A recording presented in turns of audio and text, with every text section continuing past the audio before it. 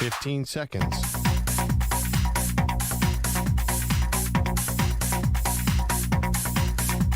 Break ends in 5 seconds.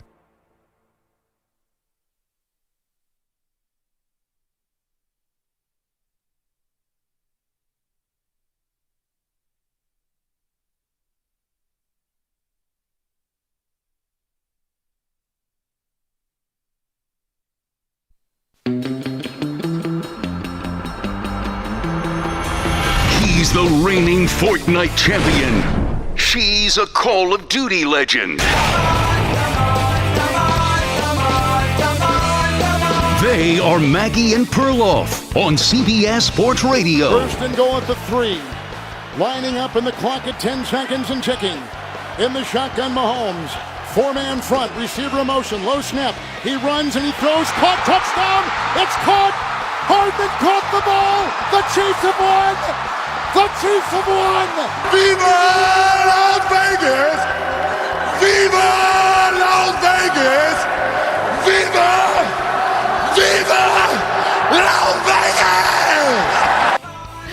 It's the Chiefs world we're all living in. And welcome to the show, Maggie Gray, Andrew Perloff. There you go. And what was probably one of the snoozer of a Super Bowl turned into an all-time epic game, goes to overtime, and the Chiefs win. They are the dynasty now of our life. 3 and 5 years back-to-back for the first time in 20 years. Our life? Well, you know, this era of our life. You've seen the Patriots win 6 Super Bowls. Of the moment. I should have said of the moment. You said of our life. But I'm a little salty, a little disappointed. Why?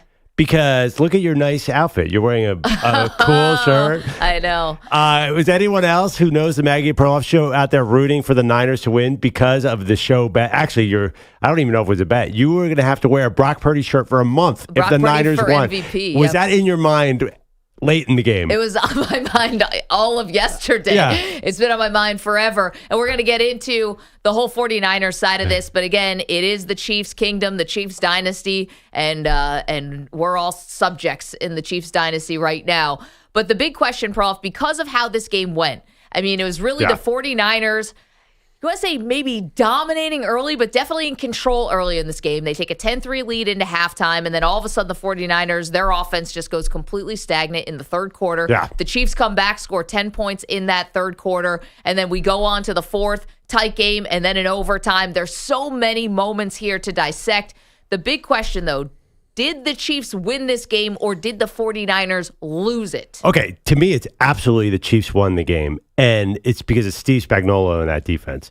I heard him compared to Buddy Ryan with the 85 Bears. The defensive coordinator won this game. I thought that they contained San Francisco in just the right ways. I think San Francisco lost Debo for part of the game, weren't really at full strength, lost Kittle at the end. I just think that every time that San Francisco could have put the game away, the Chiefs defense came up with a play call that was just worked. Brock Purdy had no chance on certain key plays. It wasn't his fault at all. And I think it's easy to say that Shanahan choked it away, but really to me it was Chiefs defense. See, I don't think that Shanahan choked it away necessarily. We can nitpick some calls, and particularly the decision to take the ball in overtime when they win the toss. And Kyle Shanahan said that he wanted not just to go down and score first, he wanted to actually have the ball third. So with the new overtime rules, which we'll get to and we'll dissect from top to bottom, don't worry. Yeah. He wanted to have the ball first, assuming that they would score a touchdown, the Chiefs would counter with a touchdown, and then he would just need a field goal to walk it off on the third possession of overtime. He wasn't thinking, oh, we're not going to get in the end zone on that first drive, and then you hand the ball to Patrick Mahomes. I mean, you're just basically taking your own life in your hands, your own football life in your hands. I thought the 49ers lost this game, not that the Chiefs won it. The 49ers lost this game because they made some key errors, particularly on special teams. Yeah. A muffed punt that set the Chiefs up, with a touchdown that started to swing the game. And then Jake Moody, for all the 55-yarders and these long field goals that he hit almost improbably, I know it's going to sound crazy, him missing the extra point and keeping this a 3-point game for the Chiefs late in the second half, that ended up being one of the biggest mistakes. And Jay Feely on the broadcast said it was Moody's mistake. He kicked the ball too low. It was blocked. The Chiefs are good at and getting their hands up in the air and blocking. That changed everything because it changed the math for what the Chiefs needed when they could just settle for field goals to eventually tie the game and go to overtime as opposed to having to press to go for a touchdown. But okay, say they do hit that extra point. Yeah. Do you really think Patrick Mahomes couldn't have turned it on at any point he wanted to? They were playing so conservatively offensively, not just this game, but the last month of the season. Right. I think that you see, even if it was 17-13, Mahomes, if you give him 4 downs, he's going to find a way to beat you. So I don't think that would have sealed the win. You still had Mahomes. Once Mahomes decided, you know what, screw this, I'm going to take the game into my hands, the Niners had a problem. Oh, I don't see it that way. Yes, they were being conservative. Mahomes did throw a pick in the first half. Early in the third quarter, right? Excuse me, was it in the third quarter? Yes, it was. Yeah. It was the first drive of the second half. Right. Here's the thing. I don't think they were conservative. They were conservative because they didn't want to make a mistake, yes, but I don't think they were just lying in the weeds and could have turned it on. They finally found Mahomes using his legs in overtime. That's what I mean. Okay, but Perloff, they were 2 for 6 in the red zone. That's not like just being, that's squandering your opportunities. That's not like playing the chess game here. But when you're down and you're the Chiefs, you know Patrick Mahomes is going to run, and then they're unstoppable, much like Josh Allen and the Bills. Mm-hmm. Once a quarterback is like, I don't care about my body, I'm going to run. And that was the key, that gigantic, the 4th down run, and then another big run by Mahomes. I just thought that they came into the game and said, we just got to stay close, and eventually Mahomes will beat Brock Purdy. Well, that's what happened. I don't know if this was all by design. Going to overtime and having to need a touchdown to win the game, I don't think you can say, exactly how I drew it up. To be down by 10 points, I don't think that's how they wanted to play this game. I mean, first of all, they had a fourth quarter lead. I think when they went up 13-10, they had all the momentum. I think everybody in America, I think, thought, the Chiefs just won the game. Like, this is, and I almost felt like the Chiefs were going to go on and have it easily for that. I was a little surprised that Brock Purdy came right down with a touchdown drive. So I don't think that the Chiefs' game plan has been like this. Keep it slow, keep it conservative, let our defense and run game win. They didn't really establish a run game, so eventually they had to turn more to Mahomes. But this reminded me a little bit of the Ravens game. I know they were leading the whole Ravens game, but they played conservative football. That's the story of the 2023 Chiefs. They did not win like they've won in the past. They just kept the game contained and won with defense. We're asking, did the Chiefs win this Super Bowl or did the 49ers lose it? Obviously, we know the Chiefs now go back-to-back. First time since Brady and the Patriots in the early 2000s, since for 20 years, and now have a 3- and 5-year dynasty. What's most impressive to me about the Chiefs is this defense is it's amazing. Steve Spagnuolo, Chris Jones, just name the number, Chris Jones. I mean, he was so awesome in this game. However, I thought I would love to have seen how this game would have played out for the 49ers if Dre Greenlaw had not gotten hurt. And he hurts his Achilles. We don't know what the full diagnosis is. Is it torn? Is it partially torn? Whatever. But on a non-football play, just running onto the field. Oh, brutal. He ends up injuring his Achilles. He's out for the whole game. I would have loved to have seen how the 49ers defense, who I thought was actually playing very well in this game. We talked about this the entire week leading up to the Super Bowl. Okay, maybe the 49ers defense haven't been playing well lately, but all it is one game. They just need a good defensive game plan for one game. And if their third best defensive player had not gotten hurt, I would have loved to know and saw what this game would have been like. No, I had been killing Steve Wilkes, the defense coordinator, coming in, and he had a great game plan. Finally, middle linebacker Fred Warner played like Fred Warner again. I thought Nick Bosa had a great game. I know he didn't get home as much, but he got his hands on Mahomes plenty of times. I do credit the Niners defense. But I always thought that the Chiefs were kind of laying back. Laying back. There was a great play, I think it was in the fourth quarter, where Mahomes went back and he could have thrown a deep ball. Yes. And he didn't. He checked it down to Pacheco. Yep. And Tony Romo said that was a smart play, avoided the interception. That Mahomes was a game manager in this game. Okay. Again. I know, but that was where I thought the 49ers actually lost this game because I think Mahomes would have started to press if the 49ers could have just gotten into the end zone. They were the ones who were, had to settle for field goals, and because the Kansas City defense was so good, if you had just been able to apply a bit more pressure to Mahomes. I mean, you had a 10-7 lead going to half. I know that's like 10-3, nothing. 10-3, Yeah. pardon me, a 7-point lead. I know that's very little in today's NFL, but the 49ers, I thought, had the momentum but could never really apply the pressure, because I think you would have gotten Mahomes pressing. But the Niners wanted to get in the end zone. What do you mean? No, I know, but they couldn't. I mean, honestly, they needed a trick play to even get in the end zone that one time. And that one was, did anyone else think that's hanging in the air? Oh, my God. I thought that was a pick six. Well, you tell franchise Hall of Fame quarterbacks, hey, don't throw across your body across the field. And then here comes Juwan Jennings with the big throw to Christian McCaffrey. Do we have the play-by-play of that? We need to grab that at some point, because that was just so awesome. Let me ask you this. Play. What is the Niners in the red zone go to, got to have a touchdown? Who are they throwing it to? Or what? I don't think Brock Purdy, the way they're designed, Kittle, McCaffrey, there are a lot of yards in the middle of the field. Who's their go-to touchdown guy? Clearly, they don't have Juwan Jennings. Yeah, I know. He was on his way to being a Super Bowl MVP. Exactly. Like Juwan, that's what I'm saying. Juwan Jennings is our go-to guy. This is not like the all-time player. McCaffrey did a lot of the I know. Well, that's another topic I want to get to. Did McCaffrey, was he lacking a little pizzazz last night, a little pop? He did not scare me. I mean, he had a lot of touches and did not get a lot of yards. He was good as a receiver, but his running was very ineffective at key times. Listen, same McCaffrey and Isaiah Pacheco. They both were held to about 3.5 a carry. Yep. If that, it was not breaking off big plays. Okay, that trick play the 49ers executed. Let's hear it. 2nd and 10, Niners up 3-0. Purdy going to throw a double pass. Back to Juwan Jennings. A throwback across the field to McCaffrey. He's got it. 20, 10, 5. Whoa. Touchdown! San Francisco! CMC entered the Dragon, baby. 6 points on a trick play. Juwan Jennings.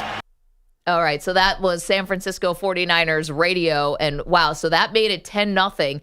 Funny that Boomer Esiason, our colleague, said that trick play should have been nullified by an illegal man downfield. They kind of glossed that one in the halftime show, but Boomer did point that out. That was a hot call this year. Everyone kept calling illegal man downfield, so they missed it. I also thought they screwed up that intentional grounding call, the little shovel pass in front of Noah Gray. Yeah. So I do not buy the scriptwriter theory that the NFL helped the Chiefs. Help the Chiefs. But here's the thing. So let's take it from that trick play touchdown. So that makes it 10-0 San Francisco. Kansas City gets the ball on a 3rd and 5, huge sack from Armstead, who forces the Chiefs to kick a 28-yard field goal just to get points on the board with 20 seconds left. So that makes it 10-3. Then you go into halftime. You come out of halftime. Kansas City has the ball, and 3 plays into the drive, Mahomes throws a pick on 3rd and 12. You could have forced him into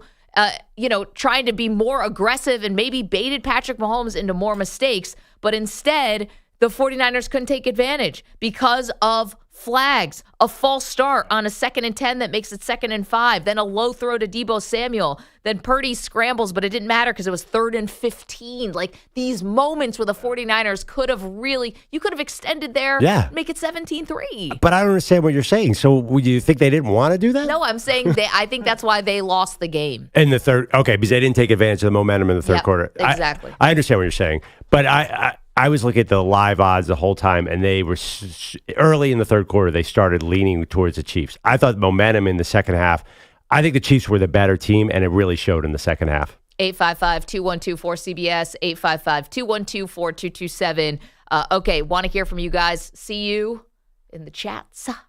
YouTube.com/CBS Sports Radio, Twitch.tv/CBS Sports Radio. The question, did the Chiefs win this game? Did the 49ers lose this game? I know we're on in California. I know we're on in Northern California specifically. I know there's going to be a lot of very disappointed 49er fans. I mean, how do you have another lead in the Super Bowl against Patrick Mahomes? This one wasn't as bad as 4 years ago. And you come up snake eyes here, has just got to be devastating. But we want to hear from you. Where are you placing your anger? Who is it towards? Or is it just say, hey, Chiefs were the better team? I don't think that's the case. I don't think the Chiefs were the better team yesterday. Okay, well, this is a safe space, Niners fans. Call us. borrow a line from our friend Worldwide Wob. This is a safe space. Let it out. Let it out because it's got to hurt. I think a lot of people out there who bet on the Niners, including you, I know. that's got to hurt. But you were not wearing the Brock Purdy jersey, which I kind of thought you might wear it today, just as an homage to the bet. I have it with me. Yeah, I think you owe Brock Purdy a little love, Maggie. Do I? Yeah, the little guy had a nice game. I mean, Brock had a nice game. He got pressured at the He end. had 3 game-winning drives at a Super Bowl. If you put that shirt on, it'd feel like you were trolling him. Kinda. Oh, okay. You know, like, Yeah. And your point, EJ? I'm just saying, look, I'm just stating the facts. Okay? I don't know. It'd just be interesting to see Maggie in that Brock Purdy shirt. I'm wearing Brock Purdy for MVP on the day after the most devastating loss in his life, probably. That doesn't seem right. Yeah, actually, he had some bad losses at Iowa State, but okay.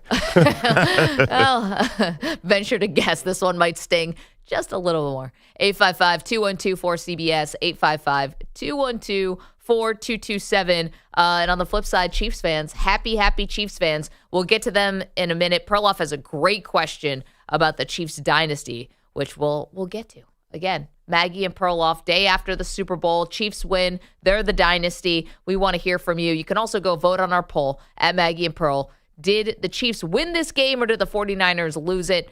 We'll read those results later. Don't move.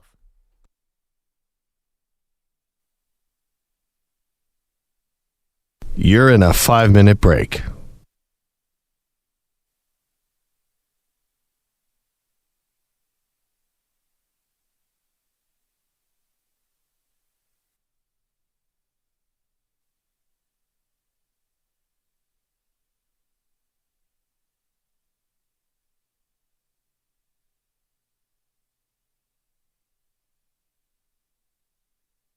Four minutes, 30 seconds remaining.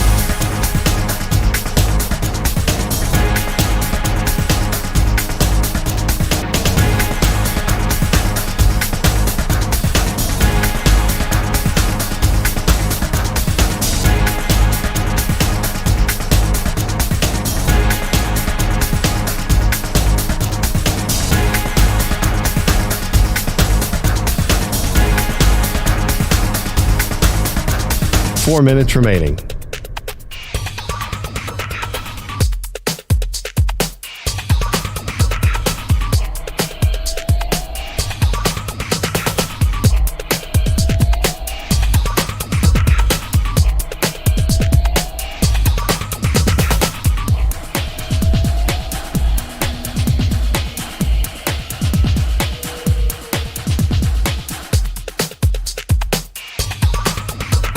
Three minutes, 30 seconds remaining.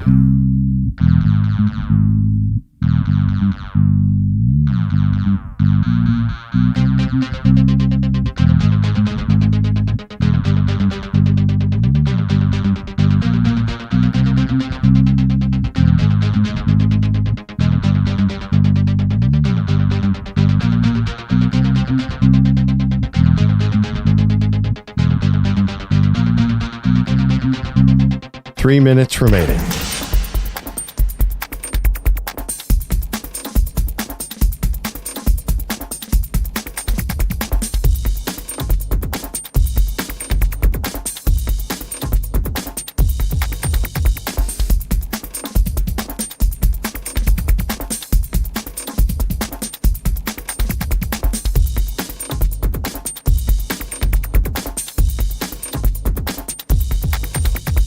Two minutes, 30 seconds remaining.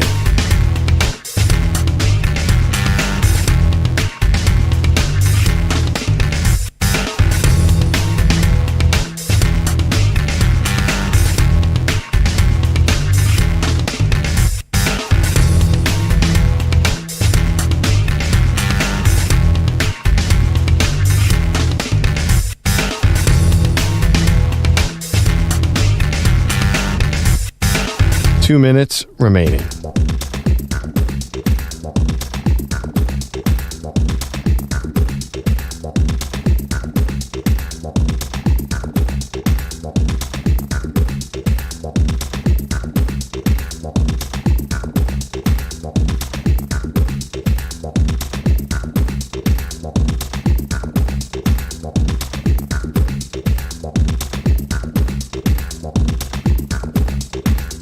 One minute, 30 seconds remaining.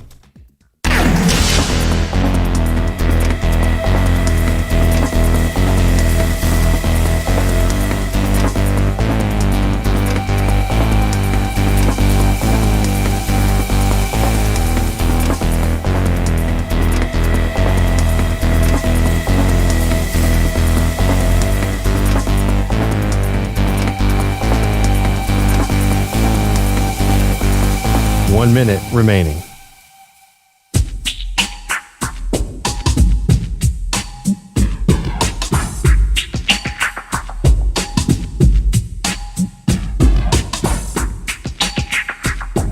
"45 seconds remaining.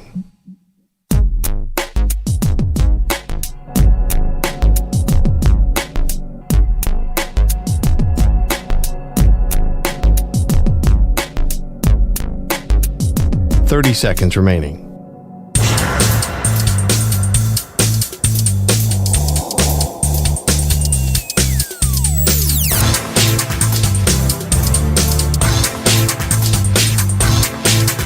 "15 seconds.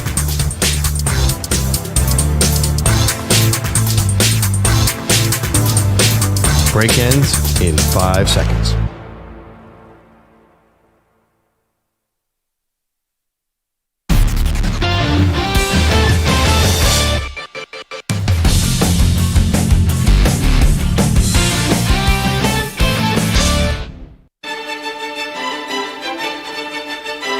Mahomes firing for the end zone, wide open, caught, touchdown, Kansas City, Marquez Valdez-Scantling, 16 yards on a seam up the numbers, and Kansas City has its first lead of Super Bowl 58. That was courtesy of Kansas City Chiefs Radio. Man, what a game. Give us a call, 855-212-4CBS, 855-212-4227. Want to hear from Niners fans. Did the Chiefs win the game or did the Niners lose the game? I say the Chiefs won the game. Obviously, they won the game. But really, what went wrong with San Francisco, to me, I give credit to the Chiefs' defense. Yeah, I think the 49ers had it and they let it slip away.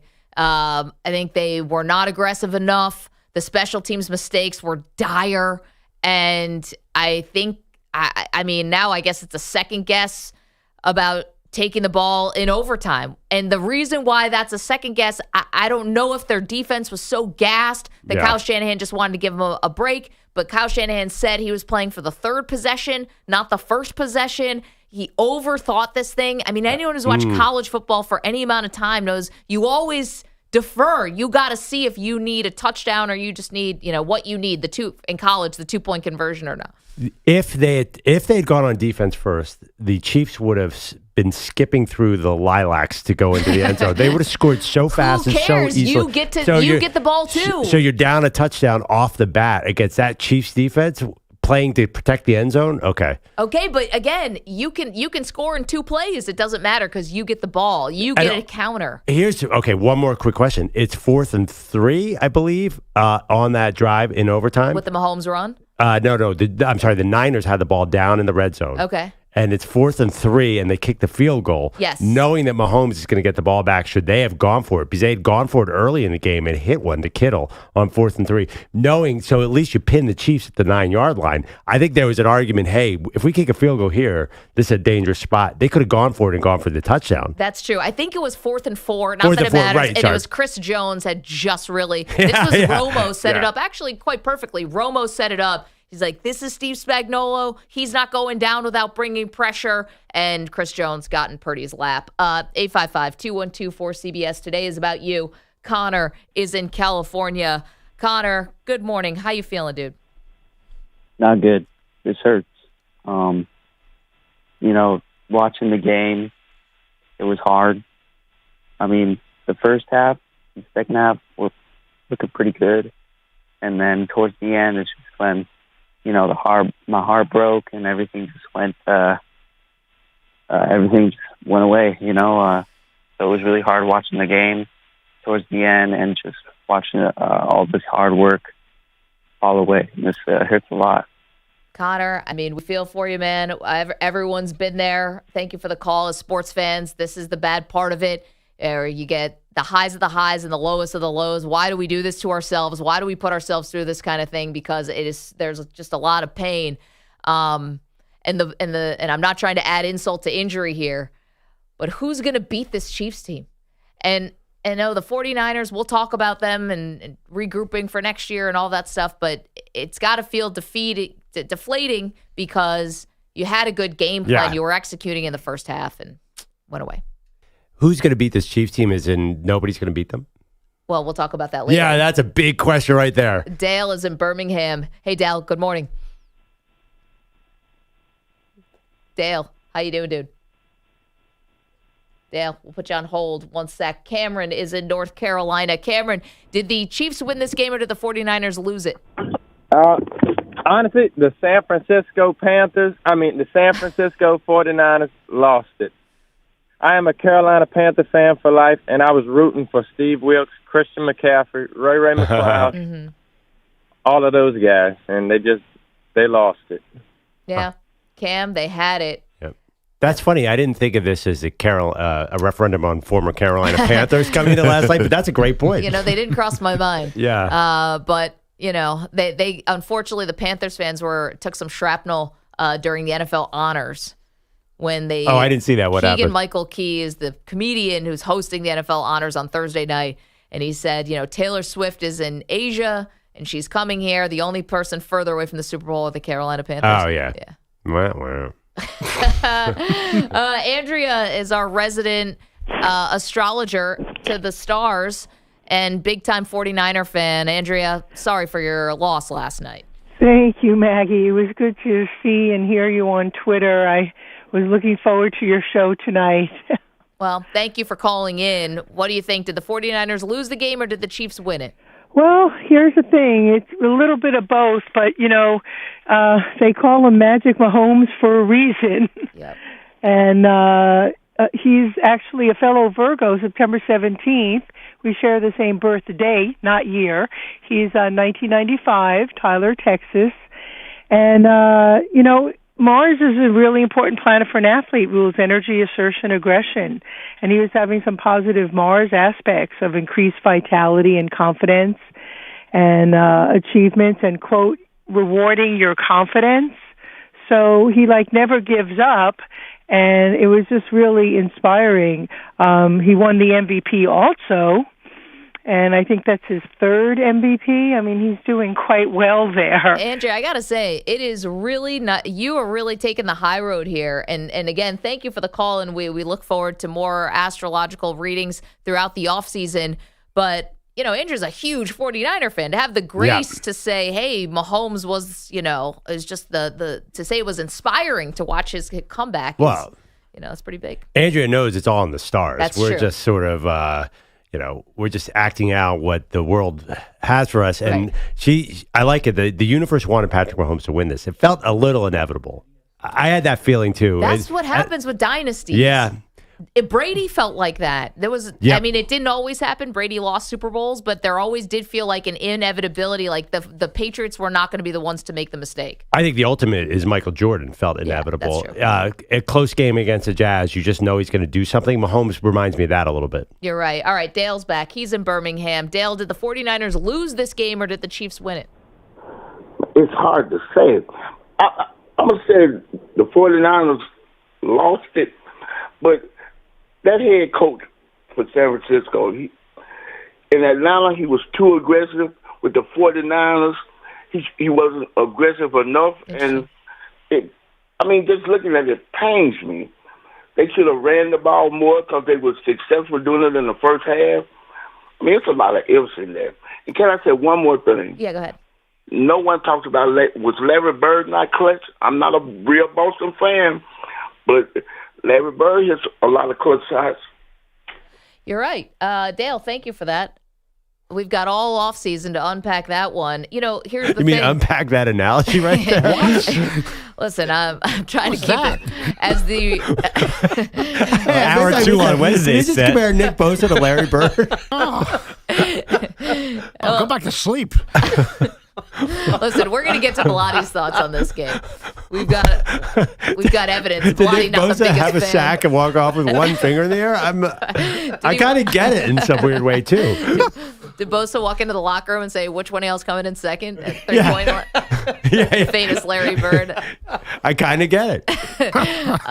Andrew Bogusch is here. Pete, Bogusch. Pete, did you end up enjoying this game or not really? Because it was terrible. Even it was a horrible game. Even overtime in the fourth quarter?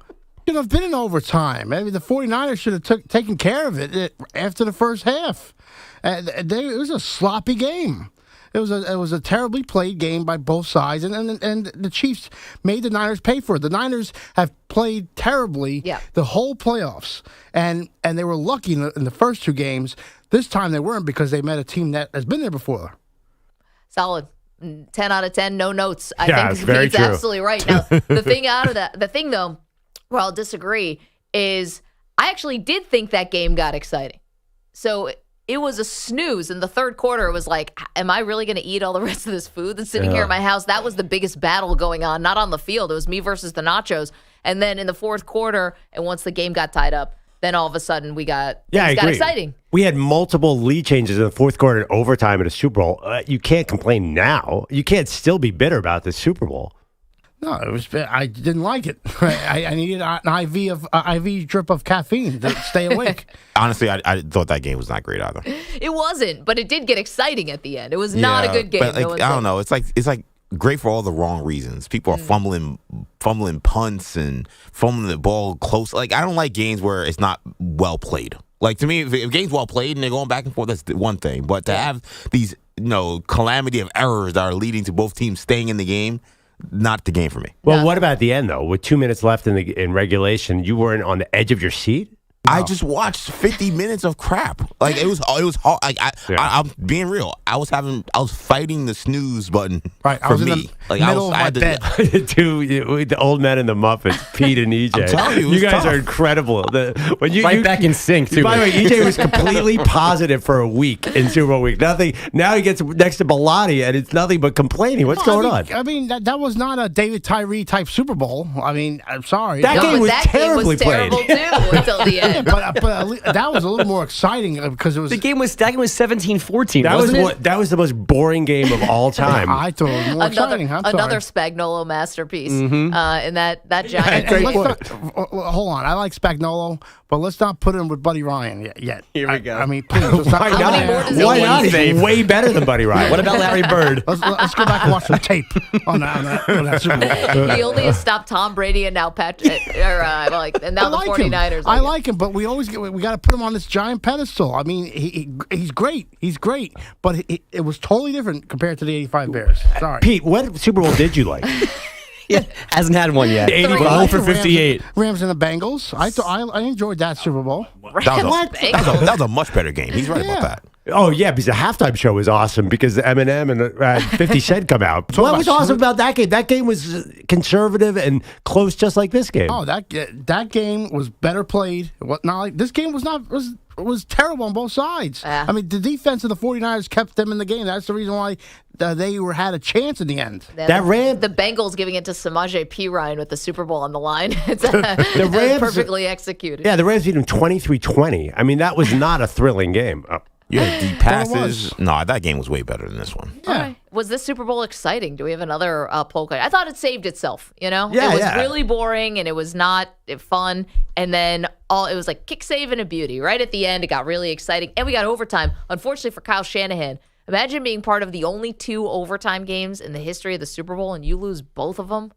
With a rule change to help you in between. Yowza. Bogus says headlines. Hello. Hello again. Those headlines sponsored by Progressive Insurance. Looking for a career path with flexibility and great pay and benefits? Go to progressive.com/careers and apply online today. Despite what most Petes think, Super Bowl 58 did not disappoint eventually, unless you were rooting for the Niners. 7 seconds, 6. They are going to snap it. Mahomes going to roll to his right, throws, touchdown. The Chiefs have won the Super Bowl. Nicole Hardman. As they roll Mahomes right, Nicole Hardman is wide open. And the Chiefs win the Super Bowl back-to-back years. Another heartbreaking loss for Kyle Shanahan. Dang it! Tim Ryan with the dang it. Greg Papa, everything else on Niners radio. Way to keep the composure to not say something much more aggressive. I would have cursed than dang it. And T-Rock's a big dude, a former D lineman in the NFL. I would not want him angry. That is as calm as he could have been in that moment. Dang, I don't know what happened. Once they were off the air, once the post-game show took over, That must have been that poor press box. He might have thrashing. gone Ken Dorsey of the Buffalo Bills offensive coordinator on the press box, just wrecking everything. I would have ran for my life if I was a PA on that broadcast. If they won, they got rings too, right? The broadcasters got course. rings, Oh, yeah. right? Definitely. Unless the team sucks and is super cheap. Oh, yeah. Yeah. But I don't think we had a problem there. San Francisco led yesterday 10-0 early, 16-13 early in the fourth quarter, 19-16 with 1:53 left in regulation, and then 22-19 midway through overtime. And then Patrick Mahomes drove his Chiefs 13 plays, 75 yards for that game-ending TD to Hardman. I mean, that's a great football team, but once they stopped and held them to a field goal, our mindset was go win the game right here. Once we got that ball, we fell short in regulation. We're not going to let it do it again. We're going to go out there and win the game. Defense got the stop, and we were able to do that. Now we have our first repeat champ in 2 decades. It's 3 titles in 5 years, and it's 3 MVPs for Mahomes, who threw for 333 yards and 2 touchdowns. He ran for a team-high 66, including 27 on that game-winning drive. But again, it wasn't all pretty for the Chiefs yesterday. They didn't score until there were 20 seconds left in the first half, and that was just a field goal. An early scoring chance disappeared when Isaiah Pacheco fumbled in the red zone. Travis Kelce off the field for that play, which Travis Kelce did not like. So Travis Kelce stormed down the sideline, yelling at Andy Reid, then bumping into his head coach and almost knocking him over. He caught me off balance. I wasn't watching. Cheap shot, but that's all right. He did good. He was really coming over, just put me in, I'll score, so that's really what it was. Well, I love that. I mean, it's not the first time, so I appreciate him. It's not the first time he almost steamrolled his coach. What's going on over there? Yeah, have we missed that before? Kelce looked insane. Insane. I can't believe that this didn't become a bigger story. And had they lost, that's the key. Had they lost, that would be one of the things. And then Rashee Rice yelling at Patrick Mahomes late in the game too. Oh, by the way, he was open. Why was was open? Fair to yeah. Rice, he was open. Rice would have scored. Why wasn't Kelce in the game plan in the first half? I was mystified by that. 1 yard. Yeah, that was the Chiefs playing really conservative. He's done it before, but Kelce, you can't say that he didn't make up for this 1,000%. How he hit the over on his receiving yards mystified me. Yeah, so he dominated the second half. 1 reception for 1 yard in the first half, 8 receptions for 92 yards in the second half, and ended up being the leading receiver in the game. Again, though, this is the kind of thing where if you lose and you wonder, like, how does ego play into dynasties and the success of winning, and how do people handle success and the pressure that comes with it, we would have been looking at that. No, but great players always yell at their coaches. Tom Brady famously chewed out Bill O'Brien on the sideline. I don't think this is as unusual as you think. It was not 3-0. There's a lot. I'm sure in many Super Bowls there's been tension where coaches and players have yelled at each other because everything's amped up so much. But the physical contact is different. You think anyone shoved Bill Parcells? I mean, that being said, no one hit Buddy Ryan. He didn't shove him. I mean, Andy's a big target. I think he just ran over excitedly. I don't think he was like, that wasn't a shove. Was that a shove? Lost. If he had bumped a referee that way, he would have gotten flagged for 15 yards. Absolutely. He might have thrown out the game, honestly. Maybe. And now your boy A.J. Brown tweeting that he would have gotten thrown out of the league for that was probably also an overreaction. But and there's nothing to do to Kelce now after the fact, but you can't do that. They should dock him run now. through your head coach. Let's play the insert if this person had done it, ... Because I'll put Stephon Diggs in there. What if Stephon Diggs had done that? I mean, we haven't seen Kadarius Toney in 8 weeks because he can't catch a pass. God forbid he touched Andy Reid. Okay, you guys say the state of Nevada. You guys say that, but will history remember that play at all because of what happened after that? Just the result, no. Because I think he just wiped it from the history books by killing it in the second half, and they probably love each other right now, Kelce and Reid. That's more of a meme than anything else. We will get a mic'd up situation, though. Yes, and Kelce said that last night. I wonder what he said. Well, it depends. If the NFL wants to bury it, will it ever see the light of day? I don't know. I mean, listen, this was no Rams-Bengals Super Bowl, obviously. The all-time. That's right. I mean, there was no 10-7 Bengals versus a one-off Rams champion. Maybe the worst Super Bowl in history. But go ahead. In the chat, our pal, the Daily News, says Pete's got a new book, Why the Super Bowl Sucks. Adding it to, I'm sick of What's you people. super about this bowl? I'm sick of you people. Get the hell away from me. And of course, the bestseller, Why Do I Put Up With You? Yeah. I mean, you're right. Pete is the greatest author of our time. Yeah, your next book is I've written too many books. We're like on 8 volumes now. Right. That's right. George R.R. Martin sitting right. It's weird when the dragon comes in at the end. Yeah. It makes sense if you read the first 3 books. Starts turning into a fable. Oh my God. In non-Super Bowl news, they're now Ace smartly jumping ship in Philadelphia. Hassan Reddick reportedly asking for granted permission to seek a trade. He just had his 4th straight double-digit sack season in the final year of a 3-year, $45 million contract. Good day to request a trade. And Jimmy... By the way, why are you throwing that headline in there? It's coming off the Super Bowl? What does that have to do with anything? Is that a shot at the Philadelphia Eagles for no reason? Yes, and it was in the news yesterday, so I report the news. That's what I'm here for. Man, now I'm like Bilotti. I'm in a bad mood. Well, I wonder if Andrea predicted that too. I wonder if she knew 2 weeks ago that was going to happen. Where's Mars? Because Zeus around? If Mars is in. Okay, if you were going to point to a good Super Bowl, Pete, why did you say the Chiefs-Eagles from last year, 38-35? That was fine too. I wasn't saying it wasn't bad. You really thought that was a good game last night? That was no, well, it got to win to overtime. It went to ending. overtime. Yes, I'm happy with an overtime Super Bowl. It could have been a blowout. I mean, like that 31-9 Bucks over Chiefs. Yes, that was.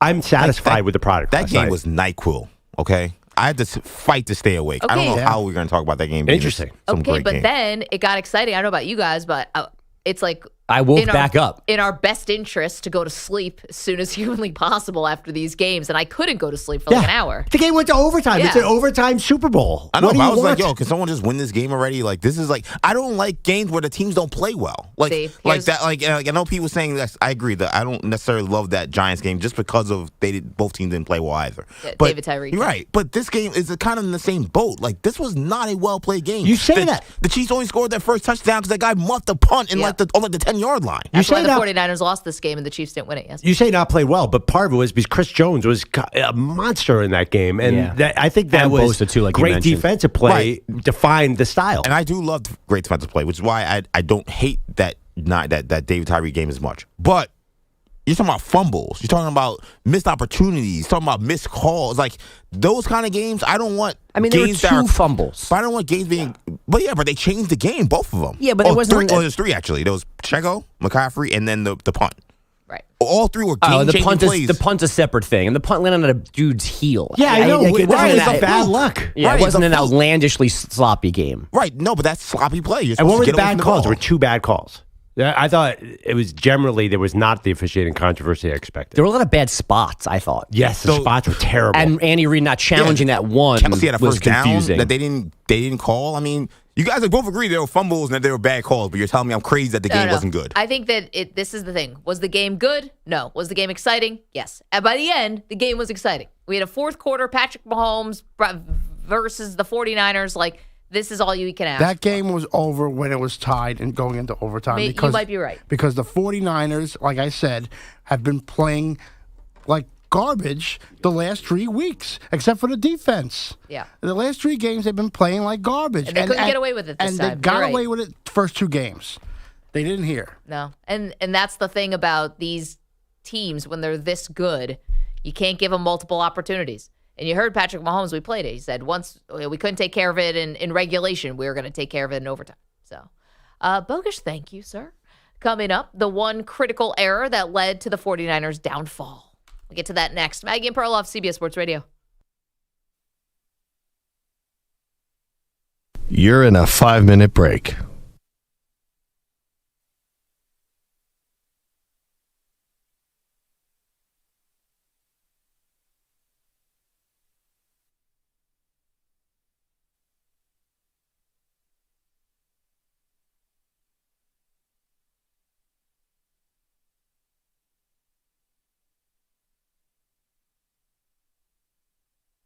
Four minutes, 30 seconds remaining.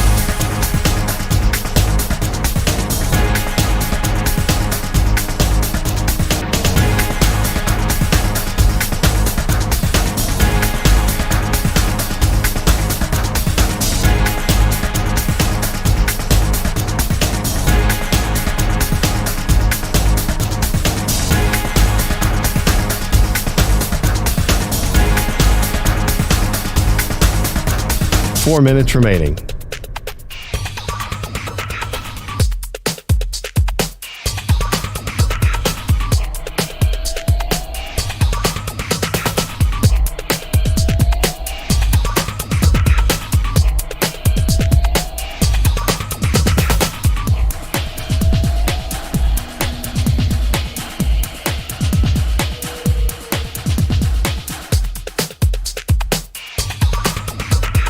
3 minutes, 30 seconds remaining.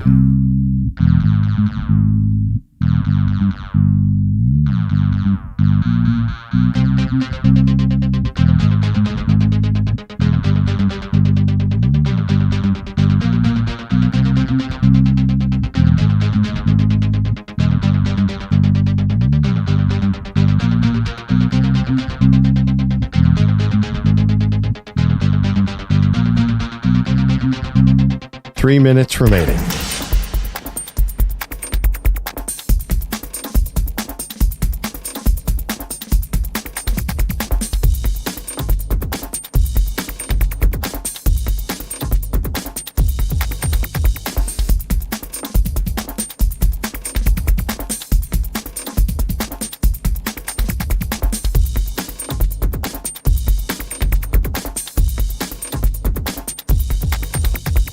Two minutes, 30 seconds remaining.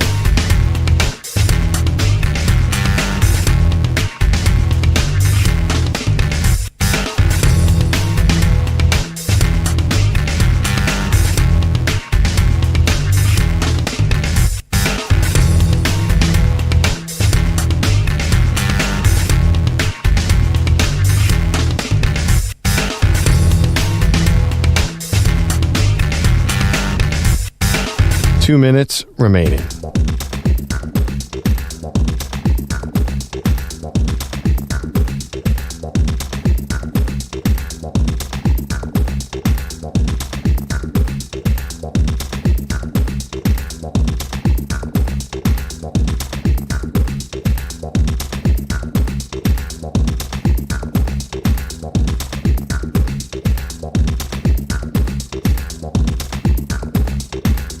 One minute, 30 seconds remaining.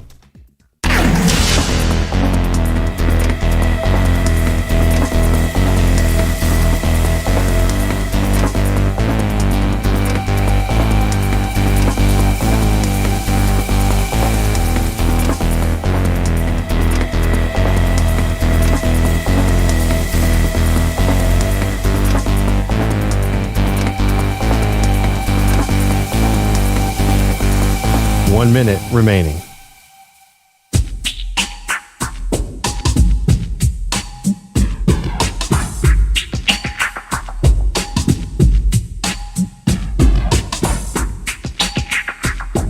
.45 seconds remaining.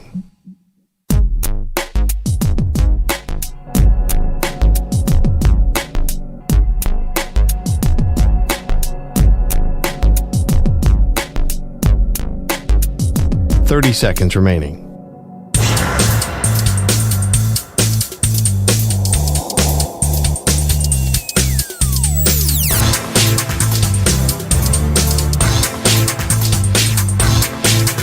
.15 seconds.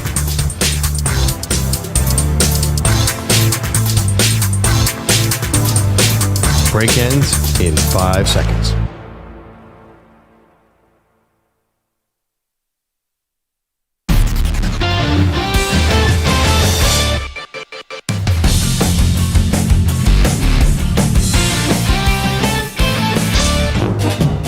First and 10, 49ers at the 29. Now he goes right side, does McCaffrey. This time the Chiefs, the ball comes out late. The ball comes out late. Kansas City pounces on the football, and it's recovered by George Karlaftis. Are they going to rule him down by contact? It's a recovery by Kansas City. First drive of the game, Christian McCaffrey fumbles the football, but Kansas City couldn't take advantage. End up trading punts. I mean, the beginning of this game was a rough watch. Yeah. Up until about 5 minutes left to go in the game. But it did become very exciting. 855-212-4CBS. Hit the phones. Our pal Michael is in California. We're asking the question, did the Chiefs win this game or did the 49ers lose it? Michael, how you doing, sir? Good. I'm doing well, Maggie. Thank you for taking my call. I absolutely believe the Niners lost that game. And, and that play that you just played on the radio there, it proves it, because I had the same feeling as when I was watching the Ravens game. We were driving down the field on the first drive, and I was just hoping just to get through that first drive with a score. Yep. And that happened. Between that and the penalties and just Yeah, I mean, we held Mahomes to look human, for God's sakes. Yep. And we couldn't capitalize. And the fact that we stopped running the ball in the second half, I think that was crucial. And just, I believe the penalties, I mean, we were just shooting ourselves in the foot. And I believe that's why we lost the game. Yeah, you're right about the penalties, Michael. So on that, so the McCaffrey fumble as they're driving down the field, Chiefs take over, can't do anything with it. They go 3 and out. And then on the next play, you get Trent Williams called for back-to-back penalties, a false start, and then a holding call. And then you actually get a flag on the punt, a false start, too. So it just became very discombobulated. You know, let's talk about this thing for a second. Sure. Should they have run the ball more in the second half? See, to me, yes, I totally understand that. And looking back on it, maybe you should have because you blew the lead. But I felt like the Niners were overly conservative the whole game. During the regular season, their offense was wide open and dynamic, and Brock Purdy was averaging about 10 yards per attempt. Last night, it was 4 yards per attempt. They never threw the ball downfield. Never, barely at all. Neither team threw the ball downfield. That's why Pete was so bored, I think. There was just screen pass after screen pass after a little pass after a little pass. I think both coaches kind of were coaching not to lose the game. Kyle Shanahan, I would have liked to see him just gone the opposite. McCaffrey was completely ineffective. There were key plays towards the end where he just got 0 yards. I think they should have just opened up their offense and played like they did in the middle of the regular season. McCaffrey rushing yards, 9 for 33 in the first half, 13 for 47 in the second half. I mean, there just wasn't a lot of room there. Don't forget, though, the 49ers did try to take a shot at the end zone, and Trent McDuffie had the beautiful breakup in the end zone. That was on Ayuk, right? Yeah, that play wasn't even close. I mean, I'm sorry, I'm Deebo Samuel. Yeah, they did not have a lot downfield. There was a play toward the end where I think somebody was streaking open in the end zone, and Chris Jones just got to Purdy right before he could plant his feet and throw the ball. But there really were no explosive pass plays for most of the game. Same with Mahomes. I was wondering, why isn't Mahomes throwing the ball downfield? And finally he did, and Mecole Hardman caught it. Both coaches were too conservative on offense. Yeah, that was, a 55-yarder to MV. Was it MVS or was it Hardman? I think it was Hardman. That was Hardman. And then they fumbled on the next play. Yeah. Leland in Sacramento. Good morning, Leland. How you feeling, dude? Hey. You know what, Maggie? I'm actually doing really good. Hasn't set in yet. I'm disappointed that the Niners lost, but calling to say congratulations. I think you were calling the game, Chiefs. Yeah, the official picks Perloff called the Chiefs. I called the Niners. Well, I had the under, though. Because we were in this contest, and basically Maggie was forced to take the Niners to try to win. Okay, well, I listened to you guys almost every day this past couple of months, and really have enjoyed the show. Thank you. Thank you. But you're welcome. But I think that it comes down to coaching. I think definitely the Chiefs won.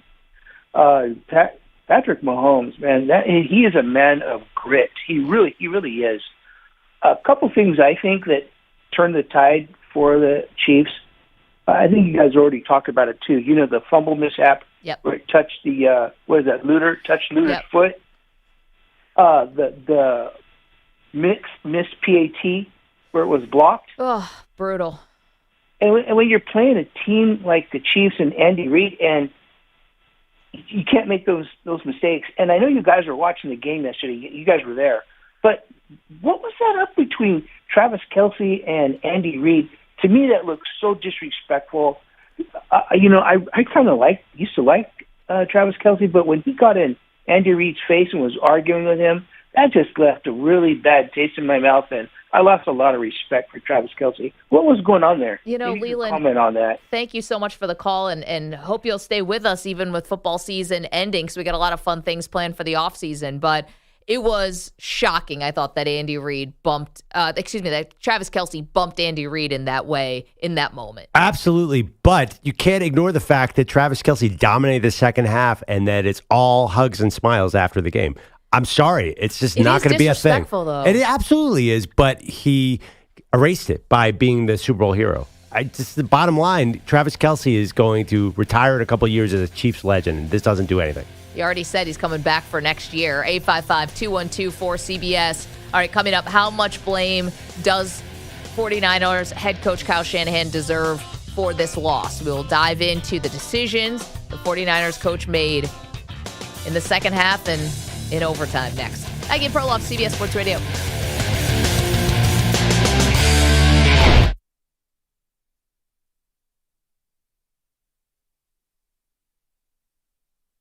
You're in a 5-minute break.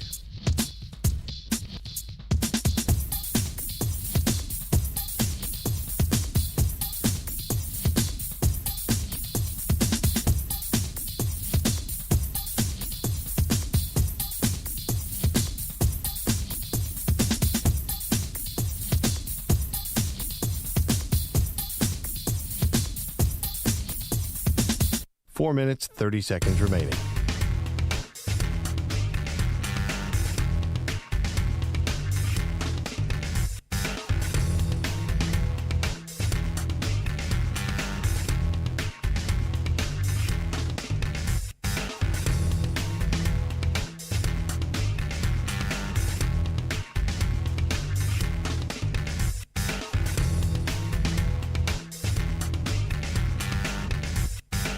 Four minutes remaining.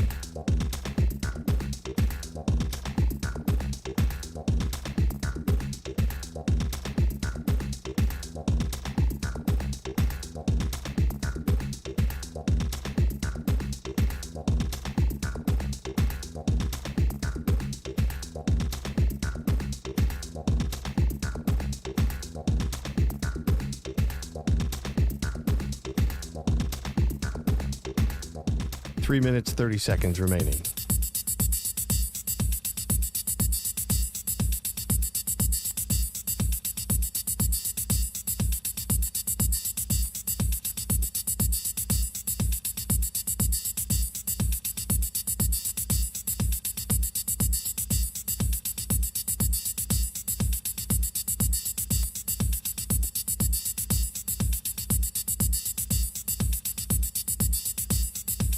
Three minutes remaining.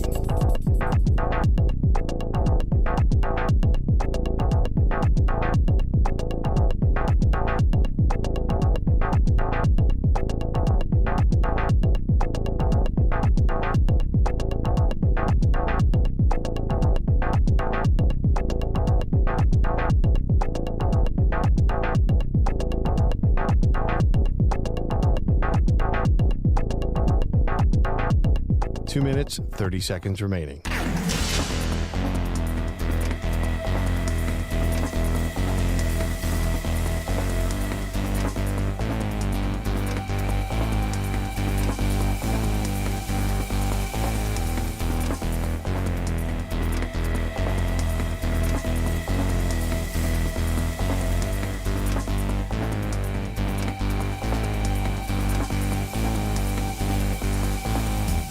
Two minutes remaining.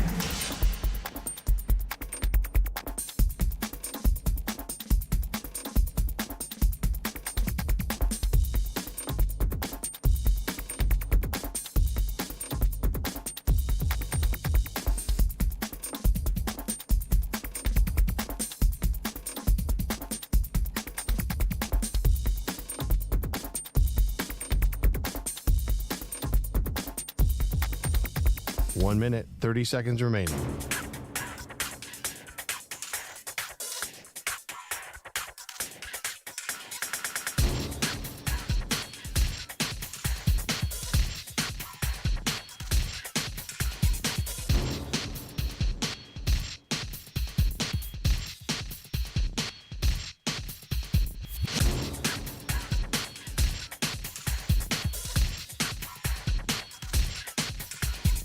One minute remaining.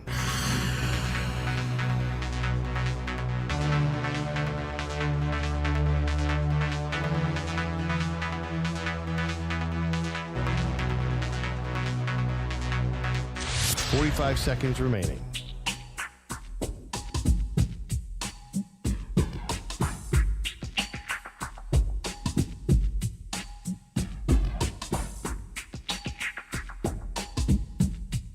Thirty seconds remaining.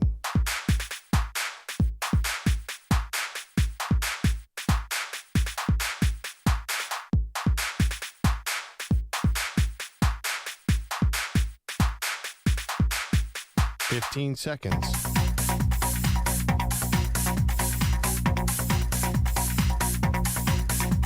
Break ends in 5 seconds.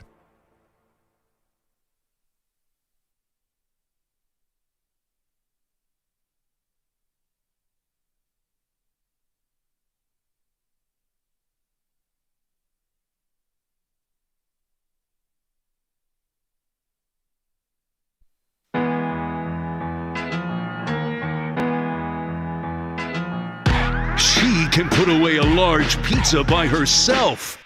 He's allergic to cheese. They are Maggie and Perloff on CBS Sports Radio. McKinnon is in at running back. First down and goal to go. Play action fake. Right side throw. Touchdown! Kansas City! McCole Hardman with the catch on the right side. A 3-yard touchdown pass in overtime. Kansas City wins the game. 25-22. And the Chiefs Kingdom has started its own history class. You gotta fight for your right. Believe it, baby. I'll see y'all next year. Congratulations, Kansas City Chiefs. That was Chiefs Radio and Travis Kelce celebrating an overtime win. And you know what? This wasn't even the best Chiefs team we've seen. Maybe it was the best defense, Perloff. Yeah. But the fact that they win back-to-back titles, it's the first time it's happened in 20 years, 3 and 5 years, and this wasn't even them at the peak of their powers. Well, are you sure about that? Because I think this Chiefs team could have maybe beaten the earlier Chiefs teams. In a way, Mahomes is more mature. He's a better game manager. The defense is 20 times better than the early. Yeah, it's just a different team. I'm not going to say it's a worse team. Well, the Chiefs defense always had a way to rise to the occasion at Super Bowls, except for the one, obviously, they got blown out against Brady and the Bucs. But they had a way of rising to the occasion in the playoffs and in the Super Bowl. This one, the defense led the way kind of wire to wire throughout the season. But no, I thought the offense, even up till last night, was really shaky for the Chiefs. And considering this is one of the greatest quarterbacks we've ever seen, I'm going to say this was one of the vulnerable ones. I mean, underdogs, 3 playoff games, 3 playoff games in a row. They were favored, obviously, against the Dolphins, the wild card round. They go to Buffalo and win. They go to Baltimore and win. And Mahomes said it after the game, don't make us underdogs, and they get the last laugh. I'll say this. They had more control of last night's game than they did last year's Super Bowl. Last year's Super Bowl, Jalen Hurts tore them apart. That's true. Last year's Super Bowl, they were down 24-14 at half, and Patrick Mahomes was limping around like no one even knew if he was going to come out of the locker room. So it's not like they were under total control. I actually disagree with you a little bit. I thought they had more control in the second half, even when they were trailing. I just felt like Mahomes knew he could press certain buttons on that Niners defense, specifically running the ball. So I was never panicked on the Chiefs at all. Okay, but it took him forever to finally run. I mean, we didn't even really see Patrick Mahomes use his legs until late in the fourth quarter and overtime. They were just playing very conservative. They jumped out.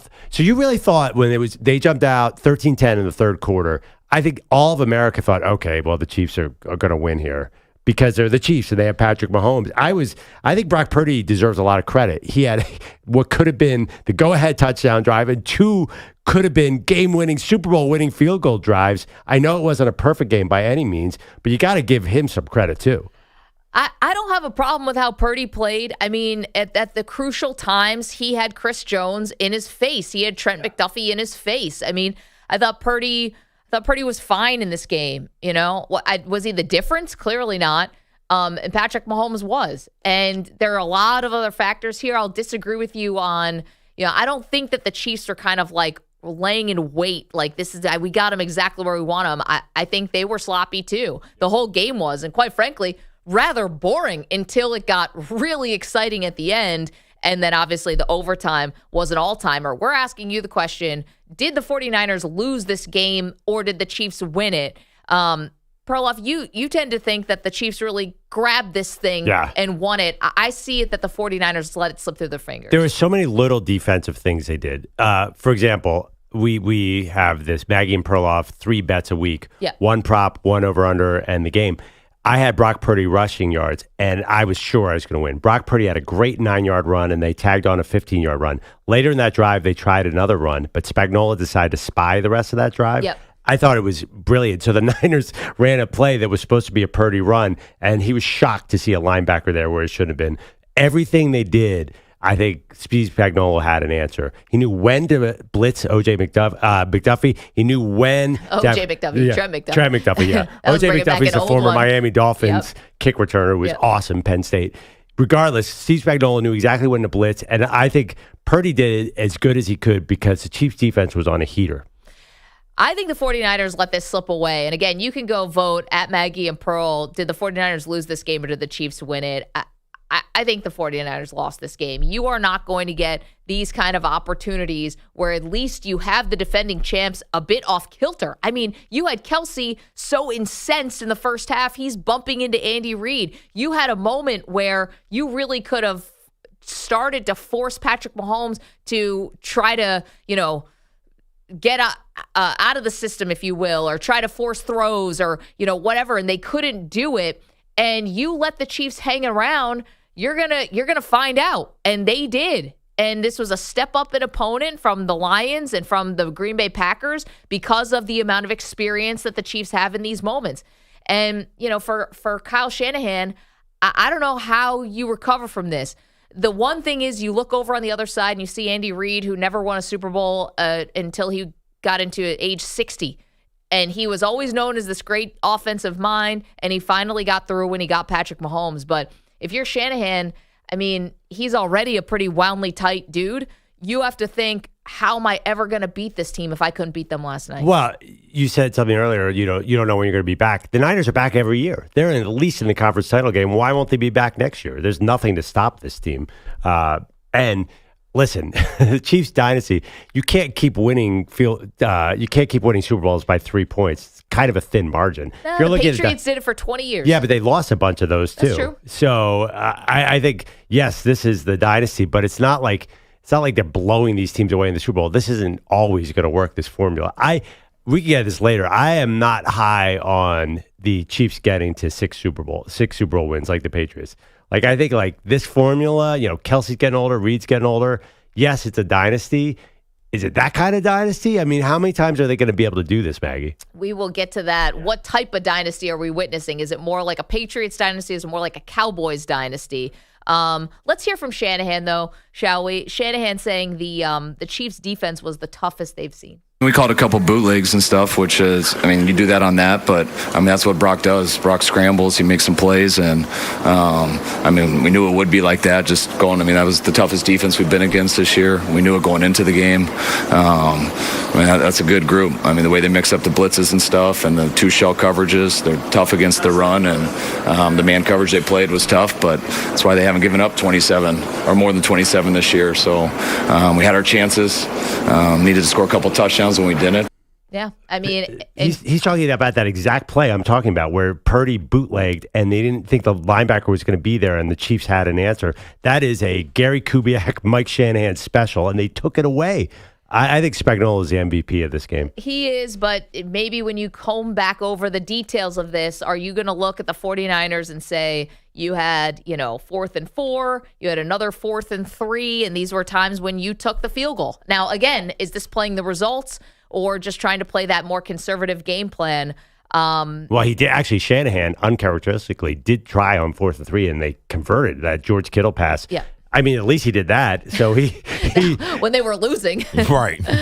Well, yeah, but I think a lot of people, that was a really aggressive, that's the most aggressive call Kyle Shanahan's ever made. I think it was in field goal range. He could have gone for the field goal, right? That was a big, big play. I'm not going to kill Shanahan. So you guys, I asked you earlier, 4th and 4 in overtime. It's tough because that is a tough call. And also because, again, to your point, Steve Spagnuolo was dialing up some major, major pressure.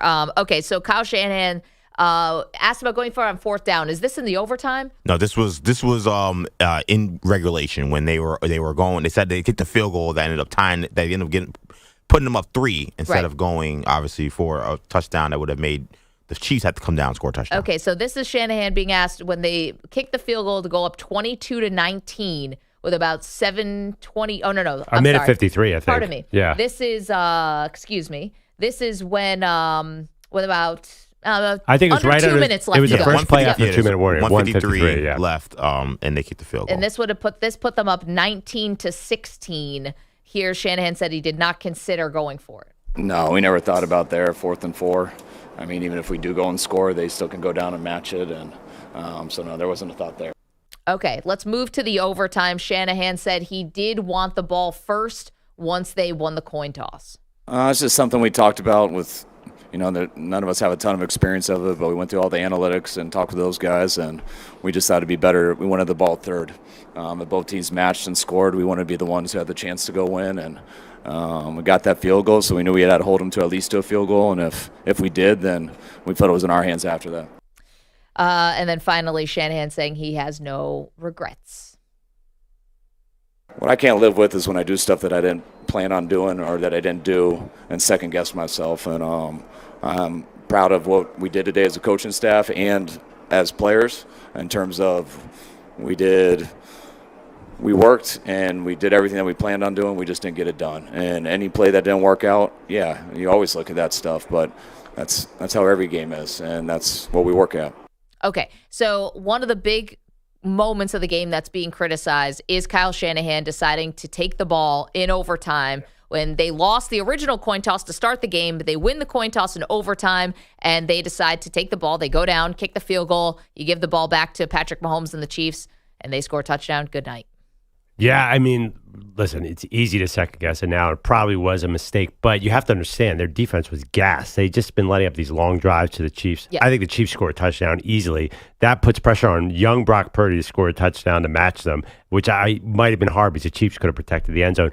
And even even the touchdown drive by the Chiefs, I mean, you had to have some pretty nifty Mahomes plays to get that touchdown. The throw to Rashee Rice was incredible. I think that it's a good point. If the Chiefs had come down and kicked the field goal, then the Niners have the advantage. You do want the ball third there because the third score is the final score. Right, that's a sudden death. Yeah, I mean, if the Chiefs had come down and kicked the field goal to tie the game, then it works out. Not that anyone in America understood what was going on with the game clock. No, it was weird. We'll talk about this. Why they had a clock going? It didn't. Well, you can't take anything. you can't take away the clock. You can't just have nothing there because the graphics are all set up with a clock. But right. So CBS would add to Audible. So here's the thing, though: the clock is meaningless. I know, but I do think they might take breaks at quarters. So they were going to take a break. It isn't meaningless, but you have to reverse fields and stuff. Okay, I guess it was very confusing. Jim Nantz did clean it up at the end where he said, right before the game-winning touchdown, he said, if this quarter ends, we just go to another quarter. And all of America was like, oh, okay. Here's why Kyle Shanahan is wrong about this and why this is flawed logic to me. And listen, he's got all the analytics and all of that, but to me, you're playing in overtime. The odds are already, going to be tougher for you because I think because they have Patrick Mahomes and you don't. Yeah. Why you would be playing for a longer amount. Like you are trying to extend the game as long as possible. That's what the Chiefs should be trying to do. We've got the better quarterback. We've got the better coaching staff, we think. We should be trying to extend this game as long as possible. The 49ers should be trying to shorten the game as much as possible. That's why I would have given it to let the Chiefs go first. Even if our defense is gassed, if they score, who cares? We get the ball back. And then we can, if they, it's not like the Chiefs' offense had been gangbusters at that point or any point throughout the game. Oh, there's no way they were stopping the Chiefs' offense in that situation. It was just the final drive that was the most impressive one because Patrick Mahomes got an 8-yard scramble on a 4th and 1, and that Rashee Rice catch on 3rd and 6 for 13 yards. That was the most impressive part until the Hardman touchdown. Yeah, I thought the Niners were a little gassed at that point. Remember, MVS got the ball. Marquez Valdez-Scantling got the ball, could have had a 5-yard gain, and for some reason went 6 yards backwards. Happened in that overtime drive. No, I'm well aware. And right, so the Chiefs, the key is that they get 4 downs to play with because they already know that they're not going to. They need the touchdown. They need a field goal or a touchdown. They could have gotten a field goal too. I totally understand, but it could have worked out differently. The Niners got down to the 10-yard line. They easily could have scored a touchdown there. Then if they score a touchdown, they have a huge advantage because even if the Chiefs tie it, then the Niners just have to kick a field goal to win the game. No, I get it, but I don't want the game going as long as possible. I'm not playing, if I'm Shanahan, I don't want to think about the third possession. I want to end this in the second possession. But but I think Shanahan knew that the Chiefs were getting points. I think they knew at that point they weren't going to be able to stop Mahomes.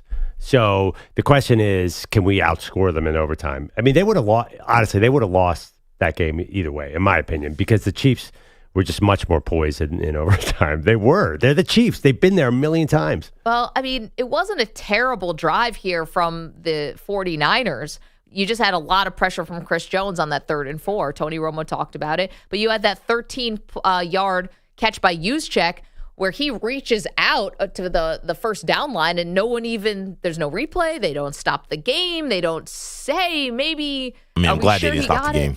Yeah, I don't understand why you're upset about that. That was obviously a football move. Here's why.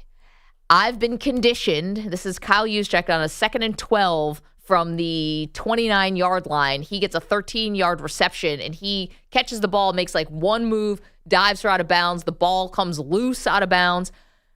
They replay everything in our lives. Everything. Everything gets reviewed. We have no idea what a catch is. And now in overtime of the Super Bowl, we're just going to let this one go? But Maggie, is there anyone besides Chiefs fans that wanted that to be reviewed? Well, I mean, does any of us want any of us? Didn't want that to be a catch? Yeah. Anyone who maybe bet the 49ers, like me. Yeah, but I mean, again, it's people who are if you bet the 49ers, you want it to be a catch. I want it to be a catch, but I'm just saying it's one way the whole season, which is review everything. I'm not if this sure. was week 6, it would have taken 20 minutes Well, to let's figure put it this out. way. In the regular season, there isn't a coach in the league who would have challenged that play. It would have been reviewable in the last 2 minutes, but nobody was going to challenge that because it wasn't even that close. I didn't think. I mean, for me, the egregious one was the grounding call on Mahomes when he almost threw the ball. The guy almost caught the ball, and they called it grounding. Yeah, that was early on in the game. 855-212-4CBS. So question is, did the 49ers lose this game, or did the Chiefs go out and win it? Frank's in Georgia. He's got a thought. Good morning, Frank. Hey, good morning. Hope you're not having a football hangover like I am this morning. Many hangovers, I'm sure, happening this morning. It's more of a food hangover than a beer hangover, No actually. doubt. First I want to agree with Pete Pilati. I think it was a very sloppy game, but I really think that the Chiefs really beat the 49ers. 49ers had their opportunities to score and take control of the game, and they didn't take advantage of that, and the Chiefs did, especially in the second half. It was kind of like, bottom line, I think Kyle Shanahan got outcoached by Spagnolia and Reid. Yep. And because by middle of the fourth quarter, all the wide receivers are wide open all of a sudden, and Holmes is just picking his spots and making the plays, and it couldn't. The 49ers just couldn't recover. It's kind And of all like of a sudden, you're right, Kelce came back alive. I mean, they started going to like a Justin Watson for a 25-yard gain. They were still handing it to Pacheco. I mean, yeah, they had everything rolling.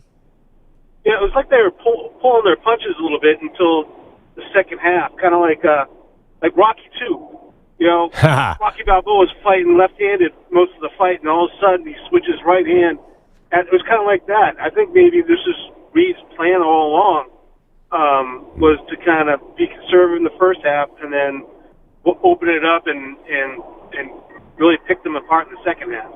I totally agree. Now, what happened in the first half, too, you have to remember, they had the long pass to Hardman, and Pacheco fumbled it. They were about to take the lead right there. Yep. And once the Chiefs had that lead, I think they could have held on to it the whole game. The Chiefs were the better team. I'm sorry, slightly better team, because there's something lacking with the Niners. Like, everyone's saying that they should have, they blew an opportunity. Did you really feel the Niners offense had answers for this Chiefs defense? Like, they blew plays? There was not a lot of, Purdy would go back and there'd be 3 guys in his face and he would try and make plays, but it was hard to get consistent offense there. It was hard to get consistent offense, but I didn't think they were ever out of it. I didn't think the Chiefs were so wildly outplaying them. Absolutely not. Yes, but in the second half, they definitely got outplayed. The Chiefs had 19 points, and to Purdy's credit, he came back and really stepped up the offense late in the game. But I didn't think there was a lot of easy offense. Like normally, remember the Niners during the regular season against the Cowboys and the Eagles? They were just rolling over people. And McCaffrey had these huge holes. McCaffrey, did he have a single hole the whole game? Barely. No, I think the longest run he had was 11 yards. Yeah, there was nothing there for him. Yeah. And he couldn't. And also, he didn't break any tackles last night, which made me wonder if maybe you don't use him so much during the regular season. Maybe leave a little left in the tank. 855-212-4CBS. We see you guys on the phones. Today is about you and about fans reacting to this game. Whether it's the 49er fans, this has got to be crushing. But, this is a place to come and vent, air it out right here. And for the Chiefs fans, congratulations. For the rest of us, much like Pete Pilati's 4th book, What the hell's the matter with you people? New York Times bestseller. I think we're screwing up the volumes here. I'm sorry. That was your second book. Second, yes. I appreciate my signed copy. Coming up, a lot more to do, including where the Chiefs rank now. But we'll get to your phone calls on the X's and O's and the tit for tat of this game. Did the 49ers lose it? Did the Chiefs win it? We're back with more in a moment. You're in a 5-minute break.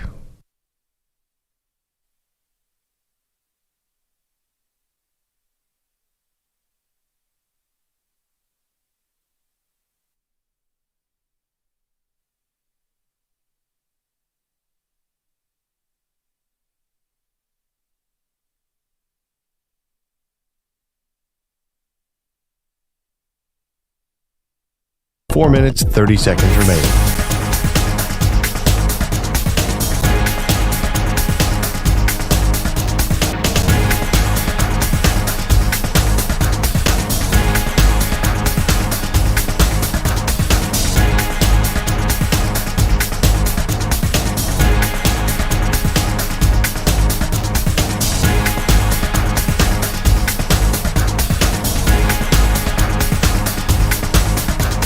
Four minutes remaining.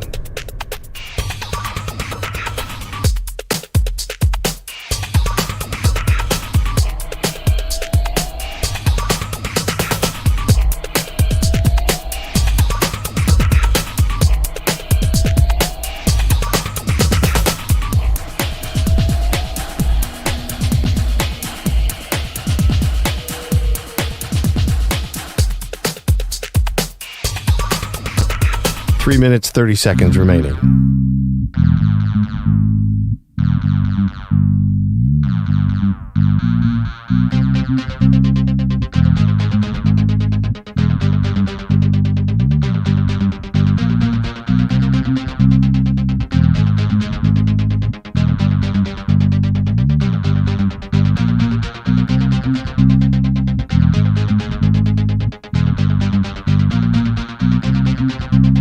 Three minutes remaining.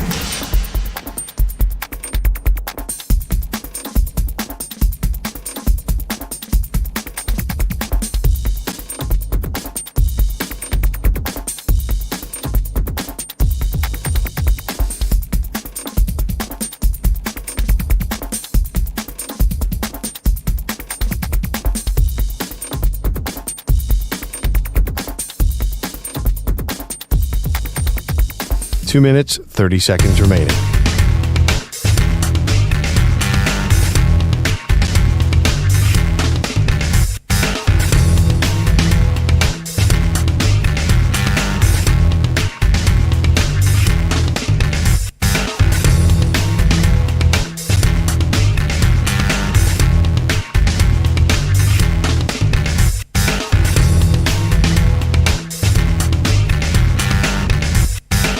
Two minutes remaining.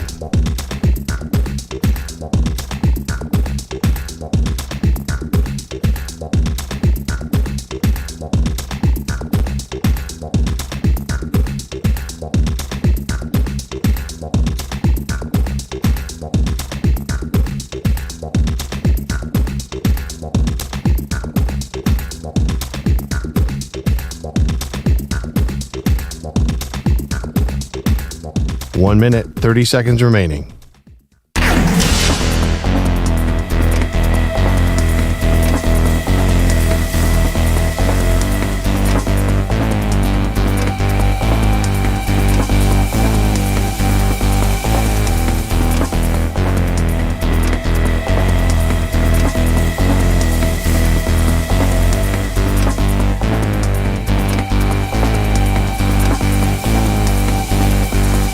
One minute remaining.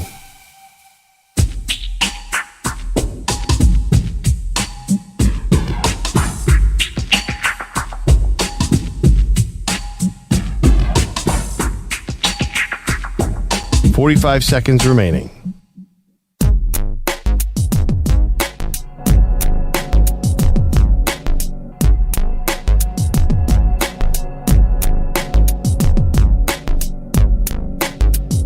.30 seconds remaining.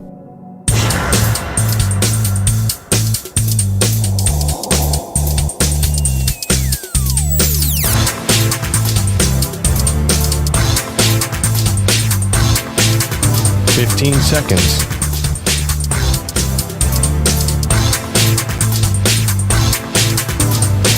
Break ends in 5 seconds.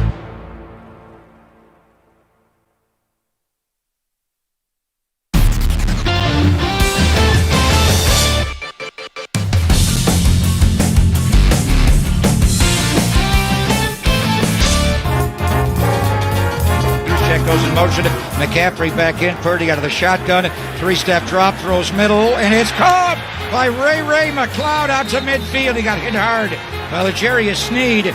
But another big chunk. Purdy is off to a sizzling start in Super Bowl 58. Welcome back to Maggie and Perloff. You know one thing about this game? Did you notice that there wasn't an incompletion until about 17 minutes into the game, which sounds like, oh, the offenses were really cooking. To me, that's like, would you throw a pass downfield? Would you at least risk any? Was there a 50-50 ball the entire game? Not really. I thought both coaches were playing offense not to lose. I bet you if Kyle Shanahan could go back, he would be much less conservative. And everyone's saying, oh, he should have run McCaffrey more. No, I think he should have opened up the passing game and played 49. I thought he lacked aggression early on, and well, toward the end, he did open up the passing game. I think if he could do it again, he'd say, you know what? I have more faith in Brock Purdy. I'm going to let him throw downfield because there was just too much dink and dunk. I think that's why Pilati hated the game so much. Well, finally, he started opening up and ended up being to Juwan Jennings, who's kind of been the safety blanket a bit for Brock Purdy, despite all the other maybe bigger, flashier names on the offense. And, you know, two of the bigger plays, you just heard the Ray McLeod, but also Juszczyk with the 2 touchdowns. And, Juwan Jennings with the 2 touchdowns, Juszczyk with a big 12-yard gain late. So it was. Yeah, I mean that's what we're talking. Okay, so a big play to the fullback and Juwan Jennings throwing the ball. Where was Purdy with those gigantic numbers? And Purdy played fine. I just think the offense was kind of nervous in the first half. Well, that or Steve Spagnuolo. Yeah, it could be a combo. It was not letting Ayuk get off. You know, Rich is in Chicago. Wants to talk about Kyle Shanahan and some of his decisions. Again, our poll question today, did the Chiefs go out and win this game or did the 49ers lose it? Rich, good morning. Good morning, guys. How you doing? I think the Chiefs won it, and part of the reason that I mentioned this to your producer is Shanahan is like watching Groundhog Day. Perloff hit it right when he talks about his style of coaching. I think the thing that he's plagued with, and this happened this year, they had to play 2 NFC North teams, so they could have lost both games. Again, I think they stepped up in class against the Chiefs, and it's a different ballgame. That's the first problem. But what bailed them out, to Perloff's comments, if you remember, what bailed them out in both those preliminary games was opening it up, coming back from a big deficit, and throwing the ball all over the lot. Right. Yeah. And Purdy's legs. And the one thing that people will learn, and I've seen it a million times because I played previously too, is when you play a team with a dynamic offense, kicking field goals is not going to beat that team. And it just won't. When you've got Kansas City, who's a high-scoring team, you can make the argument so the 49ers, but do you really want to kick a field goal and give the ball back to Mahomes? No, I get that, Rich, but the Chiefs were not a high-scoring team this year. That was the whole thing. They were not a dynamic offense. They just have the best quarterback-tight end combination in the league, and they finally showed themselves in the second half. Yeah, but it comes down to two things that I thought the game came down to, and I bet it that way, is an advantage in coaching with Andy Reid. And when you look at Mahomes, and I'm not down on Purdy, I like Purdy, but he's no Mahomes. Mahomes had 400 yards offense, and Purdy had 260. Not bad, not great. He ran for 12 yards. So I think it's a mismatch. And I think Shanahan doesn't get it that you don't kick field goals, and they had, 2-3 times? Yeah, but you know what, Rich, and Shanahan will say, and appreciate your phone call and your perspective, always do. He'll say, we were just trying to put points on the board. You know, they didn't feel like, and you're right, they did have a big fourth down conversion to Kittle, but I think I'm critical of Shanahan in this game because, yes, there was the totally conservative, way too conservative to allow the Chiefs to hang around when you had the upper hand in the first half. Yes, I think actually Rich has an interesting point. Do you think the Niners, sort of get together in the offseason and look at the analytics and say maybe we should start being aggressive on fourth down, a little more Dan Campbell mixed in. Because we know now he's right. Settling for field goals against the Chiefs would not get it done. They kind of thought, I mean, listen, it came very close to getting it done. Yeah, I know. But I wonder if they actually step back and say maybe we should be a little more modern in our fourth down strategy. You're so right about it, because for all of the bouquets that we throw at Shanahan and McVay and these, genius guys, watch their games. They don't go for it a lot on fourth down. Just because they're these analytic guys doesn't mean that they are these ultra aggressive. You're right. This is not Dan Campbell. McVay's the same way. Remember Shanahan at the end of the half in the Green Bay game? Brutal. Yeah. Now Shanahan is it's funny, sneaky conservative. Mm-hmm. But he wants to win with run game too, so it makes sense. Man, I don't know. We keep on looking for answers. Maybe it's just a matter of running into Patrick Mahomes. Maybe you could do whatever you want. That dude on the other side. I thought there was one major mistake Shanahan made on that fourth down where they kicked the field goal to go ahead in overtime. And I think it was the play calling. I thought Spagnuolo had been bringing heat in every big pressure moment in that game. How do you go empty on a 3rd and 4 where if you say go hand the ball off, or if you go for a shorter pass with Christian McCaffrey, you could have played that situation where you could have had essentially 2 downs. But because you went incomplete on 4th and 4 because you didn't expect the blitz, now you have no choice but to kick a field goal. It took the decision out of his hands. I think they lost that drive really on 3rd down as opposed to even kicking the field goal. Because they telegraphed what they were doing. Right. Brock Purdy had no time at all in that point in the game. How, if you're going to throw the ball there, are you not going to have someone staying in to protect from the blitz? Well, one thing, though, how many times was there a close, 3rd and 2 or whatever, and they would hand the ball to McCaffrey and it'd be a 1-yard loss? There were negative runs all over the place on both teams. But at that point, though, once you see McCaffrey's out, and I know they ended up motioning him over almost like a jet sweep situation, but you knew he wasn't getting the ball there. Once you take that completely away, now the Chiefs know, okay, we can just come, ears pinned back, go right at Brock Purdy. And, Jennings ran a great route, but it didn't matter because there was too much pressure. Well, look at what happened to the Chiefs on the flip side. They just completely abandoned the run game and spread the ball out, and that's when they really started moving, when Mahomes was back there in an empty set altogether. So I honestly think you could have gone the opposite direction earlier or just say, you know what, let's just let Purdy throw the ball. Because they didn't really let him throw the ball. I understand what you're saying on that particular play, but you're talking about one play in a full game, and it almost worked anyway. It was real close. Right, it was close, but again, close only works in horseshoes and hand grenades. And if Spagnuolo's going to bring heat, you can't go empty set. You just can't. You're going to give yourself no chance. You're giving Brock Purdy no chance, and you gave yourself. Again, we talk about him being conservative or not conservative. I understand you have to get the field goal there. Everybody understands that. Yeah. But you took it right out of everybody's hands by saying, hey, maybe we run the ball here. We get a yard or 2 yards. Now it's 4th and 2. Maybe we can decide. Okay, do we? For it here? They were never going to go for it. I mean, if you have your answer, you have it. They did not think they were playing a 4-down situation. Right, which I think is a mistake. Which kind of took a lot of the versatility away from the play calling. Andrew Bogusch is here. He's got headlines for us. Good morning. Good morning again. Can't help but be ecstatic for Mecole Hardman this morning. He was tricked into signing with the Jets' sinking ship. The non-Aaron Rodgers QBs never threw to him. He engineered an overnight escape, resurfacing in the safety of Kansas City, and now he catches the Super Bowl winning TD from Patrick Mahomes. Mecole Hardman, man, battling through adversity this year, being in that moment and making that play, that's special. It's the stories you love about the Super Bowl. The Chiefs winning the second overtime Super Bowl, 25-22. Wait, can we add a little insult to injury here? Not just for our Jets fans who just caught major shrapnel. Specifically for them. Specifically for you guys that Mecole Hardman Yep. started the season with the Jets and then ends it catching the game-winning Super Bowl touchdown in overtime, an all-time moment. Not just that, but for some reason the Jets, as soon as the game went final, decided to release some kind of hype video about whatever uniforms you guys are wearing next year.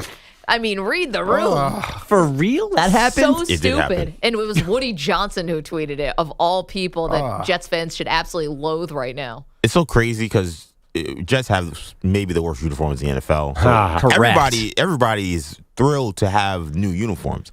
Nobody wanted it announced during the Super Bowl. It's the biggest What are you loser doing? move of all time. But, okay, so let's go way down deep in the uniform rabbit hole. I'm pretty sure you need to give the NFL like an 18-month to 2-year heads up on changing. They've only worn these atrocities for 2 years. Yeah. So do they immediately go, oops, we're getting new ones? Yes, definitely. Yeah. I was Holy at cow. their uniform release party 2 years ago, or it was actually more. It was like 4 Yeah, it years was like ago. I now. think 4 or 5 years. I think is the max or the limit, and they already saying as soon as the day ended, the season ended, they're like, we're changing. The logo's the worst Rebrand. part. The logo logo's looks awful. like it's from Joseph's in their ring catalog. You can get that inside your little like high school ring. It is the most novice 3rd grade level pro logo ever. It looks like someone tried to draw the old logo. Right. Right. Someone tried to draw the old logo and like it looks something like this, right? And this is where we landed. You guys are aware that there isn't a single person out of the tri-state area who even remembered McCole Hardman was a Jet. Oh, you don't know Hard Jet Knocks? fans then. Is that Yeah, Hard I know Knocks? Jets fans. I'm telling you, anyone who is not in the New York area has to make this even the slightest Jets angle is ridiculous Well, to I'll tell you me. this: he cost me $500 yesterday. Oh no! I had him on the first TD of the game, and if he had hit Oh. that 50-yard pass, if that scored for a touchdown, I would have won $500. Oh wait. Oh, right. So he didn't cost you. He just didn't win That's you. a little bit of a Yeah. funny. Cost me And by the way, the $500. fact that McCole Hardman didn't screw up anything last night is maybe the miracle of all miracles. Like it should be called the Kansas City Miracle. Did you guys think that he was going to make a mistake because he always does? Yeah. No, instead it was Pacheco with the fumble. Yeah, that was early, but it was and MVS ran backwards on one play. Yeah. But the Chiefs One wide play in receivers are overtime. an adventure. At least, I mean, I was so disappointed Tony wasn't on the field, Kadarius Toney, just to spice it up a little bit. We needed something. I'm going to be honest. If Kadarius Toney was on the field, I was kind of expecting him to come out on roller skates with Usher. Yeah. It's like Kadarius Toney. He just can't stay away. And just for the record, I mentioned Hardman as a Jet because I'm looking at 2 Jet fans. Hi. That was a direct shot Yeah, at I Pete and know. EJ. Right. People That's listening to the the show only- know he's a Jet because we complained But he about it. wasn't really a Jet. How long was he in the Jet? 5 games. But I even think somebody mentioned it on TV last night, not immediately, but somebody either in the pseudo post-game show or the actual post-game show talked about him being a Jet to start the year and finishing like this. That's what reminded me of his Jetsdom.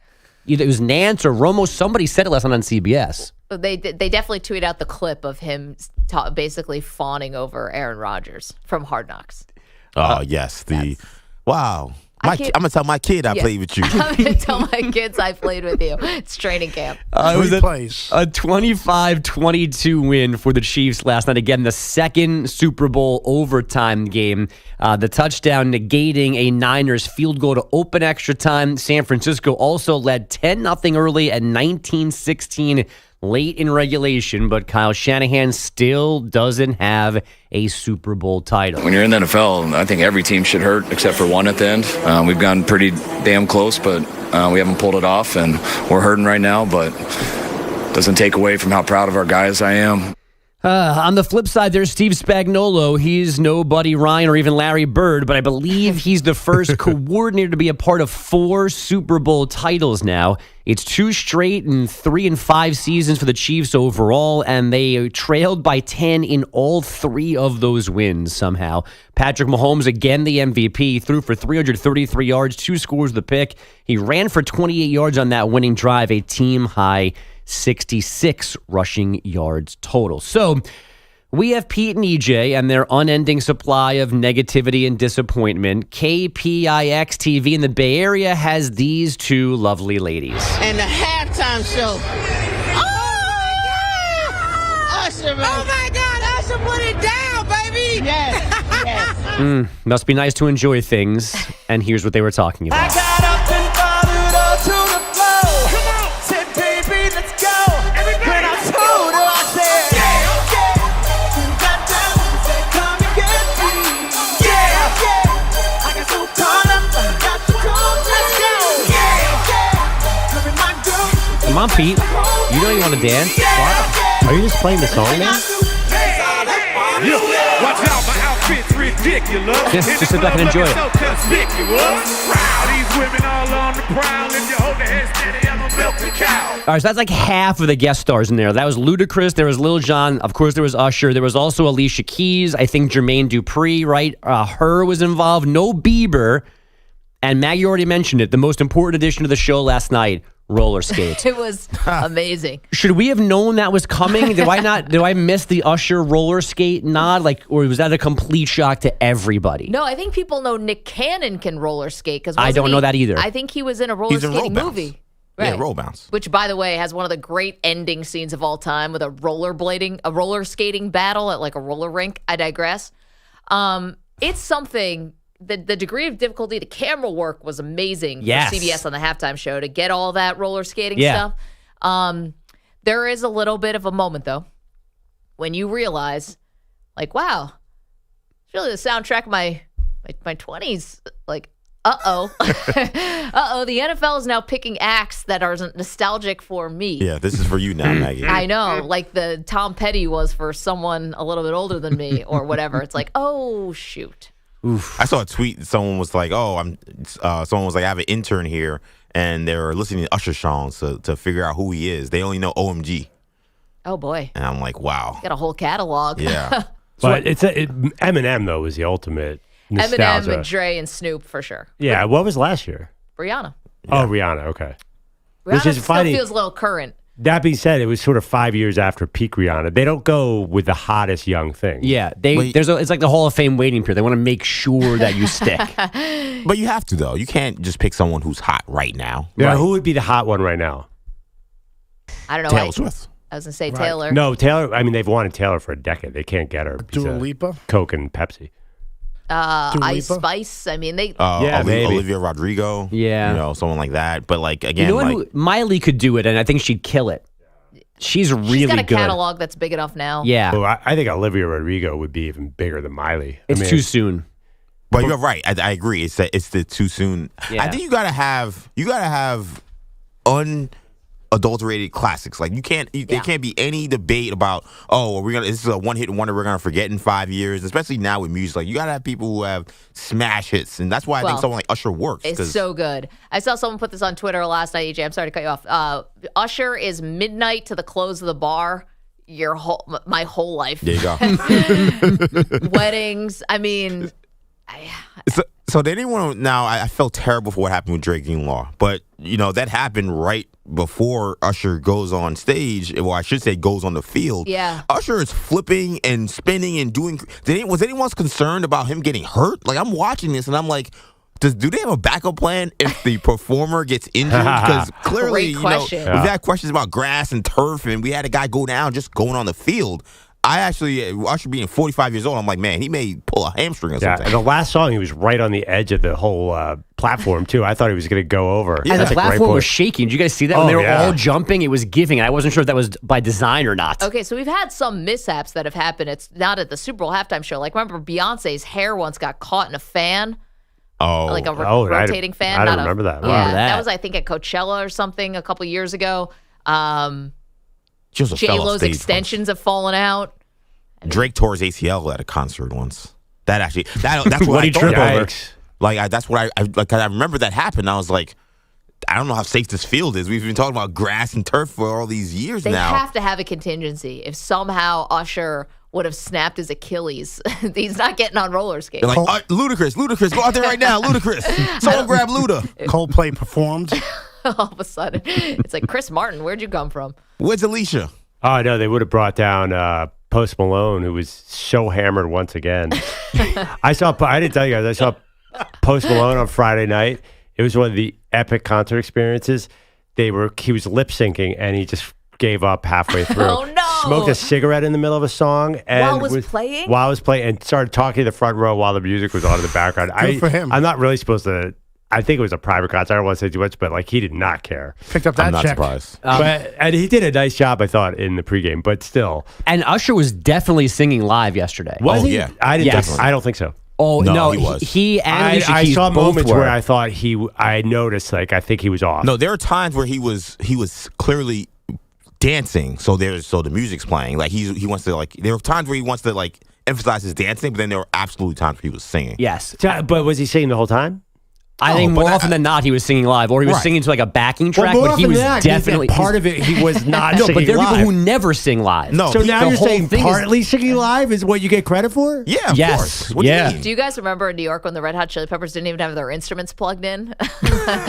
Like, fake it. Bogus, thank you so much. Lots more to do, including where the Super Bowl is going to rank in history. Maybe not the actual -3. If this is Pete, we'd blow it into the sun. But the winners and the losers, the fallout here. We get to that next. And your phone calls at 855-212-4CBS. You're in a 5-minute break.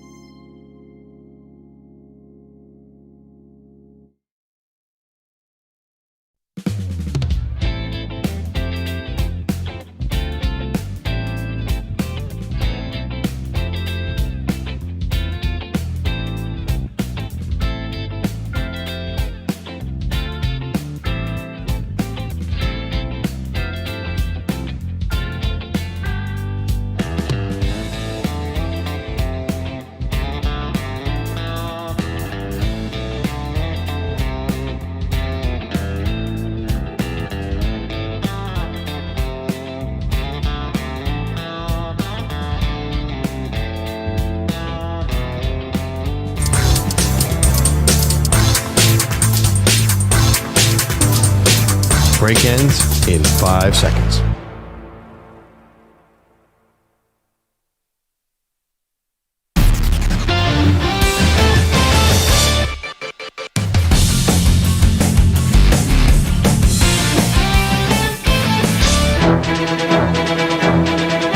They got 3 receivers left. Kelce right on 3rd and 12. Mahomes out of the gun. Deep drop. Climbs the pocket. Pumps. Now throws. And it's intercepted. Taken back by the rookie, Jair Brown. What a play by Jair Brown. That ball was overthrown. Mahomes trying to find Kelce on a corner route.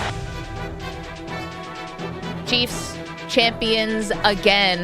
Perloff will talk about this dynasty. 3 and 5 years, back-to-back titles, first time since the early 2000s with the Patriots. But what kind of dynasty this is going to be, we'll get into in just a moment. Now, here's a question for the show. I'd like to ask this because we've just been in Las Vegas for a week. Super, it was awesome. We had a really, really positive and, an amazing week in Vegas, really. I mean, productive for the show. We made news several times. We broke through and cut through the noise on this show, which is hard to do in those kinds of weeks. But we did some cool things outside of Radio Row, awesome videos. EJ just nailed it. Everyone back here was awesome. I came in this morning. I told Perloff, I go, we messed up. Why is that? We forgot to bring like souvenirs and gifts for Pete and for Bogish. Oh, get out of here. They're not children. He said that would have been patronizing if we brought you back a gift. Pete, I feel bad that we didn't bring you back anything. Would you have wanted a gift or not wanted a gift? And here comes trophy. Bogish. I wanted the trophy. The trophy. He did say I wanted that. the Lombardi trophy. Okay. That's what I wanted. Well, I came back Where is Friday, so that would have been hard. I know where Andrew Bogish falls on this topic. Did you? Okay, we couldn't bring back the hat. It was correct. First of all, Zach needed it for his show in the I'm afternoon. sure he did. and secondly, that thing is insane to pack. Yeah, I mean, I knew it was an offer that you could not make good on when you made it on Friday. There was just no way it was going to get back here. Wear it. Zach has it. It might be able to grab it from him. Wear it. Check it in. You know what? He put Samter inside, checked it as luggage, and that's how they got back. It's just so funny is I just had a flashback that Snooki was on my flight. Nice. And I would have loved to have just been at the baggage claim with Snooki while I'm wearing this huge hat. It's bigger than her. She's a little meatball. Yes. Bogish, were you offended we didn't bring anything back? Not even a little bit. Okay. Nope. Would you have been offended if we brought you something back? Offended, no, but it's completely unnecessary. As I said on the air, my gift was having bonding time with just Pete Bellotti last week here. There was nobody in the way. EJ wasn't stealing my best friend.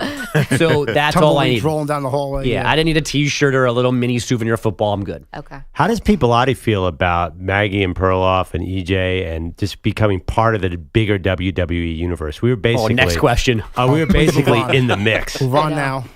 Honestly, I gotta be on. Like, I didn't realize. I know a lot of people at WWE. We all do, but man, we know some people on the inside, and they were hooking us up big time. Pete, I'm so sorry. I'm so sorry. Becky, let's grab my biceps. True story. Honestly, like basically, kind of, if it would have been an HR violation if EJ wasn't willing, and we don't work there. I mean, where's the trophy? Actually, if that bothers you, what about Peter Schwartz basically getting a hug from The Rock? Move on. The Rock knew Schwartz from his lacrosse coverage. Yeah, I'm sure. The new Rock and Sock connection. Yeah, I'd love to be in that location where he was. By the way, Here was just sorry. Go ahead. can you get EJ? Give me some credit for calling what's going to happen in WrestleMania. I was on top of it. No, shout out to Perloff. He saw them play the first WrestleMania or whatever, second WrestleMania with Mr. T and Hogan, and said, "Tag match. Also, I see this coming." See, Perloff is the writer here on the show, and so he understands how you write these kind of stories. Can I just tell you the coolest moment? Well, obviously, we get to go to this press conference, so it's The Rock, it's Cody Rhodes, it's Seth Rollins, who's basically a friend of the show and broke news on the show, calling out Vince McMahon for his allegedly abhorrent behavior, and Roman Reigns. And so after all the media's there and everyone's just hoping to get picked to go backstage, and it's tons of people, and all of a sudden our dude comes out and he just goes, "Hey, Maggie and Perloff and EJ, come on back." The waters parted. Yeah, felt like a real star, unlike the Pawn Stars incident where you only got $1 off on your deal. Until Seth Rollins goes, "You guys again." He did say that. He did. All right. is the Chiefs dynasty just beginning?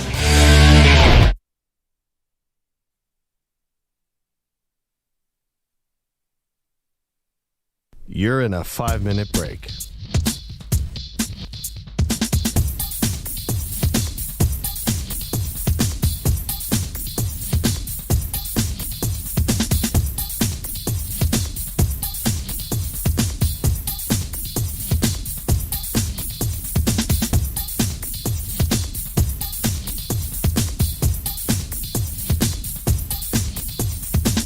Four minutes, 30 seconds remaining.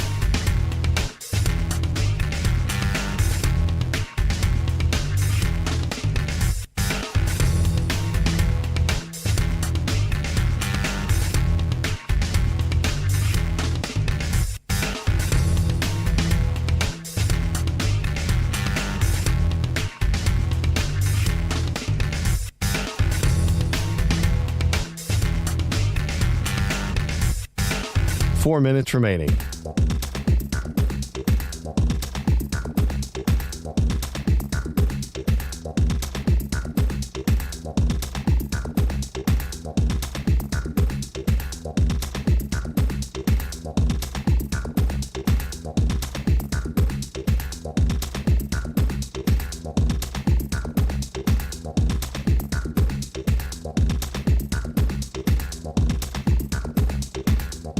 Three minutes, 30 seconds remaining.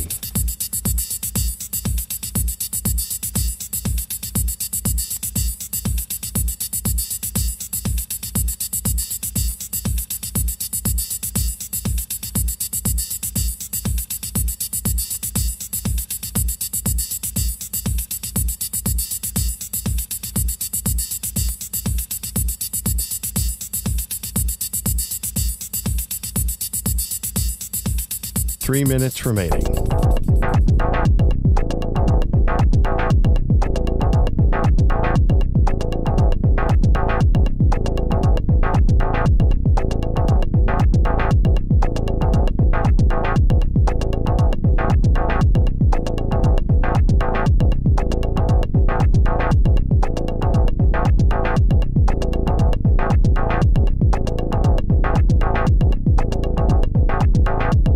Two minutes, 30 seconds remaining.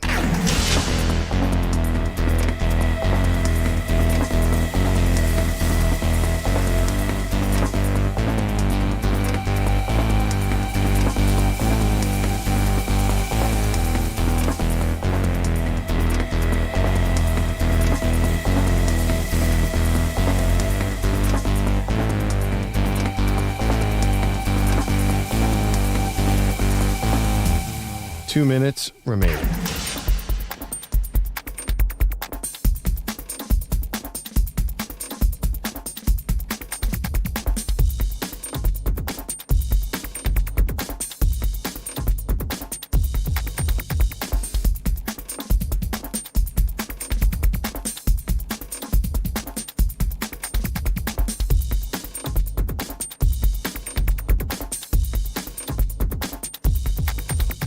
One minute, 30 seconds remaining.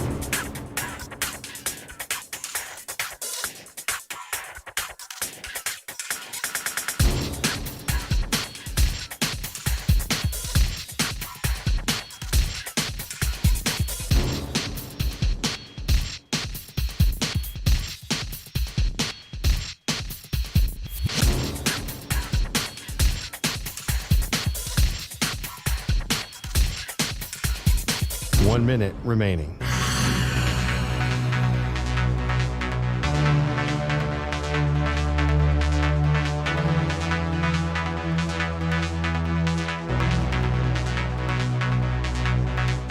Forty-five seconds remaining.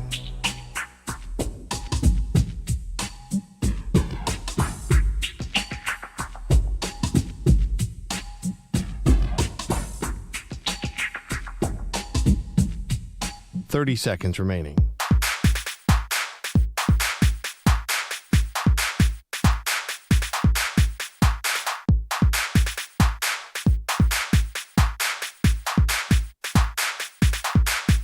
Fifteen seconds.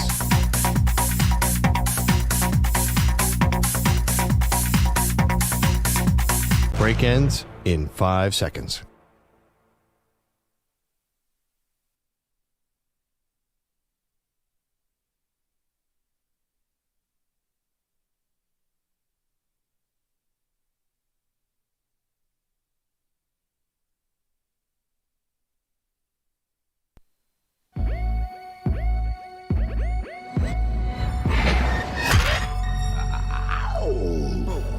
She once fell off a ski lift. He was called in for questioning. They are Maggie and Perloff on CBS Sports Radio. The 7th longest game in the history of the NFL was one of the most memorable ones as well. And the Chiefs, you're going to hear a lot about it. You might as well say it right now. They have their dynasty. I'm going to celebrate it with these people right here, man. Hey, on 3, 1, 2, 3. How about those Chiefs? Congratulations to those Chiefs. They are the newest NFL dynasty. Maggie Gray, Andrew Perloff, back in our studio from a great week in Las Vegas, and it is the Chiefs world we're living in at Perloff. But the question is, for how much longer? Well, Andy Reid is now the oldest coach at 65. Travis Kelce's 34, will turn 35 in October. They have to pay Chris Jones. They're winning Super Bowls by the narrowest of margins. Maybe a couple more times. I don't see them getting to 6. I do not think they're going to match Tom Brady and the Patriots. Of course, that took 20 years. I would lean towards they stay closer to 3 than they get to 6. Okay, so we're asking, are the Chiefs going to be more like the Dallas Cowboys of, let's say, the 90s? Yeah. That was 3 and 4 years, so even a little bit more packed in. Are they going to be a little more like maybe the 49ers of the Joe Montana, which was 4 and 9 years? Same with the Steelers were 4 and 8 years, I believe, in the 70s. And then you have the Patriots, who were, just an exercise in longevity with the 6 and 20. And going to 10, though, right? With Brady's been to 10, so I guess it was 8, right? They lost to your Philadelphia Eagles. They lost to no, I'm sorry, more. How many? 9. 9. It they was lost 9 to the because Giants Brady twice. went to 10. Yep, and Brady went to 10. So from Okay. 2001 to 2018, they won them. So basically, what type of dynasty are we dealing with here? Yeah. And you kind of sound like you think this is it. Now, No. Mahomes, I'm not going to say it's it. I think they'll be around, but I don't think they get to 6 because, first of all, the way the Patriots kept redefining themselves, can the Chiefs keep doing that with Andy Reid can't do this forever. Travis Kelce can't do this forever.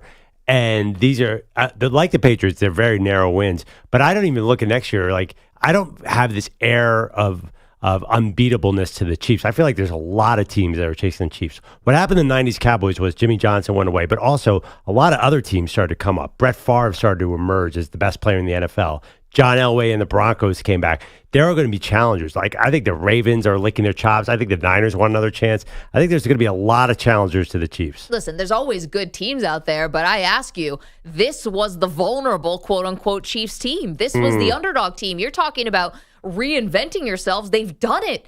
I mean, they've now won back-to-back Super Bowls without Tyreek Hill.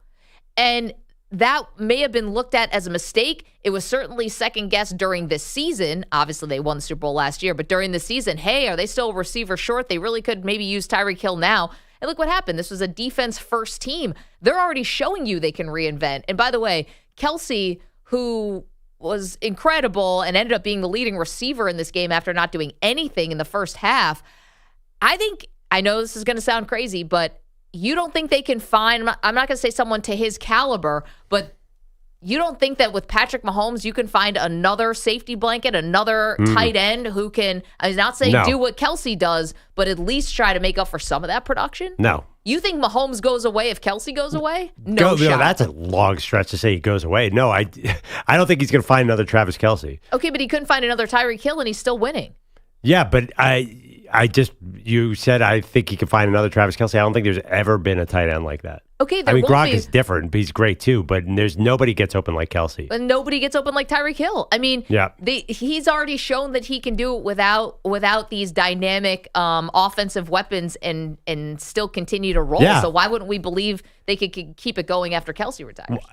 They absolutely could, and I'd be surprised. I think he'll win another Super Bowl, but I don't think that they're going to be any kind of unbeatable team at all. I think there are a lot of teams that are chasing him. And you don't think the Ravens want another shot at them? The Ravens know they should have won that game. game last week. The Ravens had their worst game in the I know. AFC Championship That's game. what I mean. Okay, so Lamar Jackson has to prove he can actually win a big game. Meanwhile, Mahomes now just proved that he doesn't have to even play the AFC Championship game at home. He can go on the road and embarrass you. If I'm in the league right now, I'm so demoralized by this because you're basically hoping for what? You're hoping for an injury. You're hoping for some kind of egos to get in the way. None of that's happening here. Not at all. I think there are a lot of teams who think they're wrong, probably, but they think they're better than the Chiefs because the Chiefs' offense obviously took a major step backwards this year, and I think they still won. They find a way to win, but I think last year the Eagles thought they should have beaten them. This year the Niners think they should have beaten them. I think the Ravens think they should have beaten them. I know, but who cares what they think? What happened? I'm just saying, I do not think they're head and shoulders above the rest of the league. I think that they're going to be, they could win 1 more, 2 more, 3 more, but they're going to have to really fight to do that. It's not like Jordan's Bulls who never reached a Game 7 or the Cowboys of the 90s who beat everybody. They won every Super Bowl by double digits. They're just not going to have it's a fact in the salary cap league, it'll never happen, but they're not going to slaughter anyone. It's never going to be easy for this team. Okay, but the Patriots didn't slaughter people in their I know. Super Bowls, and they kept winning and winning and winning. That's why it's amazing that they made 6. And that, it's incredible to redefine yourself and redefine yourself and redefine yourself. Yes, the Chiefs might do it, but there's just so much work. There's so much that has to happen to make it right. I just think it's a little early to compare the two dynasties. And now, listen, I might be on an island on this one, but I saw last night, everyone's like, well, they're already the greatest dynasty. I think people get caught up in the moment. 6 is an incredible achievement with the Patriots, and to say that the Chiefs are already there demeans it a little bit. No, I mean 6 is a lifetime. That's a football lifetime. What we're watching now is like we're still in the first part of Mahomes' career. He's only 28. I mean, we still have his whole 30s to get through. Knock on wood that he's going to be able to play that long, and I don't see why not. He's already the better quarterback than Brady. He doesn't have the winning of Brady, but he's already the more dynamic QB. Well, I don't know. Yeah, he's definitely more dynamic, and he's at the top of his game.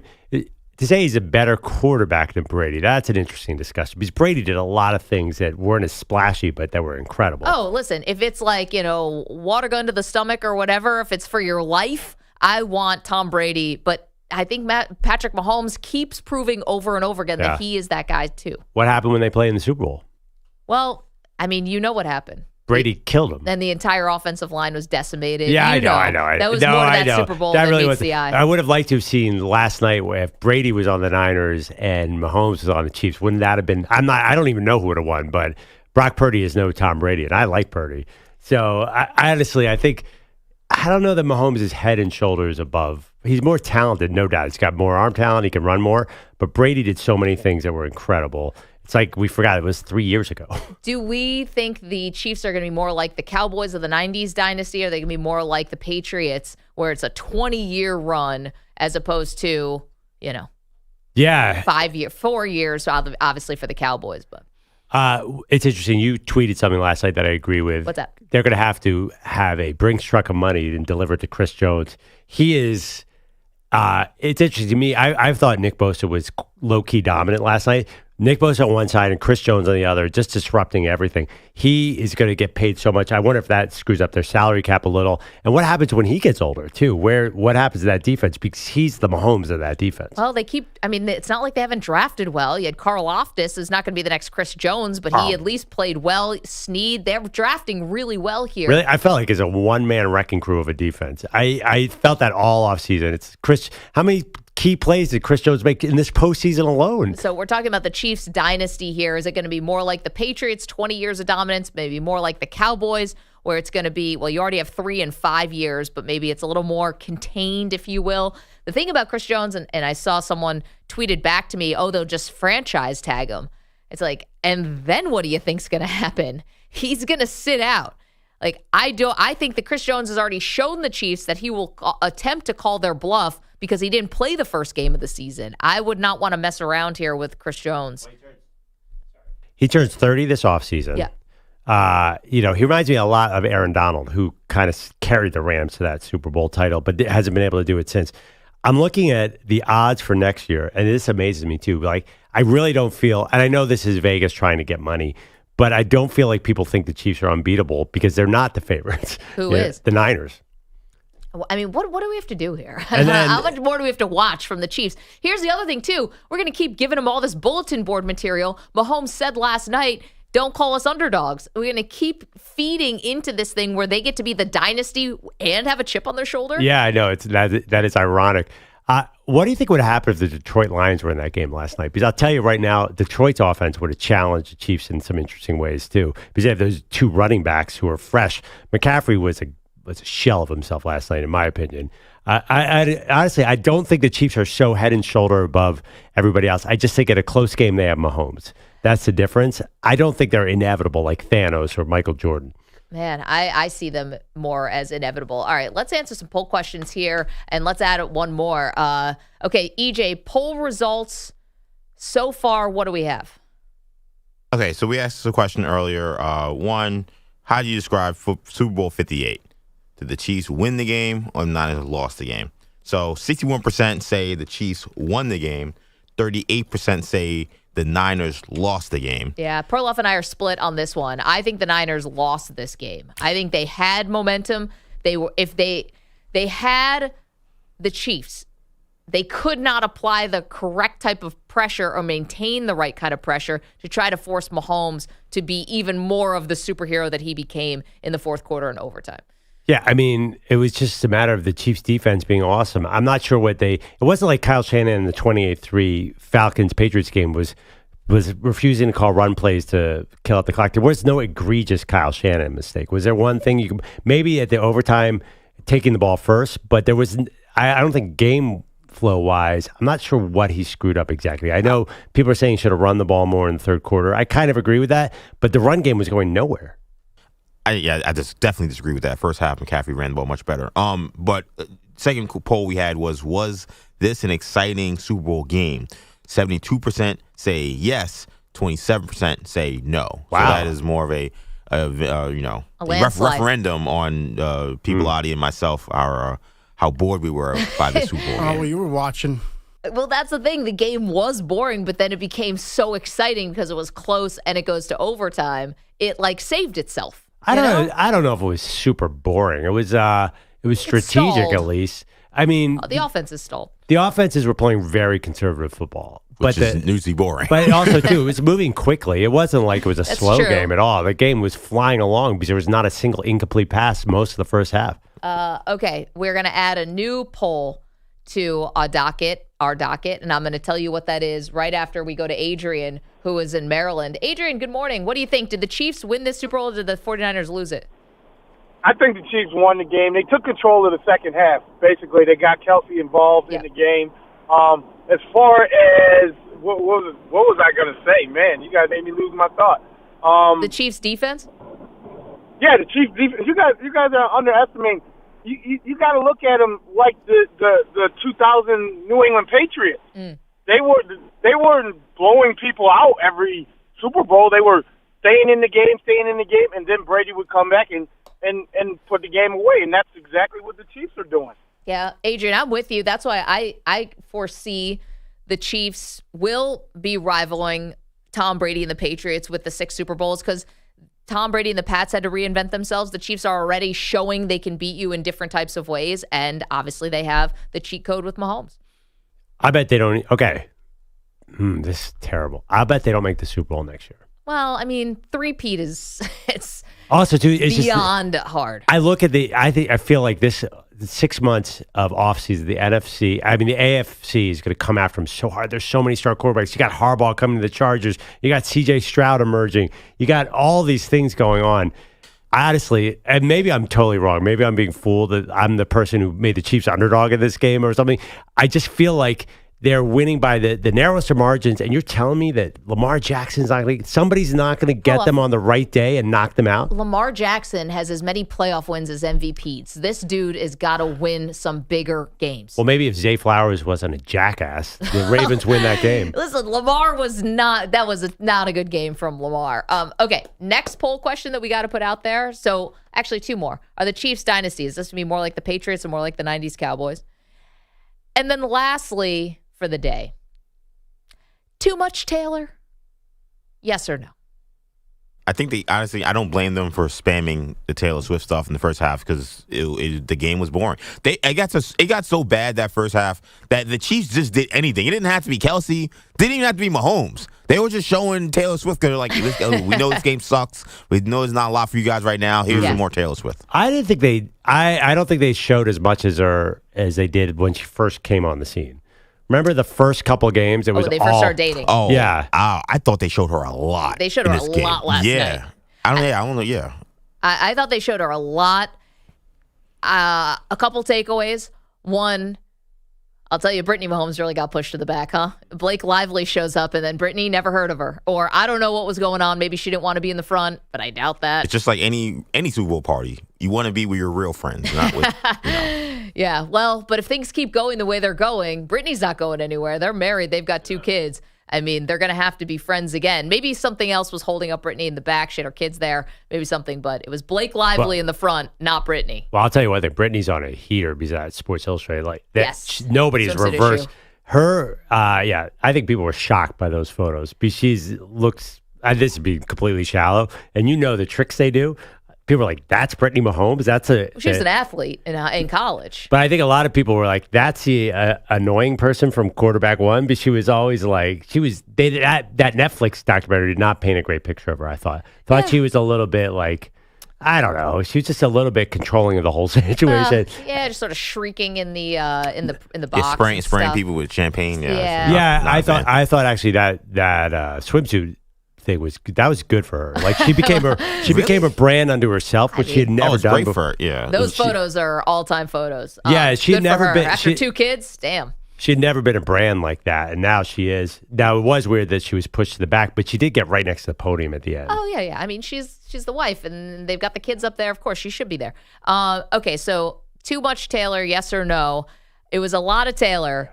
Got to be honest. Normally, when you're seeing chicks chugging wine, that generally doesn't end well. At least all the experiences I've had, that ends up pretty sloppy.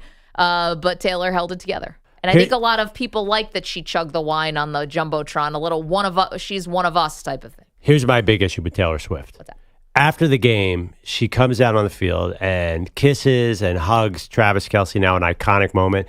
And she's crying and she's like, I'm so proud of you. You know, that's his 3rd Super Bowl ring.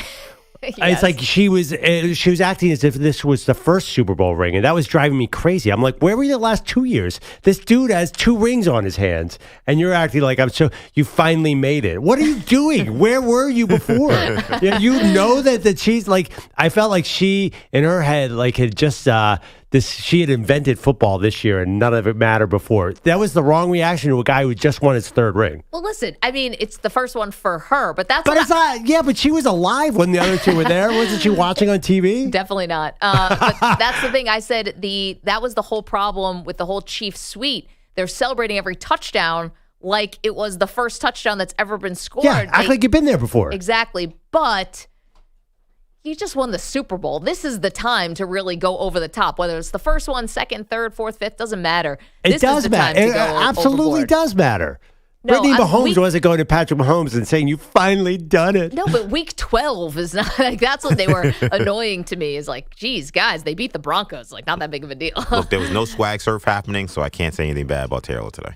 No, I thought she was fine. And actually, so Kelce really annoyed me when he bumped Andy Reid. I thought that was awful. I thought he was going to get a pass for it because he's Travis Kelce and other players wouldn't. We'd be vilifying them.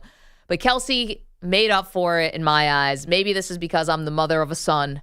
But when he comes off the podium and Taylor's standing there, he hugged his mom first. Gotta hug your mom first. She's the one who's driving you to practice and bringing the orange slices and the peanut butter and jellies and all that stuff. Hug the mom first. I thought that was the right thing, and then went to Taylor for the big kiss. Well, he saw his mom first, to be fair. But okay. Regardless, you're saying hugging his mom is why he gets a pass, not because he completely dominated the second half of the football game. Well, again, we've been here before. I've seen Kelce do that in Super Bowls. Honestly, I think Kelce's lucky. So he basically got rid of the whole bumping Reid storyline. By having that big catch at the end. Did you see that he reached almost 20 miles an hour on that run, too, for a 34-year-old tight end? Unbelievable. I don't know why he has so much left. It's insane. Well, and you think that he's going to be like falling off a cliff? Well, he did have his worst regular season in a long time. Kittle was a first-team All-Pro. So if he takes another step back next year, Partly because the offense is so slow. Do you really see this Chiefs team as a juggernaut? Like they can't be knocked off? They should. How many times have we said, they probably should have lost that one? So Kaplan in our chat, youtube.com/CBS Sports Radio, twitch.tv/CBS Sports Radio, says the opposite. You can't hug your mom first. This relationship is doomed? No. You want a guy who's got a good relationship with his mom because you think might be how, what's his relationship to women? You can tell a lot about a guy with a relationship with his mom. To Cap's credit, though, Taylor definitely took note that he hugged the mom for her. I think she'll like that. That can go one way or another. You gotta hug the mom first. They've only been dating for like less than a year. I agree. No, I would have done the same thing, kids. but do I think Taylor took note of that, and do I think that and had some conclusion? Okay, but here's the thing: it's a little early in their relationship to be competing with the mom. You're not competing with the mom now. I guess, yeah. We did have Christian McCaffrey's fiance and his mom going back and forth whether or not they should play Taylor Swift music, but that's a relationship they're engaged a little longer. Wait, what? We talked about this on the show last week. Yeah. Christian McCaffrey's mom got involved in this somehow? Yes, because Olivia Copel wanted to have a suite, right. She Yep. paid for it, Sorry. but then they were asking about whether they should play Taylor Swift Yeah, music. and the mom was like, Taylor Swift music is banned, and Olivia Copel said, not on my watch. Yeah. See, that's one I'd keep an eye on. Yeah. This one I like. This seems a little sweeter. But I'm just saying, do I think Taylor Swift took note that it was mom for her? Yes. I don't know what she made of it, but there are some women who would definitely feel a way about that, for sure. 855-212-4CBS. The question, too much Taylor, yes or no? Cigar City Capo said Nate Burleson called it true love with a bunch of crying emojis. Until proven otherwise. 855-212-4CBS. Yeah, I did notice that Nate thing. Oh, my gosh. And all this stuff, that's another thing. I'm sorry. I love Nate more than anyone. Yeah. I've known him forever. But to say that, every man needs a good woman behind him or something like that, the dude already won 2 Super Bowls without her. Taylor Swift didn't do anything. To get a different girlfriend for those two. And by the way, Cap did weigh in again. He said exactly right, EJ. You have to take your wife, girlfriend before your mom. What? That's his take. It's a new relationship, though. New relationship. This is getting very, but very honestly, though, Freudian, by the way. If it's a new relationship, don't you your mom's always going to be there. Can't take it for granted, though. No, but No, your mom will always be there, but right now this is still only in the boyfriend-girlfriend stage. You got to hug the mom first. First of all, I'm hugging my teammates first because that's the kind of teammate I am. That's the kind of selfless guy. Actually, Kelce did hug. Him and Creed Humphrey were the first hug. I was watching closely. Got so much more to do, including a little unpacking of the 49ers game plan in the second half in overtime. Is this something they will never live down? We'll get to that in just moments. Maggie and Perloff, CBS Sports Radio. You're in a 5-minute break.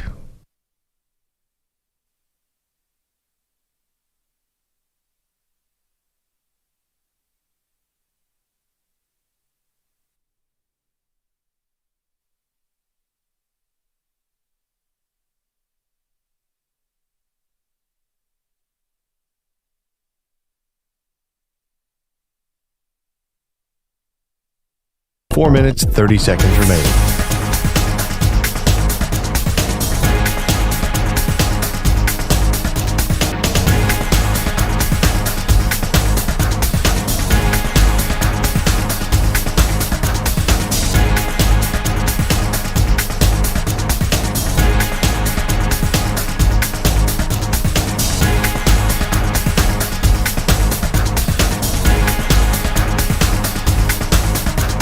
Four minutes remaining.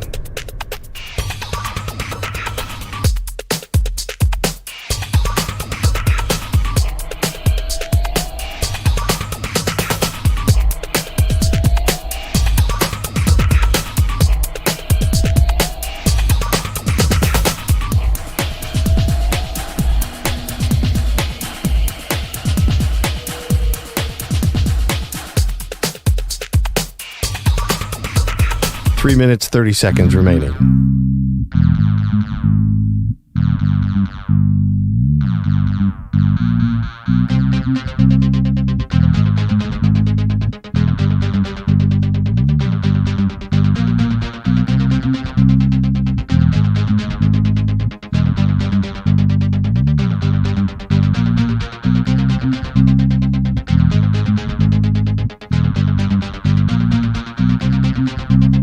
3 minutes remaining.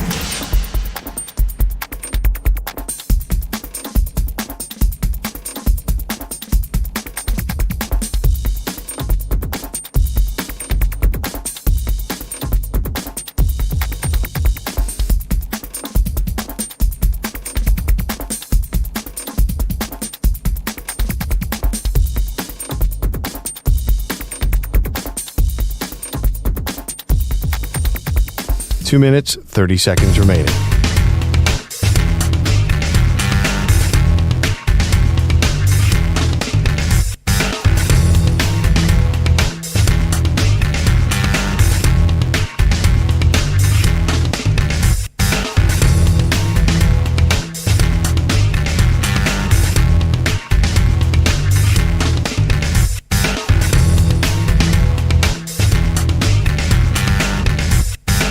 Two minutes remaining.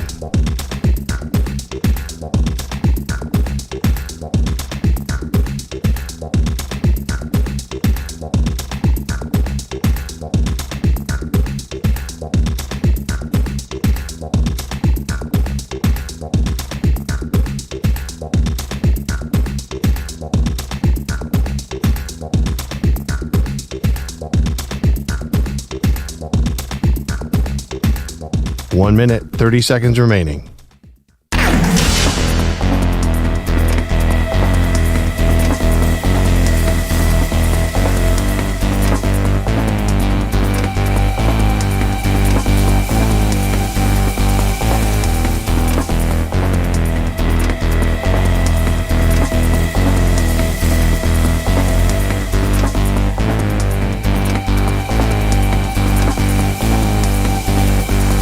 One minute remaining.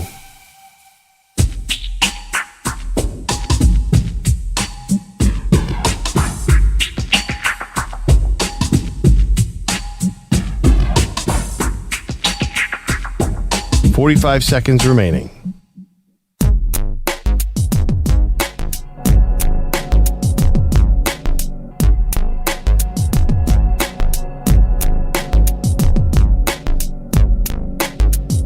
.30 seconds remaining.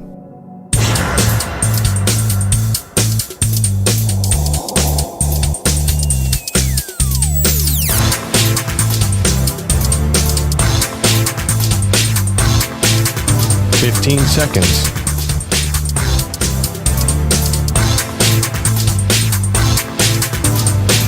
Break ends in 5 seconds.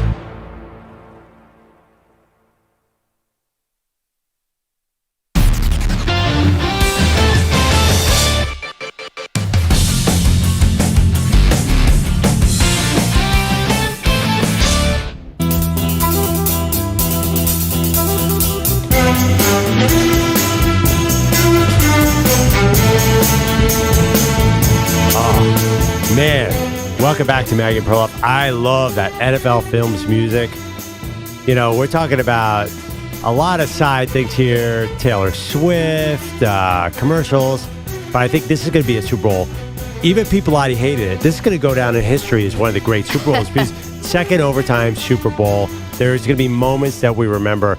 And you're not going to remember how boring the first three quarters were in 10 years. You're going to go back and say, man, that was the one where Mahomes once again could not be stopped. I think you're right about that. Andrew Bogish is here. He's got headlines. Good morning. Good morning again, guys. So it's 3 Super Bowl wins in 5 years, which means that Paul Rudd, the Chiefs' original celebrity lover, was correct when he said 60% of the time, it works every time. 60% of the time, the Chiefs are always the champs, even though yesterday in Vegas was far from a masterpiece. They were down early, they were down late, they were down in overtime, but the Niners never put them away, and then KC put them away with Patrick Mahomes' 3-yard TD pass to McCole Hardman with 3 seconds left in the first extra period. The Chiefs stealing a 25-22 win to officially form their dynasty. Travis Kelce proud to be a part of it. To find a way through adversity yet again for 4 quarters, 5 quarters. man, I couldn't be more proud of the guys, and it's such an honor to be on this team and in this organization, man. Kelce had a game-high 9 catches for a game-high 93 yards after 1-1 in the first half. Chris Jones dominated on defense, but Patrick Mahomes, the MVP for the third time, tying Joe Montana for the second most 2 behind Tom Brady. I just looked up something interesting. Maggie, and I think EJ might have said this too, they didn't need the clock in overtime. There would have been a halftime. Yes, it's a game. It's a second game. So like Right. the 2-minute warning would have happened again in the second quarter. That's why the clock was necessary. So if they had sort of tied the game and then got stuck in the mud on offense, they would have had halftime. So you need the clock because Wait, you can't hold on. play 40 straight minutes of football. No, but they would have had to play the second quarter. Right. It would have gone the second quarter, but if they remained tied throughout the second quarter, they would have gone to halftime. That's why there's a clock. The game, there's a new game. Also, you can't just not have a clock. It would just look so weird to have no clock. College football doesn't have a clock, and it's fine. It's fine. Yeah, they that's do. true. But they start at the 25. It's yeah, like a that's totally different that's different. That's situation. like closer to a shootout. Yeah. It's a different. It's not an apples to apples comparison. They chose to do their overtime that way. This is how the NFL does, and they start the game. They start a second game basically, so they have to have a clock. It's just so crazy to me that, this can't be good for anyone's brain. At the end of the season, let's play another 4 quarters of football. Yeah. That would be bad. And also, CBS waiting, I think it was Romo that said it first, waiting until the last minute of the overtime period to explain the clock was a mistake. I thought Romo actually did a good job of it. Nance, he Just seemed super just late. as lost or late to it as everyone else was. But I thought they didn't explain the touchdown doesn't end the game until very deep into overtime. Maybe I missed it early on. Well, that I think we know now, right? Because that's the same in the regular season. But it's never happened. No, it's not the same in the regular season. This is different. You can't win with a touchdown on your first possession in a playoff overtime. And by the way, can in the regular season. Is this the first time it's ever happened, right? Yes. No, but you could have won on a defensive touchdown or a safety. I don't know if they mentioned that. Did they? That is true. But I don't know if they mentioned that. Yeah, but the odds of that, just the general point is I don't think they did a great job of explaining overtime. Yeah. Especially when the clock was winding down. It was like, no, it's cool. We'll just go to the second quarter. And I think everyone in America was like, Murr? I just think the clock thing is bizarre because I just feel like you're not going to it's not a new game because you're not playing a new 4 quarters. So but you would. The game goes on forever. They did decide it. But in regulation, you don't end the game because, this team didn't score a touchdown on the second possession, so therefore the game's over. That's not how you end the second game. Right, but you need the clock because had the game kept going, you get into the second quarter, and then you get a 2-minute warning, you get booth reviews. Like, you need the clock to keep the normal formula of the game. Right, but nothing else about it is normal, is what I'm saying. And which I don't like. Yeah, it's not like it's a sudden. Like, it's like a sudden death. So it's not sudden death from the beginning. But like the NBA, for example, that's a time period where okay, you can score, another team can score. It is essentially a new game for 5 minutes. Right. This is like that, but not really. Can I ask you another question? Do they do halftime in soccer? They do intermissions in soccer overtime, right? There's a break. You don't leave the field. Guys, what if they had just kept going in overtime and all of a sudden they're like, all right, Usher, you got to get back out. Yeah. From the top, bring out the everybody. roller skates. Yep. Put your skates back on, dude. Ludacris, Alicia, everyone get out here. CeeLo with your frilly socks. Or not CeeLo. It looked like CeeLo. That's who I thought it was, too. Jermaine Dupri. Everyone get out here. Take it from the top in 5 and 6 and 7 and 8. The guy in the half helmet I thought was CeeLo, too. And it wasn't. Why was CeeLo? Now I'm saying it. Jermaine Dupri. What was with his suit? What was he wearing? I don't know. He looked like a little lollipop guild or something. He's already short. I wouldn't wear that kind of stuff if I were him. I got a scenario. What if they scrambled? They saw a second halftime coming, and they said, Taylor, Ice Spice, Post Malone, guys, come on down. Reba? Yeah. Let's do a little jam. Reba, bring Reba back in. Just get the people in the crowd. Lady Gaga, Martha Stewart. Lady Gaga was there. Guy Fieri. Everyone get out and do something. Yeah, Lady Gaga, some of the mystique is gone. I saw her in a Prilosec commercial. She is definitely sold out a little bit. But you're right. They had so many artists in the house. They could have had 3 overtime. Carrot Top, get out there. Oh. Carrot Top could have done his act. Yeah. Oh, my God. So while most of us were enjoying the dulcet tones of Jim Nance plus singer-songwriter Tony Romo, there was also a Nickelodeon slime broadcast last night. We have a touchdown. Nice. All right, we just had to make sure. Bring in the green. We had to make sure we were okay. Did we run? Oh, That's going to take a little while to clean out of that hair. Wow. You could just wring that out into a cup and drink it. I don't think that'd be smart. Plankton, you like it? So that's Noah Eagle, it's SpongeBob, it's Patrick testing out the slime cannons. This is not Romo breaking down the McCaffrey fumble early last night. Who's got it? You have to firmly grasp it. Firmly grasp it. George Karlaftis jumped on it, and the Chiefs have the ball.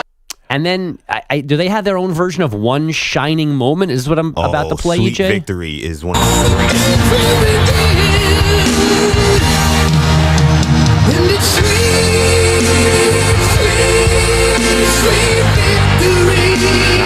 Mahomes slings it. Touchdown! Kansas City!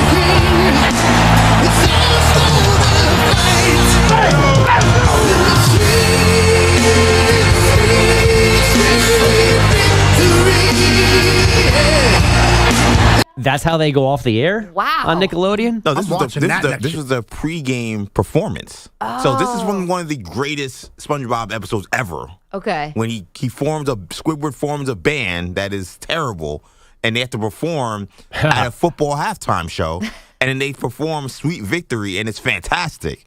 And we got to see them perform Sweet Victory at the Super Bowl Nickelodeon broadcast. But it has So cool. highlights in it. Aren't those game highlights in there? They mixed in highlights in there, which I probably would not have done, but I'm gonna take this victory. But how was it huge SpongeBob pregame? fan. How did they have highlights? If it was pregame. Oh, so they took highlights from the season, so like of the playoffs. okay. So they mixed in like highlights from the playoffs. Oh. My favorite part of the Nickelodeon Kids thing is Nate Burleson will explain the game as if you're a child. Like, you haven't seen it. I learned more from that broadcast. Nate Burleson's like, this is what a neutral zone infraction is. And I'm like taking notes. I'm like, I've been watching football my entire life, and I still don't understand half the rules. Burleson explains it to me, and I watch that telling guys just to understand what the heck's going on. And by the way, I'm not alone. I think they're Jim Nantz and Romo sometimes. They're like, what's this rule? I'm going to watch that call next year. Jeez. Man, I just, the idea that you'd get trolled by a SpongeBob character because you fumbled the ball in the Super Bowl, that's got to be particularly Well, tough. the ultimate, let me see if I can find this real quick. This is, so again, as you might have heard from Pete and EJ, the game sucked early on last night. Right. And Noah Eagle chose violence against Iowa football as we were punting too much yesterday in Vegas. So, hey, SpongeBob and Patrick, have you guys ever heard of a place called Iowa? Iowa? It sounds exotic. Well, in Iowa, they like to say punting is winning. Wow. And right now, punting is very much winning for both these I think teams. the fighters are winning. Did we need to take shots at the Iowa Hawkeyes on Super Bowl Sunday? Definitely. Why not? All I right. love it. I applaud Noah for going next level there. SpongeBob, don't Iowa, not exotic. I mean, he can't live without water, so he's gonna be in trouble. Can SpongeBob replace Romo? Please? Oh, come on. Romo got a lot of positive reviews last Romo night. was not bad I last thought night. he was pretty good last night. Yeah, I agree. I thought he was solid. Actually, he was. Well, he didn't make any of the huge mistakes, any huge gaffes, and he was pretty on point with what was happening. This is for the Super Bowl, Jim. Well, that was Right, that's good. I didn't hear a "Here we go, Jim" when he could have had like 4 "Here we go, Jims." He did, to Pete's point, he did spam that. This is for the Super Bowl line like 5 times. I'm like, clearly it wasn't because the game's still going on. He also set a record for the use of leverage. That must have been his like buzzword last night. He said leverage any chance he got. You know, he was good. Whenever Purdy missed a pass or Mahomes missed a pass, he's like, that's because of the pressure, and he showed it. He was dead on because I just thought it was a bad pass. They'd be like, oh, Chris Jones got his arm here. I thought he was good. I'm sorry. I know he's much I'm with maligned. you, bro. I thought he was okay. For him, definitely. That was a great performance for him. Yeah, I think for him is the key part of that phrase, though. He was less annoying than usual, but he was still annoying. It's a Super Bowl for him. Oh, he's great for him. I'm sorry. It is the biggest thing we have. I'll take Nance and Romo over Burkhardt and Olsen just because Nance is the big game guy. I'll take I want Nance. Olsen. Absolutely not. I want Nance and Olsen. That's what I want. Oh, that's interesting. Well, we're going to get Burkhardt and Tom Brady next year. Yeah. So that'll be interesting. TBD. Nance City would do jackpot, Kansas City. I mean, it was a good final call that Romo jumped all over. I'm like, how have you been doing this for this long and you don't know still to lay out? That's just broadcasting mechanics. But That's like taking a snap. Did in our Romo business. take any enjoyment out of the game, or are you going to watch any less because Romo's there? Well, no, of course not. I think it's almost fun to have those Romoisms. I wish there were more. It would have been something to talk about today. It's distracting. It's the only thing. Yeah. Distracting from what? What are we? It's not a science project. It's an entertainment project. He's like singing going into halftime. Right, but if you don't find it entertaining, then it sucks. I was more entertained by the Nickelodeon. Those Nickelodeon calls, it sounded like the game was great. People getting slimed on. Patrick's telling you to drink it. Yeah, I mean, what a great game. Patrick, not Mahomes. We had what? It was Tony Romo talking about high and tight. We had Patrick saying firmly grasp it. Yeah, you have to firmly grasp it. I like they do a Nickelodeon thing. Anything else, folks? No, I'm good for now. There we go. Love it. So much more to do. Thank you. A lot more, including we're giving out some all-time awards. We also we'll hit the commercials at some point too, but we got to do some all-time awards. And again, recapping this from a Kyle Shanahan point of view, did he cost his team? 855-212-4CBS. More Maggie and Perloff straight ahead. You're in a 5-minute break.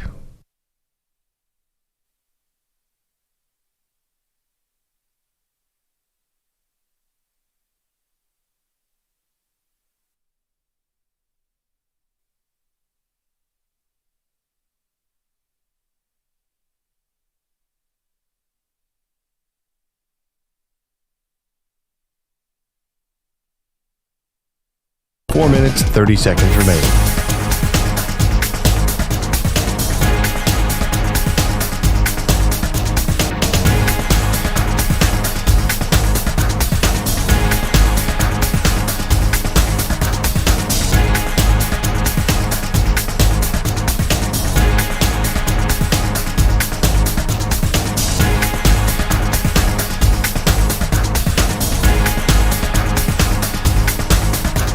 Four minutes remaining.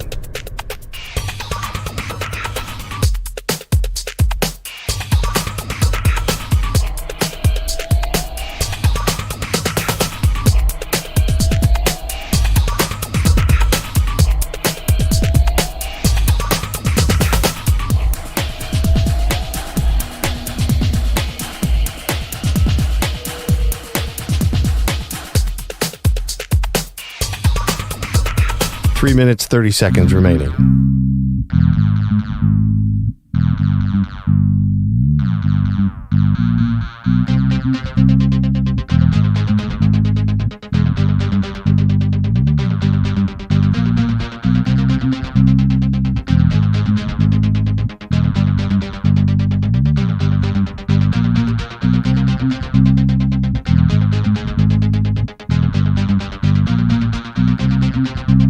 Three minutes remaining.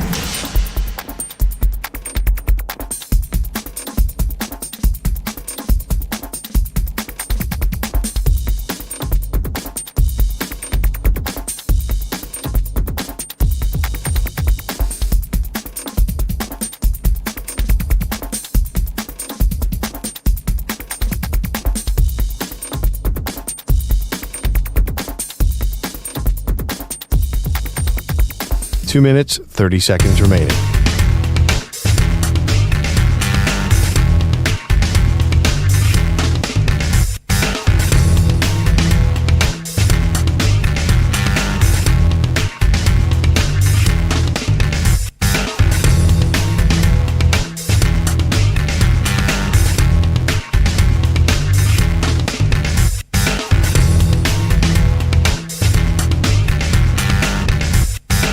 Two minutes remaining.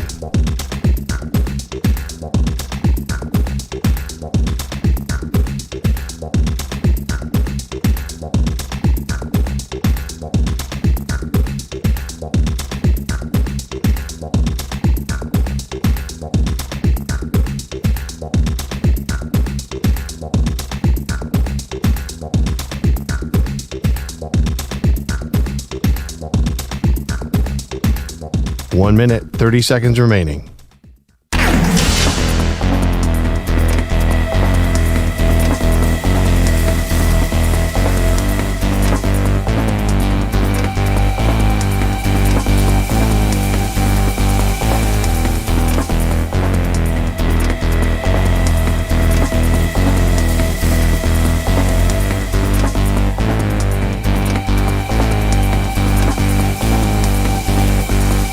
One minute remaining.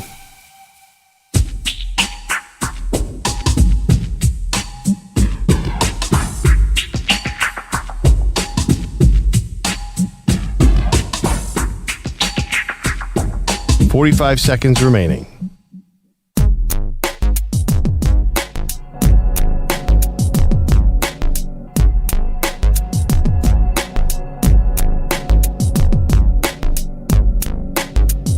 Thirty seconds remaining.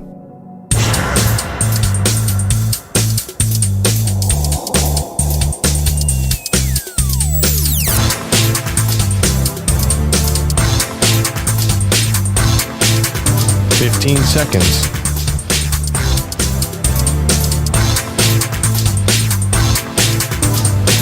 Break ends in 5 seconds.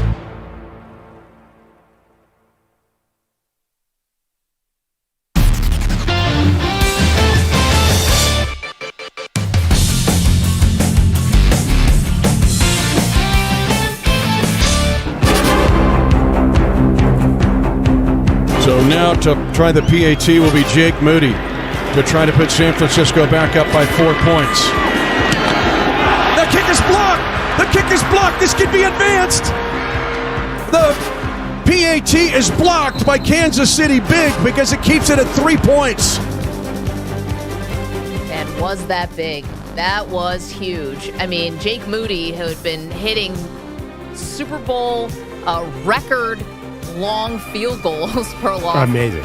Misses a PAT, and, you know, there's a lot of moments that this game came down to last night. The Chiefs win in overtime in Super Bowl 58, but there's no doubt that the Moody missed PAT really was massive because instead of that 4-point lead, it was only a field goal for the Chiefs to tie it up, and then it became a tie game in the fourth quarter, and now it's anybody's ball game. Yeah, it was kind of interesting. We talked about that last week. Remember, we had Nick Costas on and Ken Barkley. The Jake Moody versus Harrison Butker matchup was a big deal. Billy Walters, too, the most famous sports gambler of all time, was bringing that up. That might have been more Billy Walters said that. And that, honestly, Moody was great. I give him full credit for hitting those 2 long bombs under a lot of pressure. But that was the difference in the game. And also the muff punt. Yep. I was good. Was it was McLeod was back there, right? And it was Luter. They hit off of Luter, and then McLeod did not want anyone to touch it. He was saying stay away, but then he saw that it hit the heel of his teammate, so then he had to try to make a play. And instead, it gets recovered by Justin Watson at the 16-yard line, and Mahomes throws a dart to MVS on the next play for a touchdown. McLeod was walking off the field, and I felt so bad for that dude. I'm like, to fumble the punt. I was so relieved that it hit somebody else's foot, because I hate when somebody has to sort of live with that all offseason. He did nothing wrong. It was just a bad luck. Yeah, I mean, honestly, this game of football comes down to an inch here, an inch there. That's why I don't think Kyle Shanahan blew it. I think they just lost the game. Oh, man. I mean, so that was Kansas City taking their first lead of the game with 2 minutes and 28 seconds left to go in the third quarter. And then, to be fair, that was the 49ers answered with a Juwan Jennings touchdown, but that's when Jake Moody missed the extra point. So now we're San Francisco's up 16-13. And then we went on from there with the Chiefs kicking a game-tying field goal 16-16. And then San Francisco taking the lead again on a field goal, 19-16 with 1:53 left. And, of course, the final drive, 3 seconds left in regulation. The Chiefs marched down the field. Kelce, a really big part of that drive with a 22-yard reception on a 3rd and 7 to keep the drive alive. They kicked to the field goal to make it 19-19. Then we went to OT. Listen, I think Shanahan is – I think he's going to kick himself. He would anyway. All right, this is a guy who you get the sense really wears it and really wears the pressure, and you can understand why. I think ultimately he's too good to never win a Super Bowl, but you have multiple double-digit leads, whether he was an assistant with the Falcons, whether it was against the Chiefs the first time 4 years ago, and now this. I mean, I know you're gonna still believe in yourself and your game plan, but how does the doubt not creep in when you had the Chiefs? I mean, you really did. No, you didn't. Then they turned the tables on you. When did you have them? You had them in the first half. No, not really. You needed a trick play to get into the end zone. But it worked to perfection. I mean, the Eagles needed a trick play to beat Tom Brady. No one, people, that's brilliant. There's a statue of Philly special. I don't know. I never felt like the Niners had control. And the other thing, too, people are ripping Kyle Shanahan. I'm hearing 2 things. I'm hearing, one, he abandoned the run. And I'm also hearing he wasn't aggressive enough, which means he wasn't passing enough. So maybe he found the perfect balance because he's getting insulted both ways. I'm not sure. Do you kill Jerry Sloan and the Utah Jazz because they lost to Jordan? I'm not sure you kill Kyle Shanahan. I think they were favorites in this game. Favorites by 2 points. Okay, but I'm saying they were favorites for a reason. And was it the whole body of work? Like, you and I will disagree on this. You kind of thought the 49ers were just sort of happy to be here or lucky to be here. I never said that. I thought you said this wasn't as talent. We went through the rosters last week. Right. How talented not they were. Not happy to be here, but I do. Yeah, I definitely think the Chiefs were a better team. And I think the Niners had escaped through this playoff. 2 amazing comeback wins. It wasn't like they were a team of destiny. They were definitely a little bit lucky to be here. That's kind of what I meant. Not happy to be here, but yeah, like they shouldn't have been here. The Detroit Lions should have been representing the NFC.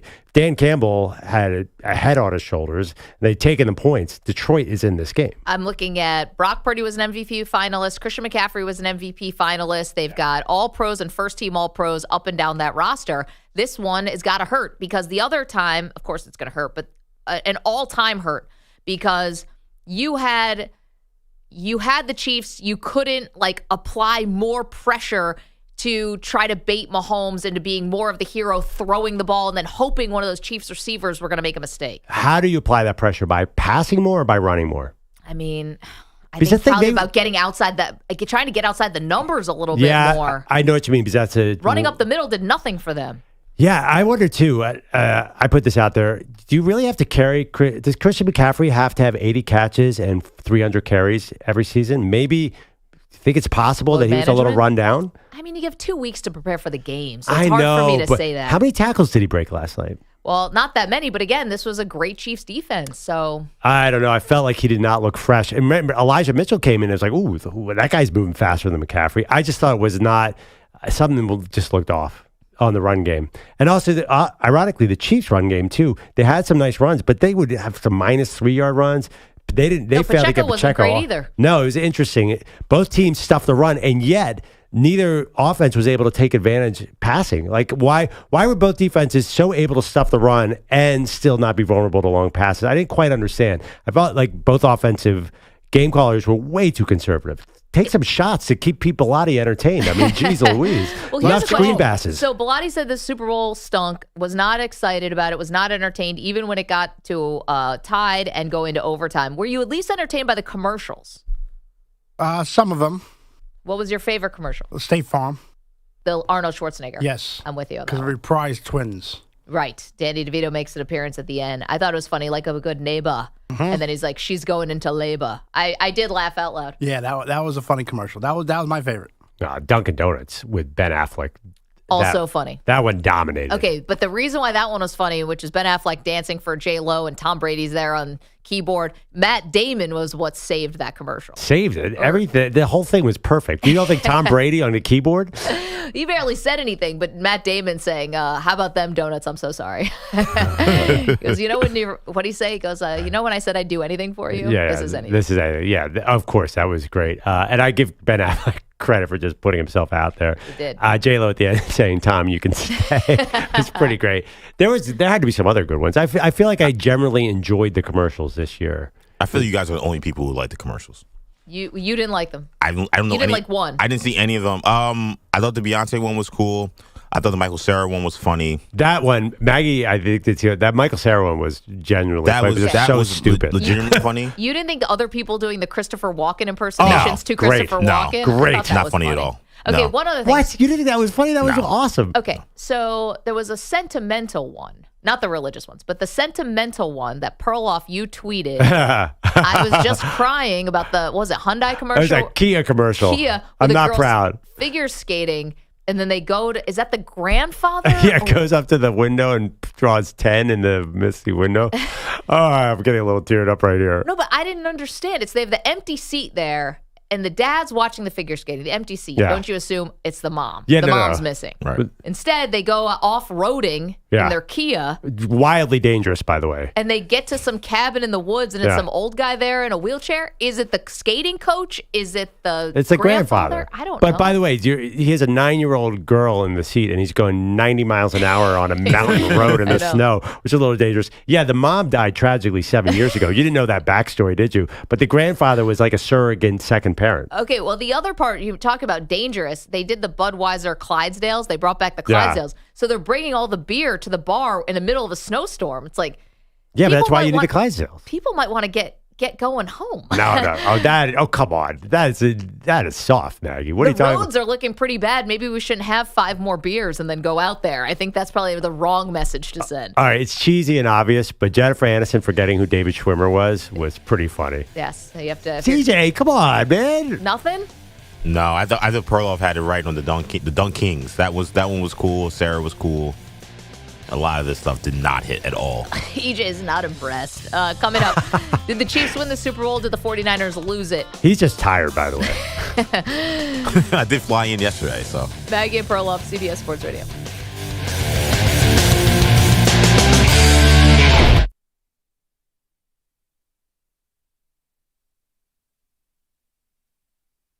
You're in a 5-minute break.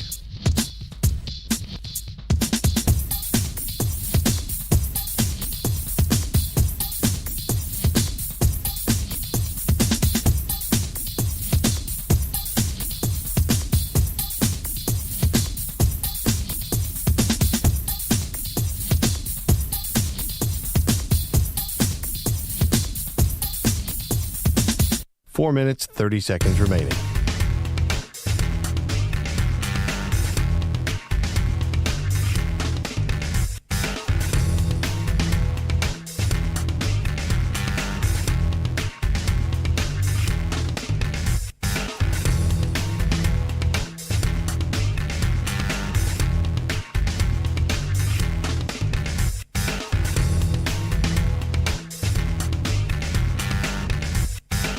Four minutes remaining.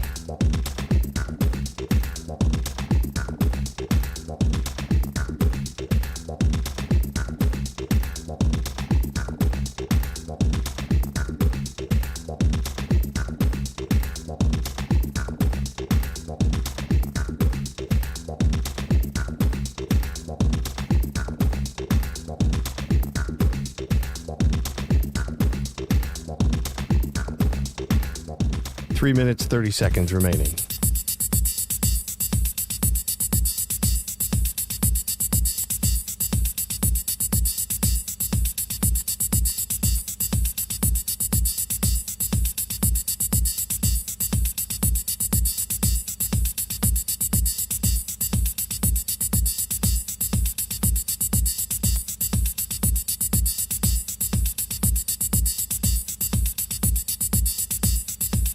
Three minutes remaining.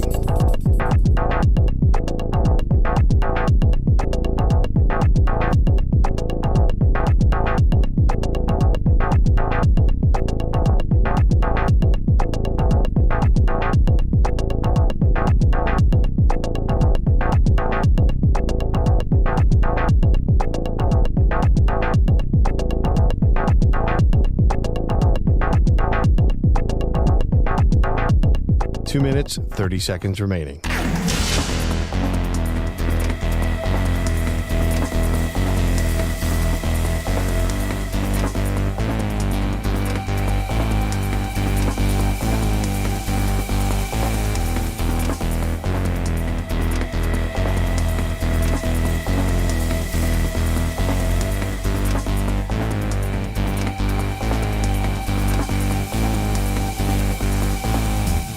Two minutes remaining.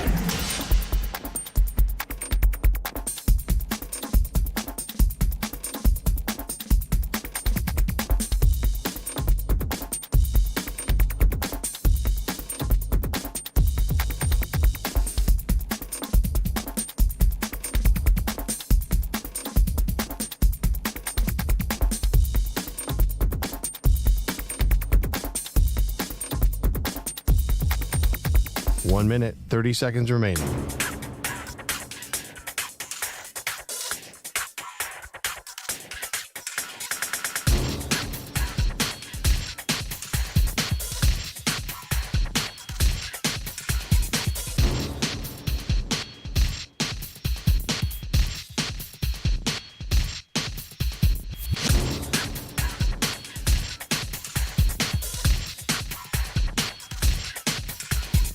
One minute remaining.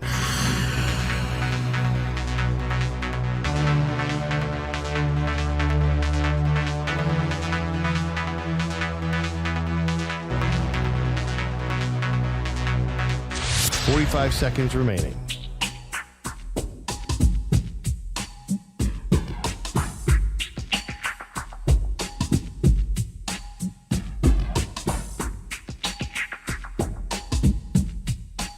Seconds remaining.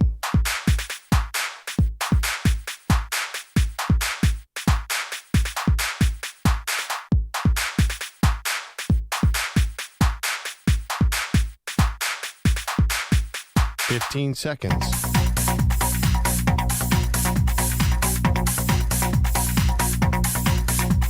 Break ends in 5 seconds.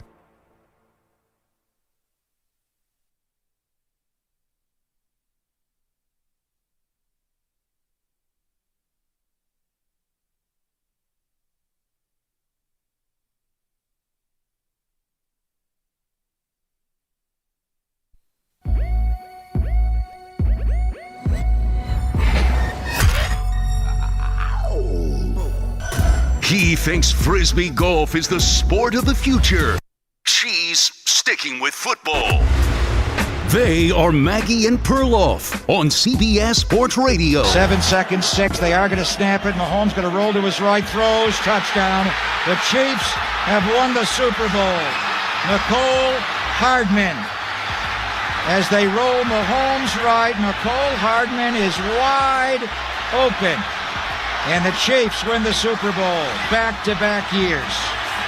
Another heartbreaking loss for Kyle Shanahan. Dang it! The whole family of Kansas City and Chiefs Kingdom is special. Brittany's a great wife with 2 great kids. I can't ask for anything better than this, man. We're Super Bowl champs, Kansas City. I'll see y'all at the parade. Let's do it, baby. And the Chiefs are the dynasty of the moment. Hey, welcome to the show, Maggie Gray, Andrew Perloff. You heard 49ers radio there on the call. The agony of defeat first, the ecstasy of the win second. And dang it, it's probably something Kyle Shanahan's going to be saying to himself for a long time. By the way, Patrick Mahomes has 6 months of hardcore parenting ahead of him. Brittany does not give him a break, even right after the game. She's like, can you hold the kid? I mean, it's unbelievable. That's why he's got the dad bod. He's like Bilotti. He's working overtime, 2 jobs with young kids. Uh-huh. And I think it's amazing that Patrick Mahomes can find enough time to sleep and win these games. I know. How does he do it? I mean, he's a marvel. Mahomes is magic, and they win again. And listen, this was not a great game. Well, period. For most of it, most of 3 quarters, especially for the Chiefs, though. I mean, at least the 49ers had a lead going to halftime, a slim one, 10-3. But you could see the path and the avenue for how the 49ers were going to win this game. And then the Chiefs slowly and methodically started chipping away. And it became a field goal fest for the most part. They get it to overtime. Kyle Shanahan makes the decision when they win the coin toss that he's going to take the ball first. Generally, we see this a lot with college football, who has a similar overtime now to the NFL. That's not how it's done. Usually you want your opponent to go first to know exactly what you're dealing with. And he decided to take the ball playing for the 3rd possession, he said. He thought they would score a touchdown.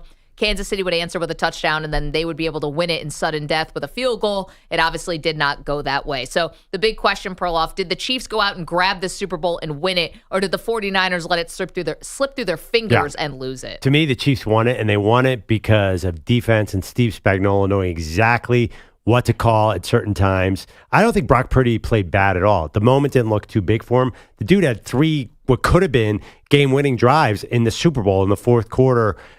There were a couple plays left on the field, but not much. Honestly, I give the Chiefs credit. The thing about the Chiefs defense is they have these 2 cornerbacks. They just make they take away everything you want to do. Yeah, and so basically there was really no Ayuk last night. There was no downfield game at all. Brock Purdy, who led the league in yards per attempt, had no chance to get the ball downfield. I don't see it as Shanahan doing anything wrong play calling, really. People are saying that he didn't run enough, that he ran too much, that he didn't pass aggressively, that he was... I don't know what's your overall... Okay. There's just too much different criticism that makes me think that Shanahan actually had the play calling right. Okay, well, 2 things. I do think the 49ers let this one slip away. I would vote on our poll at Maggie and Pearl. The 49ers lost this game, not that the Chiefs won it. And a couple reasons. First of all, the special teams gaffes. Listen, are those a little bounce here and a bounce there? you knew Jake Moody, who weirdly was nailing these 55-yarders, and for 3 hours actually held the record for the longest field goal attempt in the Super Bowl. It misses the PAT. I mean, a PAT that would have pushed the lead to 4. Right. Instead, it's 3, and that became a field goal fest where the game eventually became tied. But you're saying the Niners lost the game. They came in with a much worse special teams unit. They were the worst team in that. Like, they didn't blow everyone. First of all, their special teams could have even been worse last night because that's where the Chiefs' biggest advantage of the whole game was. So is that blowing the lead, or you're not as good as them? I'm building a case here. So that was just one tentacle on this thing. Okay. The other is the penalties, and bad and untimely penalties that stalled drives. Yeah. It wasn't like it was so lopsided that the penalties, but there were some bad and untimely ones for the 49ers. The other thing you're talking about is about Steve Spagnuolo and how he had this great game plan, the defensive coordinator for the Chiefs. Everyone and their mom knew Spagnuolo was going to bring max pressure in the 2 big moments here. We're talking about 3rd and 4 with 5.5 minutes left to go with the 49, with the game tied 16-16. 3rd and 4, McDuffie goes unblocked, and Brock Purdy's forced to throw it away. That leads to the 53-yard field goal that Moody kicked good. It's 19-16 with 1:53 left. Then the other massive moment in the game, and that's in overtime, 3rd and 4, where the Chiefs are driving, 49ers are driving. Purdy under pressure because of Chris Jones. Again, Tony Romo, to his credit, laid it out both times. This is Spagnuolo. He's not going down without bringing max pressure. If he knows it, Kyle Shanahan has to know it. Well, there were a bunch of plays where Purdy did beat that blitz. So the touchdown to Jennings, there are several plays where he made the play. I mean, he almost made the play there. Well, actually, I can't remember which one. One of them, he almost made the play. But you said the penalties. The Chiefs got more penalty yards than the Niners. It was like the Niners blew the game on penalties. It didn't, but it definitely stalled drives. Yeah, it definitely did. But that's what happens in an NFL game. I think this is just a close game where it comes down to a few special teams plays and penalties. So in that sense, to me, it wasn't a blown game. That's just a football game. You have to be nearly perfect to beat the Chiefs. And This isn't even like an all-time great Chiefs team. It's a all-time great offense, put it that way. It is a great defense, but you know that everything essentially is going to have to go perfectly for you. Right, so that doesn't mean, if saying you weren't perfect doesn't mean you blew the game. Well, how are you going to beat these guys? How are you going to beat them? Having a 28-3 lead and losing, that's blowing a game. Sure. Losing a game where you had to be absolutely perfect and you were 80% of perfect, to me, is not blowing a game. I agree with you. You do have to be close to perfect, but I'm not going to kill them because you're saying the Chiefs are so good you have to be perfect against them. You lost to a great team. So in that sense, I'm not killing Shanahan, much like Andy Reid lost to the Patriots, and when he was in his first Super Bowl with the Eagles. It happens. I don't look at this and say Shanahan choked it anyway. Okay, but it's now happened to Shanahan. This isn't just a one-off, just like it was with Andy Reid getting to all those straight NFC championship games in the Super Bowl and never be able to win until he got Mahomes. Now Kyle Shanahan is facing the same thing because it's not just, did you lose? You had leads and lost. So, I know it wasn't as big as Super Bowl 54 when you have a lead with about 10 minutes left to go in the fourth quarter, but you still did have a lead. Like, you are going to let the Chiefs hang around when you actually did have momentum in the first half, and I think you're going to be lamenting that. Well, also, you were trailing to Patrick Mahomes in the fourth quarter. I mean, you're down 13-10. That's another thing. It's not blowing lead. They were behind in the fourth quarter. So it's just a different game flow than some of the other Kyle Shanahan blown leads, the Rams game, in the NFC title game, the first Chiefs Super Bowl. So I can't put it on Shanahan like I would in those games. But I think I would reject a little bit the notion that, well, they just didn't play perfect and therefore you can't hold them to that because they were very imperfect. They were up 10-0. Like, I think that it's unfair to say, well... And nothing because the Chiefs fumbled at this 9-yard line. They fumbled. Go ahead. Yeah. So McCaffrey fumbled on what should have been a Opening touchdown drive. They could have been up 17-0. So I think it's a little unfair to say, well, they were just imperfect, so you can't really fault Kyle Shanahan and the Niners. No, they were imperfect and they were still winning. 10-0 down for the first quarter of Patrick Mahomes, that is hardly an insurmountable lead. But they could have been up 17-0 is what I'm trying to tell you. Yeah. They fumbled on the first drive. I'm just saying there was a stat, by the way, when Patrick Mahomes is trailing by 7 in the fourth quarter. He's 8-2 or something. Saw that. Yeah, it's I don't. The 10-0 lead is nothing like 28-3. Or I don't see this as a blown game. I see this as an incredibly close game. So you think the 49ers feel good about themselves? No, did I say no? Of course, they're not going to feel good about it. Yeah, like, hey, guys, yeah. Basically saying that the 49ers trophy. won the game. No, whatever. I'm just talking about. This is not going to go. It's nothing like a game where you're going to be like, wow, Kyle Shanahan had the game in his hands and just gave it away. That's what people are saying. That is not what happened. You don't think the Niners feel that way? You don't think they feel like they let that one slip? They probably do because they're an NFL team and everything's like that. But no, I honestly, I think there were some problems in the second half. The Chiefs had their number in a lot of ways. And also, you got to remember, Drake Greenlaw got hurt. Debo was in and out. McCaffrey did not have a great game for him. A lot of things did not go right. McCaffrey actually did have not a terrible game here. Let's be fair to the guy. 3.6 yards per carry? No, but he also had 80 receiving yards. I mean, it's not like he was back there doing nothing. I'm just reading Peter King this morning, Football Morning in America. He is an MVP, a Super Bowl MVP voter. And he said at one point it was going to be McCaffrey. If the 49ers had won, it was going to be between Juwan Jennings and McCaffrey for how McCaffrey sort of made up for and kind of redeemed himself throughout the game. He also thought Nick Bosa would have been in play. Do you know why it was 3rd and 4 on that key play? Because McCaffrey got stuffed for 0 yards the run before. And that happened multiple times. And I'm not blaming McCaffrey necessarily because there wasn't a lot of space. But I don't remember a lot of McCaffrey broken tackles. And the other thing is the fact that he had 8 catches for 80 yards. That's not good because the wide receivers didn't do anything the entire game. So they blew the game, and yet their leading receiver was Brandon Ayuk, 3 catches for 49 yards. Where was that explosive Niners offense we saw all season? Well, to be fair, Trent McDuffie was awesome. You know, he was great in this game. He broke up what would have been a touchdown to Deebo Samuel. Right, that's what I mean. They went against a great defense with great cornerbacks and an unstoppable force on the defensive line. Okay, but we all said that the 49ers had way more weapons coming into this game, and that bore out. They still did. They just couldn't.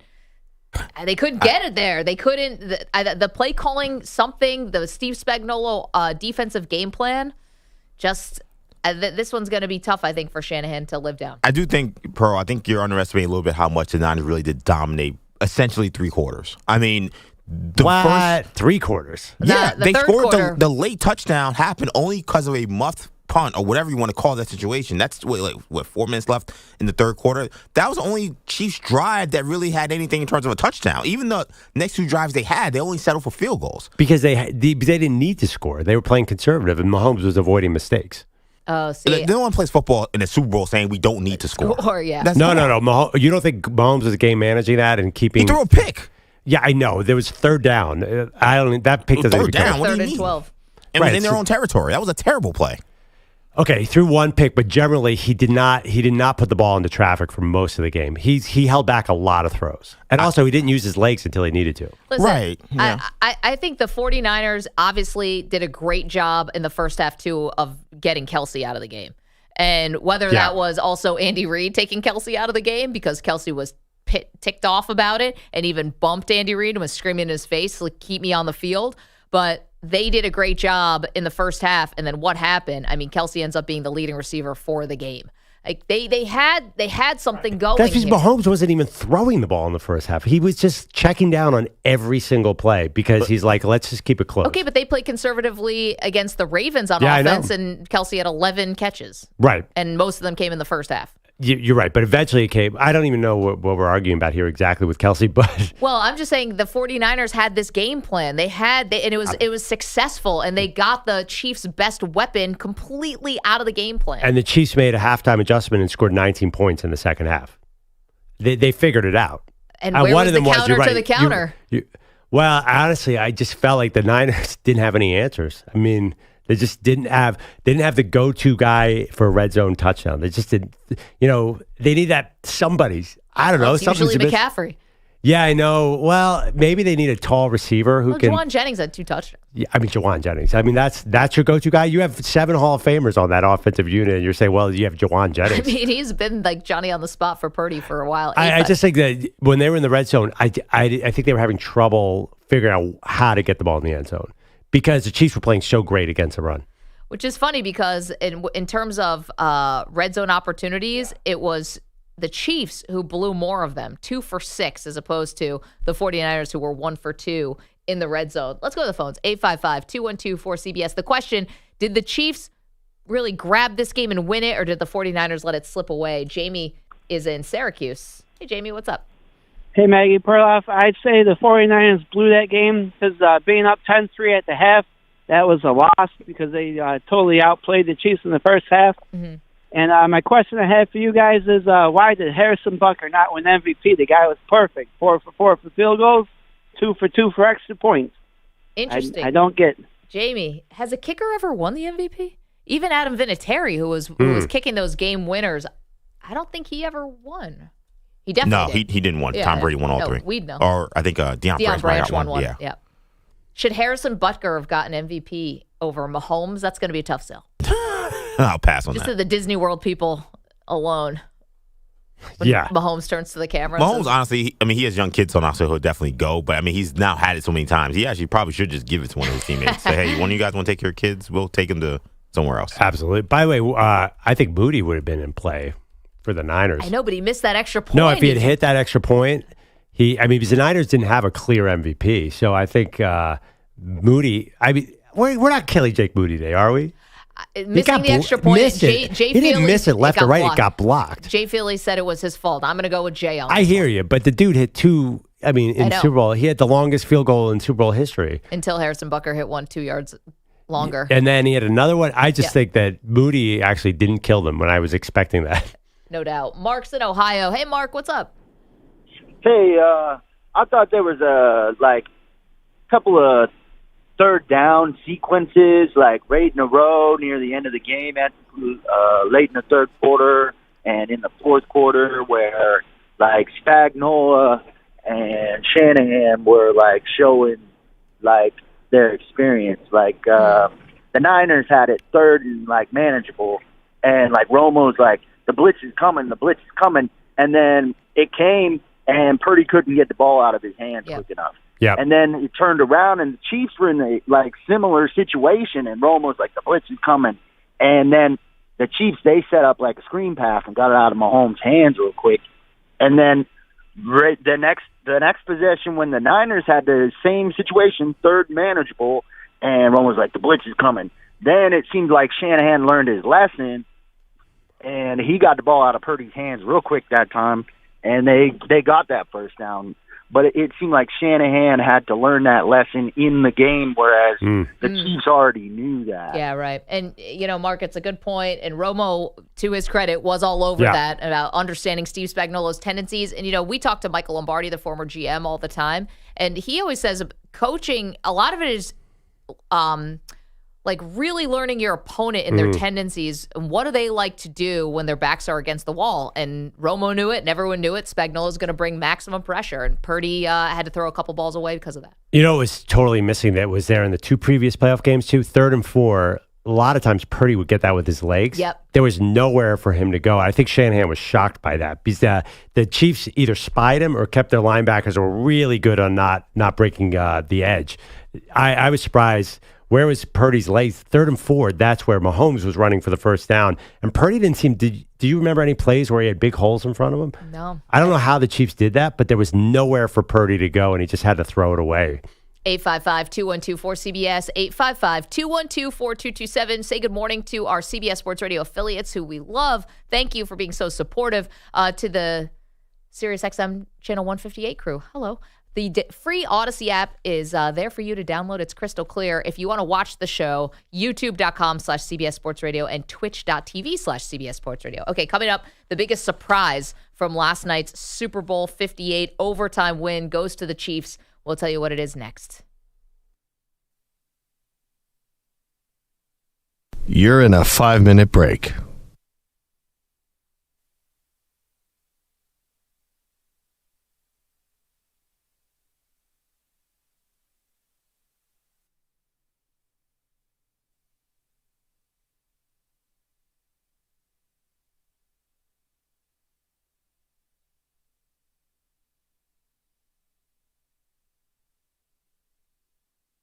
Four minutes, 30 seconds remaining.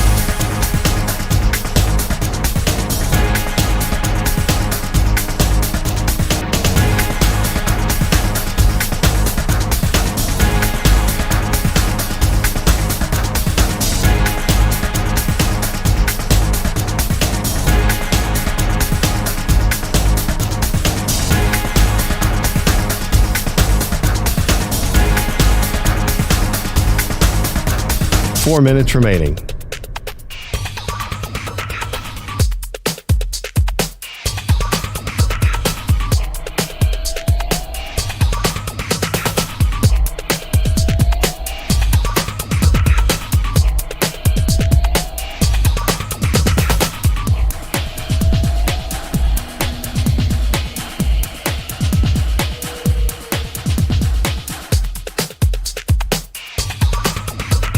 Three minutes, 30 seconds remaining.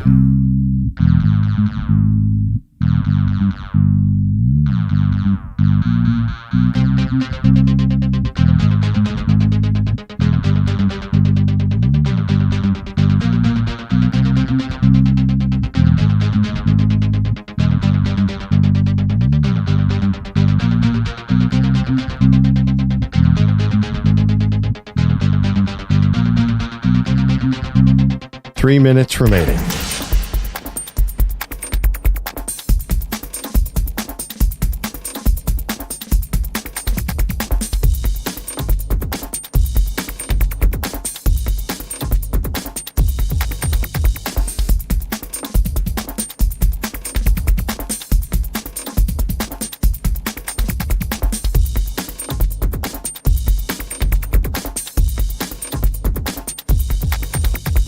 Two minutes, 30 seconds remaining.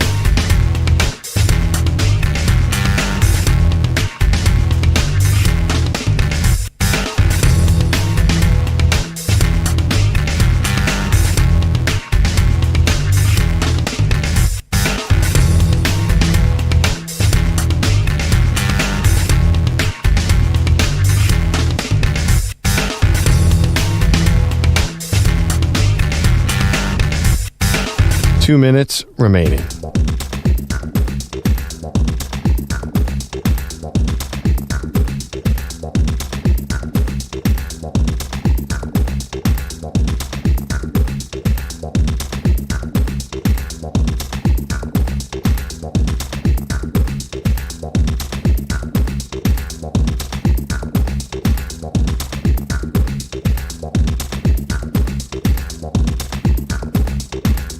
1 minute, 30 seconds remaining.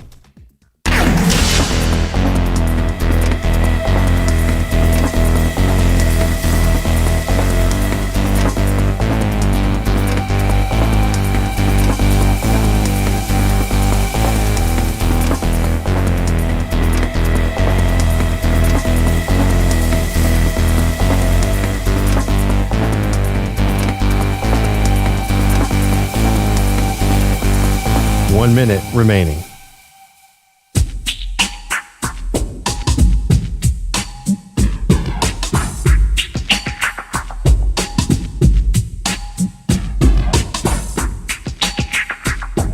.45 seconds remaining.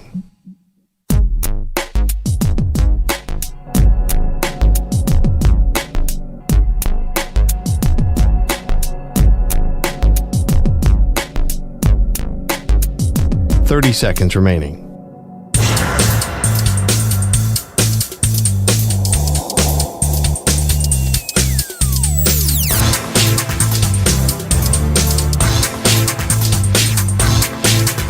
.15 seconds.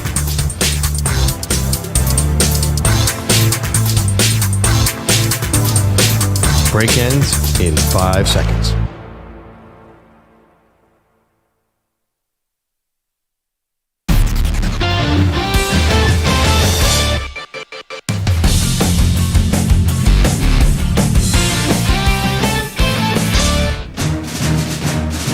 Mahomes, crosser, Kelce, 30-yard line, 25. Kelce at the 20, 15, and out of bounds at the San Francisco 10-yard line. A 23-yard pickup with 9 seconds to go in the game.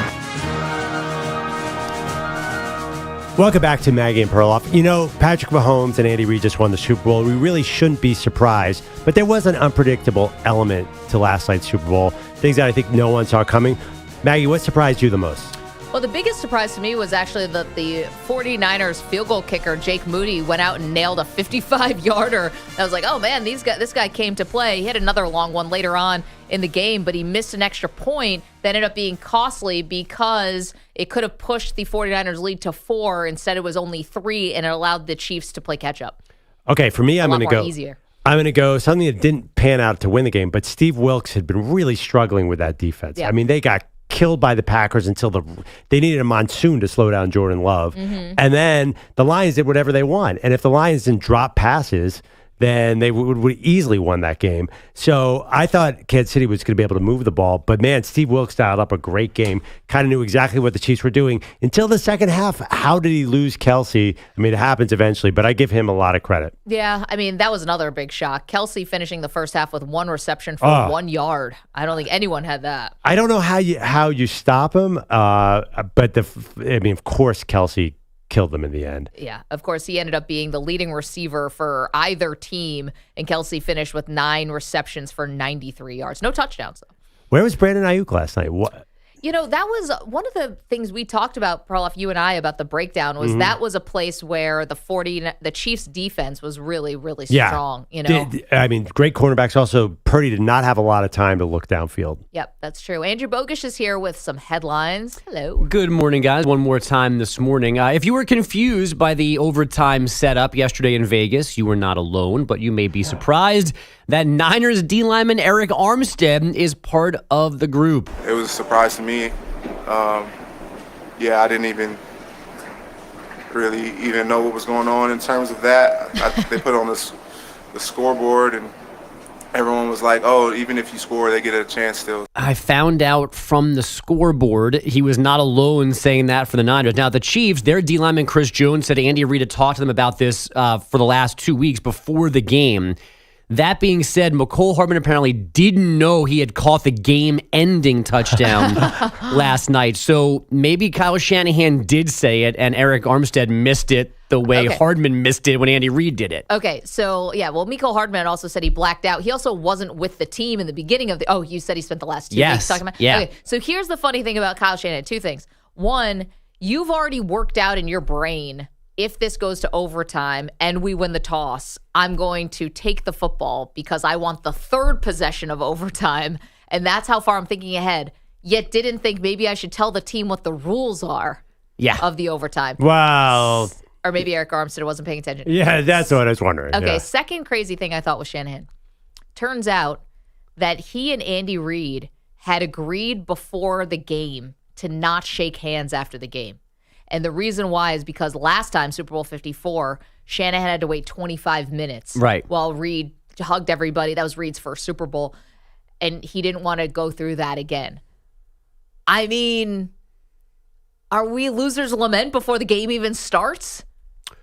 I'd have to go back because Andy Reid was immediately ushered towards, said no to a CBS interview and was taken immediately into the roped off area. Yeah. So, logistically, it makes a little bit of sense. No, but it does. But why is Kyle Shanahan thinking about that? Because Kyle Shanahan remembers staying on the field for 25 minutes. But why is it even in your brain that you might lose again? I don't know. Well, you do have to do the Disney deal. You have to do a lot of the post-game stuff before the game, but you can't just all of a sudden sign a deal with Disney right before. No, I get that, but first of all, the coach isn't going to Disney World. That's going to be the players. Right. But I just can't believe that Kyle Shanahan had that in his head. I don't want to be out here again waiting for you to hug everybody.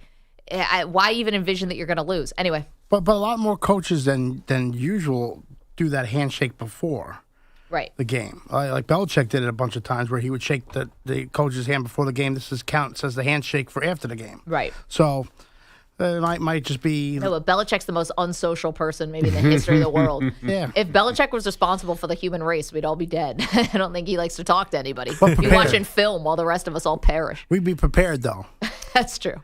So already this morning, we have heard the Chiefs version and the Niners version of the game-ending touchdown last night. Here's how it sounded on that beloved Nickelodeon broadcast. Kansas City rings back-to-back Super Bowls. It's Mecole Hardman.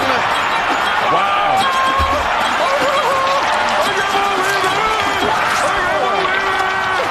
They did it again. Is that what a panic attack sounds like? Great.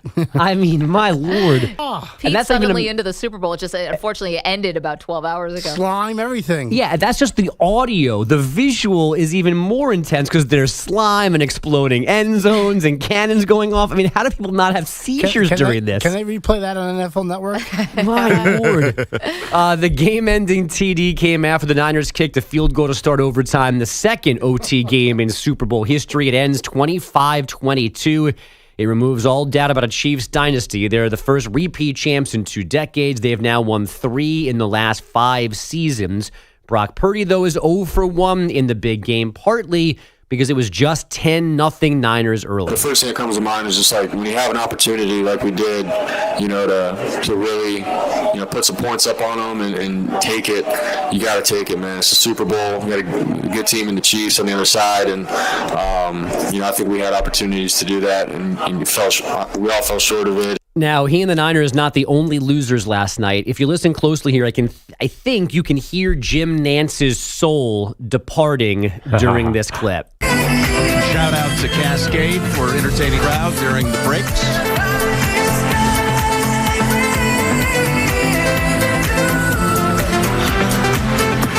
Doing his thing. Doing his thing. Shout out to Cascade. Hello, friends. He really deserves a day. I mean, does he even know who or what Cascade is that he's shouting out coming back from break? I just happened to notice in the pregame, James Brown had to do Cascade too. He said, "There's Cascade on the 1s and 2s." I was like, well, and the only other so nerd much for your Pulitzer. And it takes a lot to be nerdier than Nance, but JB might be nerdier than Nance. I mean, why? First of all, it's a football game. Why does it have to be a DJ? Did you hear Larry David go off on sporting events the other day? Yeah, he did. said basically, yeah. He said SoFi Stadium, which he's right. There was an in-house DJ for the Rams. I mean, I think there's a little too much dancing at football games right now. Who has a better shot of playing Cascade at their house? Is it Nance or James Brown? I think it's JB. Do you think that Nance wanted to reach over on Romo when he started singing going into break? I think he welcomed that over Cascade shout-outs. I got to be honest. Cascade struck me as just like a normal-looking middle-aged guy on the 1s and 2s. I was like, this is like, is he a hot EJ? You know this world. Is he a hot DJ? Actually, I'd never heard of Cascade before this. You know he was a last-minute replacement. Oh, really? It was supposed to be Tiesto, right? That is someone we actually have Tiesto. heard of. I believe it's supposed to be Tiesto. The best all-time of an announcer, clearly not knowing who the musical artist was and having to say it was a random Knicks game a long time ago where Marv Albert is still calling the game, and they just put the camera on this one guy, and it's silent, silent, silent. And all of a sudden Marv goes, "And there's Chingy." Someone got in his ear. It was awesome. That's definitely a 2002 moment for sure for Marv. It was so good. I mean, Back to you. Had I been working and somebody flashed her on the screen with H period, E period, R period, I would have not known how to read that. That was an error. I got nothing. There's periods there. I didn't even know who she was when she came out last night. I was wrong on Jermaine Dupri.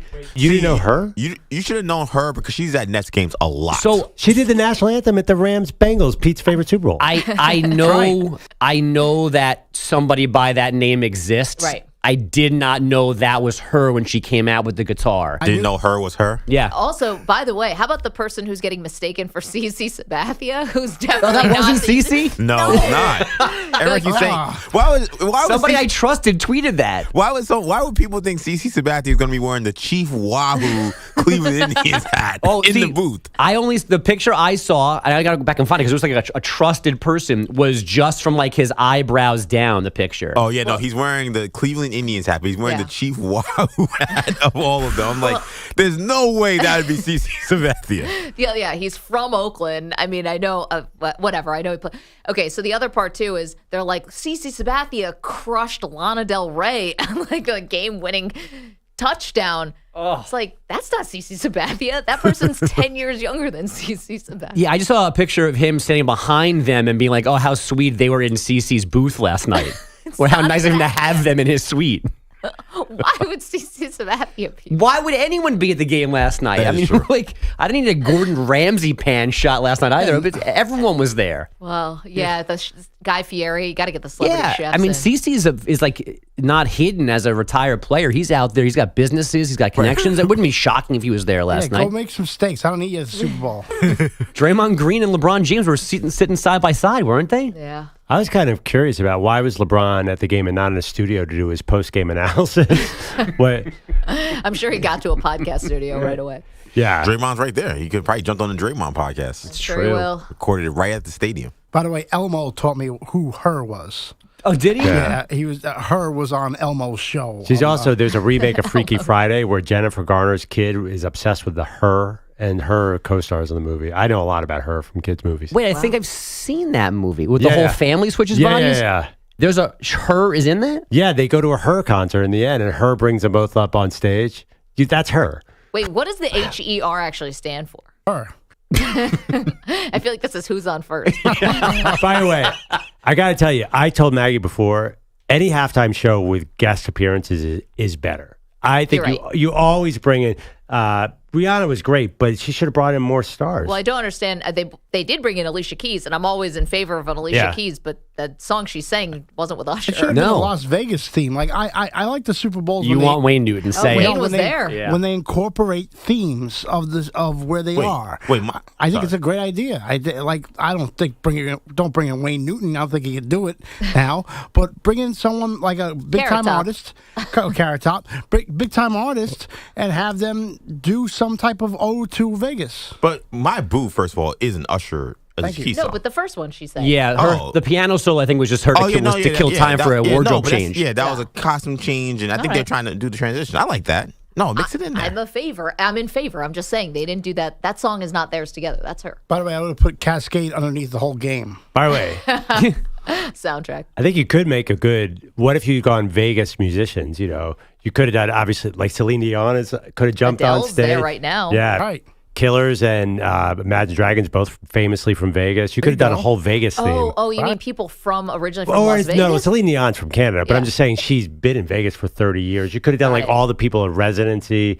Wu-Tang, I guess, is there. U2's there. I was there. For the U2's obviously 100 yards away. They could have come up there. Well, I thought about Adele. I'm like, how could she not have a place here when she's in Vegas right now doing the residency? I'm thinking she probably had a show. Oh, maybe. Right. But by the way, anything you say about when Usher got out there on skates, like he earned the right to be up there. That was incredible. Was awesome. I mean, to me, Lady Gaga coming down from the top was still hard to beat. But I thought Usher was. I don't know. Even if you don't know Usher, I thought that was incredibly impressive. Anybody could have wires attached to them and slowly brought down from the ceiling. He was straight roller skating on quads. Amazing. In 2024. Out of nowhere. And looking into the camera, too. Yeah. Right, yeah. He's like playing to the camera while he's singing and roller skating. I gasped when he came out on roller skates. He was so unbelievable. Big debate in my household. Who's a better dancer, Usher or Justin Timberlake? Usher. I don't think I agree, but I think it's close. Yeah, I think it's closer than I didn't mean that to sound like, because I thought about it. So that you guys didn't hear the pause. You didn't hear the pause in here because my mic was off. No, I think Usher, but Timberlake's solid. And also, Usher's a little older. He still can move. I'll give him that. Yes. Usher looks exactly the same as when he dropped his first album. I can't tell. Pete Bellotti does not seem impressed by all this. I don't know. Pete Bellotti wants him to do the Charleston. No, any big band. He wants Hall & Oates to be rocking My Kiss is on your list. That wouldn't be bad. I liked Gaga. Gaga was one of my favorites. Prince, and of course the mainstay for me was Michael Jackson when he did his stuff. Yeah, that was a great one. That was the first one. What year was technically. that? It was 93. I think that was the first Bills loss to the Cowboys. Right. Yeah. Mars was good. You know, I was reading something that they did that. You guys probably know. I was barely alive. They did that halftime because, the year before, In Living Color did a halftime special that got 40 million viewers. Oh, and they were really? They're like, how we can't have people leaving the NFL game to go see In Living Color. What do we do? So they gave Michael Jackson all the money in the world to come and do halftime performances. And ever since then, we've been having these big halftime performances. Before they do like marching bands. Like, it was crazy. Who is the big star that hasn't done it yet? Obviously Taylor Swift, but that's a little complicated because of contract stuff. Is there somebody who we have to see out there? I mean, from a hip hop standpoint, I mean, we haven't had Jay-Z, and he's booking these concerts. That's so funny. It feels like it's his show. Yeah, you know? I doubt he booked himself unless he's Triple H. Or a wrestling joke. We get it now. Jay-Z, yeah, that's a good one. I still don't. I'm fine with that. You had to be there. That's fine. Yeah. I wasn't. I know. Sorry, Pete. Sorry. We're out of like rock. Like you mentioned U2. Like we're out of rock bands to do it, right? Green Day hasn't done it, right? Shout out to Green Day. I don't think so, but they're a little older now. I mean, Yeah. They'd be good though. I mean, the Killers sell a lot of tickets on their tours, and they're from Vegas, and they didn't even get a sniff. I don't think. Stones did it. U2 did it. Springsteen's done it, right? Yep. But like that's kind of it. Billie Eilish, Olivia Rodrigo, somebody like that. Somebody who's 19. That would be good. Was Billie Eilish? Yeah, I saw a rerun of her on Saturday Night Live. She was pretty good. But does she have enough like upbeat, fun songs? You need to combo it. Who said Miley Cyrus before? I did. Good one. Yeah. Good. That's a good one. Carly Rae Jepsen actually could be good too, but she's not famous enough. Drake hasn't done it. Drake hasn't done it. Big Oh, artist. there's one. Why has Drake not done it? It's a good question. Drake doesn't dance though. Neither does Jay-Z. Yeah, Drake doesn't dance, but he can sing, so that'll help him a lot. Because if And he there's also could bring a ton of friends. He could bring Lil Wayne out. He could bring he ain't bring Rihanna out, but he could definitely bring Nicki Minaj out. Probably like this. That could be a good show. It'd be tough for him with two Super Bowl teams. Which bandwagon to jump on for Drake? that might be a problem. That's why neither team wants him there. No, someone said that. You know, Pat Mahomes is the true GOAT because he withstood the Drake curse. Drake put $1 million in crypto on the Chiefs and said on his Instagram, you can't bet against the Swifties. And people thought, oh no, this is over for the Chiefs now. Definitely 49ers. And the Chiefs still won. So the fact that Mahomes beat the Drake curse tells you all you know about how great Pat is. Honestly, that should be the headline over even the rings. He broke the curse and then he won 3 rings. Drake's going on tour, I think, this summer. My daughter is killing me for tickets, and they're going to be so expensive. He's on tour right now with J. Cole, and I was actually going to try to go to the Kansas City show, but like tickets are super expensive, and I can't take another flight out there. You got to call in every favor you know, Perloff. Oh, I know. I got lucky. One daughter got to go to Taylor Swift. But, the Dr. Rock Positano gets me front row of the Knicks. I don't know if he could get me Drake. Also, you should bang up another ankle just so that Rock has to see it twice Dr. a Rock's week. going to Drake either. I also love that he gets a full reference every time. Yeah. He's By the way, always Dr. Rock Positano. You're lucky you don't drop his phone number. Like, is his last name Rock Positano? Like, I don't even know if his first name, last name, name is Rock. super long last name. Bogus. But it's a full reference always. Boomer and Tiki talk about him 20 times more than me. So. I don't listen to either one of their shows. He's a big sports foot doctor. By the way, He's the LeBron James. Of my highlight of Super Bowl week is Pro Football Dr. David Chow. Yeah. Who I got clowned because I said I was excited to meet him. I have an elbow problem. I have an elbow problem. In the hallway of Media Row, gave me a 10-minute exam and explained exactly what I have to do. Charge your insurance? And his wife was with him, and I said, excuse me, Doc, my elbow, something's wrong with it. I kind of hurt it. And he just dropped everything and gave me a full diagnosis. And he's a new friend of the show, except he's in San Diego, so I don't know if he's going to be able to come on a lot. It's a little early. He said he keeps early hours, though. It's really early. I know. We just lived it. I know. It's very early. Let me quickly, if I can, tell you, Charlotte Hornets president of basketball operations, Mitch Kupchak's expected now to step down, become an advisor to the organization. This allows new ownership to hire their own person to oversee the front office. And Caitlin Clark scored 31 yesterday, but 0 in the fourth quarter. Her second-ranked Iowa Hawkeyes losing at Nebraska 82-79. She now needs 8 points to become the all-time women's D1 scoring leader. That should happen Thursday night in a home game. Now I'm done. Andrew Bogusch, thank you so much. Coming up, who is the biggest threat to another Chiefs title? We'll answer that question next. Maggie and Perloff, CBS Sports Radio. You're in a 5-minute break.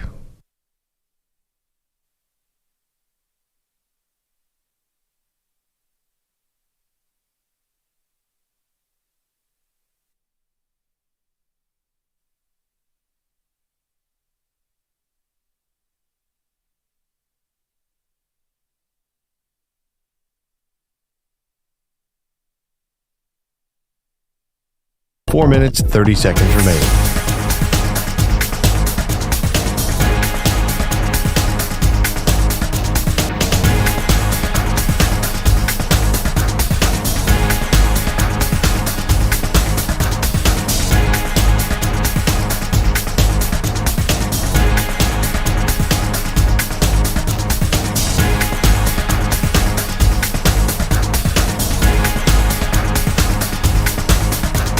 4 minutes remaining.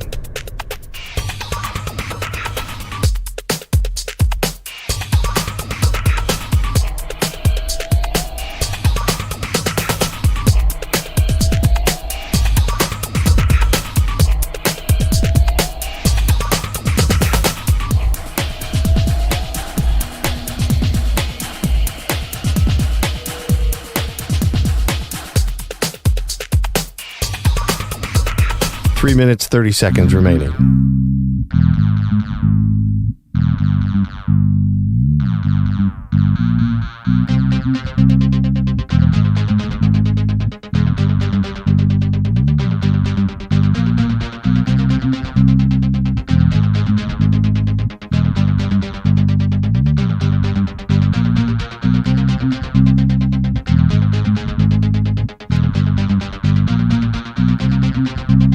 Three minutes remaining.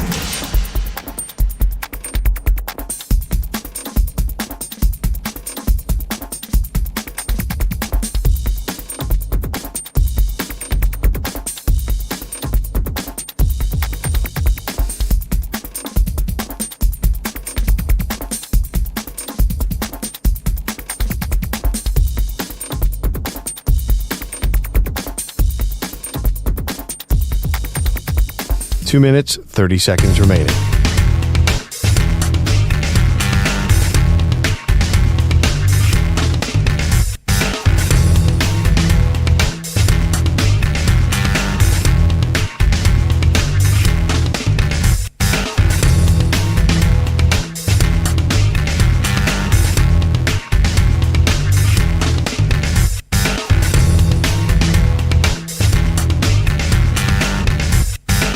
Two minutes remaining.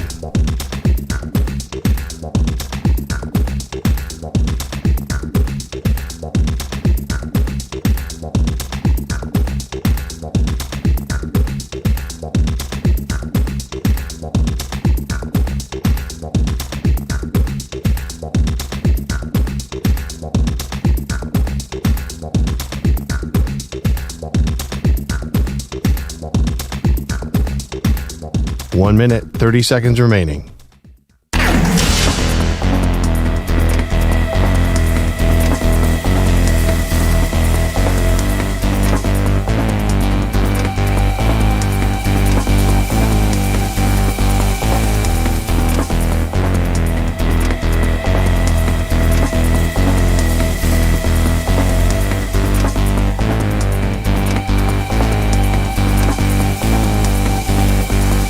One minute remaining.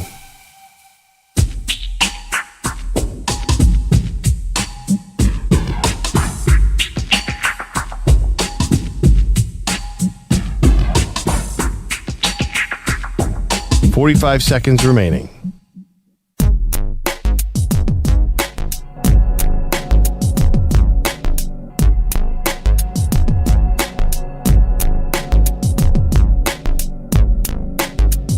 $30 seconds remaining.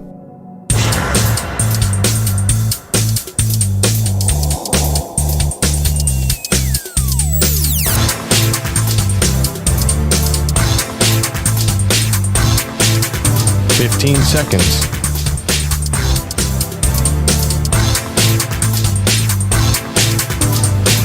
Break ends in 5 seconds.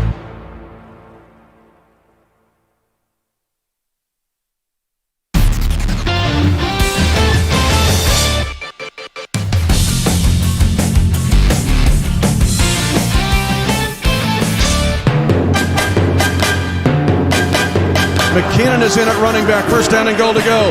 Play action fake. Right side throw. Touchdown! Kansas City! McCole Hardman with the catch on the right side. A 3-yard touchdown pass in overtime. Kansas City wins the game. 25-22. And the Chiefs Kingdom has started its own history class. Because for the first time in 6,944 days, there is a back-to-back Super Bowl champion. Mecole Hardman said he blacked out as he was crossing the goal line, Perloff. You could understand why. Kansas City Chiefs are your champions. So the real question, who's the biggest threat to another Chiefs title? Hold your answer. Let's go to the phones, 855-212-4CBS, where Gary is in Oregon. Good morning, Gary. How you doing? I'm good. Good morning. I'm good. I just wanted to talk about the halftime show real fast. Yeah, what'd you think? A couple things. It was a great halftime show. I was looking for a couple songs that I wish he would have played, especially there at the end when Ludacris and Lil Jon came out. But the whole roller skating thing, a lot of people shouldn't have been too shocked because Usher, he actually does a lot of roller skating videos. He posts a lot of it online. And then last but not least, great person that would be a good halftime show, Chris Brown. Yeah, Gary. I mean, the only thing about Chris Brown, you're getting into some bad history there. I don't think the NFL, considering the issues they've had with domestic violence, I don't know if they do that. I didn't know about the roller skating. I didn't know Usher was a big roller skating guy. But honestly, if you have that kind of talent, you got to flaunt it because it's an unbelievable skill. Oh, yeah, definitely. How long do you think it would take us to get that good at roller skating? 7 years. Question, I saw a pregame interview with Nate Burleson, who's not particularly tall. Usher's tiny. I think when you're tiny, you can move like that. Most people in entertainment are small. I think if you're 6'3", it's hard to get out there on roller skates and kill it like that. Well, by the way, earlier we asked about what HER's acronym is, what it stands for. Having everything revealed. Not what I would have expected. Okay. There you go. Okay, who is standing in the Chiefs' way? Who would be the biggest threat to another Chiefs title? Well, first of all, the Chiefs themselves are a threat because they stayed remarkably healthy this year. And that doesn't always happen. The other thing, they got lucky on timing. If Steve Spagnuolo had put on this run any other time, he'd be a head coach right now. So he sticks around for one more year, then he's gone. So I'm going to say the Ravens are chomping at the bit. I don't know if I never say that right, and I don't know what it means. Mm-hmm. They cannot wait to get back in the arena with the Chiefs. I think the Ravens get back to that game and establish the run game, so they're my number one team, although I think the Lions and the Bengals are not far off. Okay, I would say you got to give credit to the Bengals just because we have seen them get the Chiefs at least one time in Arrowhead. But is Joe Burrow, what are we doing here? I don't know. Is this somebody who's going to be like, one season on, one season off in terms of health and non-health? That remains to be seen. I think the biggest threat, and it's not going to be next year, but it's got to be Harbaugh. Yeah. Jim Harbaugh has got to be the biggest threat now to the Chiefs. And again, I don't think it's going to be next year, although doing a three-peat feels all but impossible in this day and age. But isn't it going to be Harbaugh who's going to be the one to throw a wrinkle? I mean, he was essentially hired for that. Yeah, maybe, but I feel like the Chargers have a lot of front office work to do. And Harbaugh, hasn't won a Super Bowl. No, I know, but if there was this is obviously one of the best hires. He's got such an upside. I'm infatuated with the Lions. Maybe I'm an idiot, but just to see 5 25-year-old, 25 or younger superstars and building team, and then there's the Packers. There are a lot of young teams that are coming up. I think the Texans are really interesting. I feel like we're going to see a new breed of superstar quarterback coming up really fast behind this current class. Well, here's a question. Are the 49ers a threat still to they the are Chiefs? A huge threat because they're also young. I know they have some contract situations, but I feel Purdy's in the second year. He's going to be there. They keep getting a little dinged up, too. They're a team that has trouble staying healthy because they're so physical. But, man, I wouldn't count them out at all. See, that's the thing, though. The 49ers had Christian McCaffrey healthy. And that was one of the most important things. But they didn't need McCaffrey. I mean, we saw them, dominate a Super Bowl with a title game with Raheem Mostert. They could bring in a running back. Why would they fall off? Is there any reason that they wouldn't be the best team in the NFC next year? Can we hear a little Christian McCaffrey? Cuts 18 and 19. Christian McCaffrey first talking about his fumble. First thing, I think I can't put the ball on the ground the first drive. It's going to sting. Put that on me. And then trying to move on after the fumble. You got to have a next play mentality in this league. It hurts. Obviously, mistakes like that costly and you can't do it. But in the moment, you got to get to the next play. It hurts worse now. And let's hear a little from Brock Purdy talking about how much it hurts to lose a Super Bowl. Here's Brock. Obviously, their offense is really good. Mahomes is really good, and you just don't want to give an opportunity, to go down and win the game off a touchdown. So when I wasn't able to connect with him, it hurt. And here's Brock Purdy, how he feels bad for Shanahan and the other veterans on the team. Obviously, it sucks, man. You want to win it for that kind of guy, and he's a great coach. Everybody wants to go to war with that guy. The way he handles himself and carries himself, like we want to win for him. And obviously, the older guys, the vets, Trent Williams, Eric Armstead, like all the guys that have been through it, man. You want to win for them. So, but it starts with coach, man. That's what I hurt for. And I hurt for all the other guys, our whole team. What we've been through the last year hasn't been easy. And, for it to go like that, where it's close at the end, and it's tough, and I'm still trying to wrap my mind around it. Yep. And, I think Perloff, the Kyle Shanahan, is too good of a coach probably to never win one. But, man, now another loss has got to be crushing. I mean, he's 44. He's definitely going to win one. He's a really good coach. Thank you to EJ Stewart, to Pete Pilati, to Andrew Bogusch, to Andrew Kaplan. You guys are awesome on the phones, the Weedos, the coffee drinkers, always bringing it, especially today, the day after the Super Bowl. Boy, do we have a lot of fun off-season stuff planned for you guys as well. We'll see you back here tomorrow. Be well.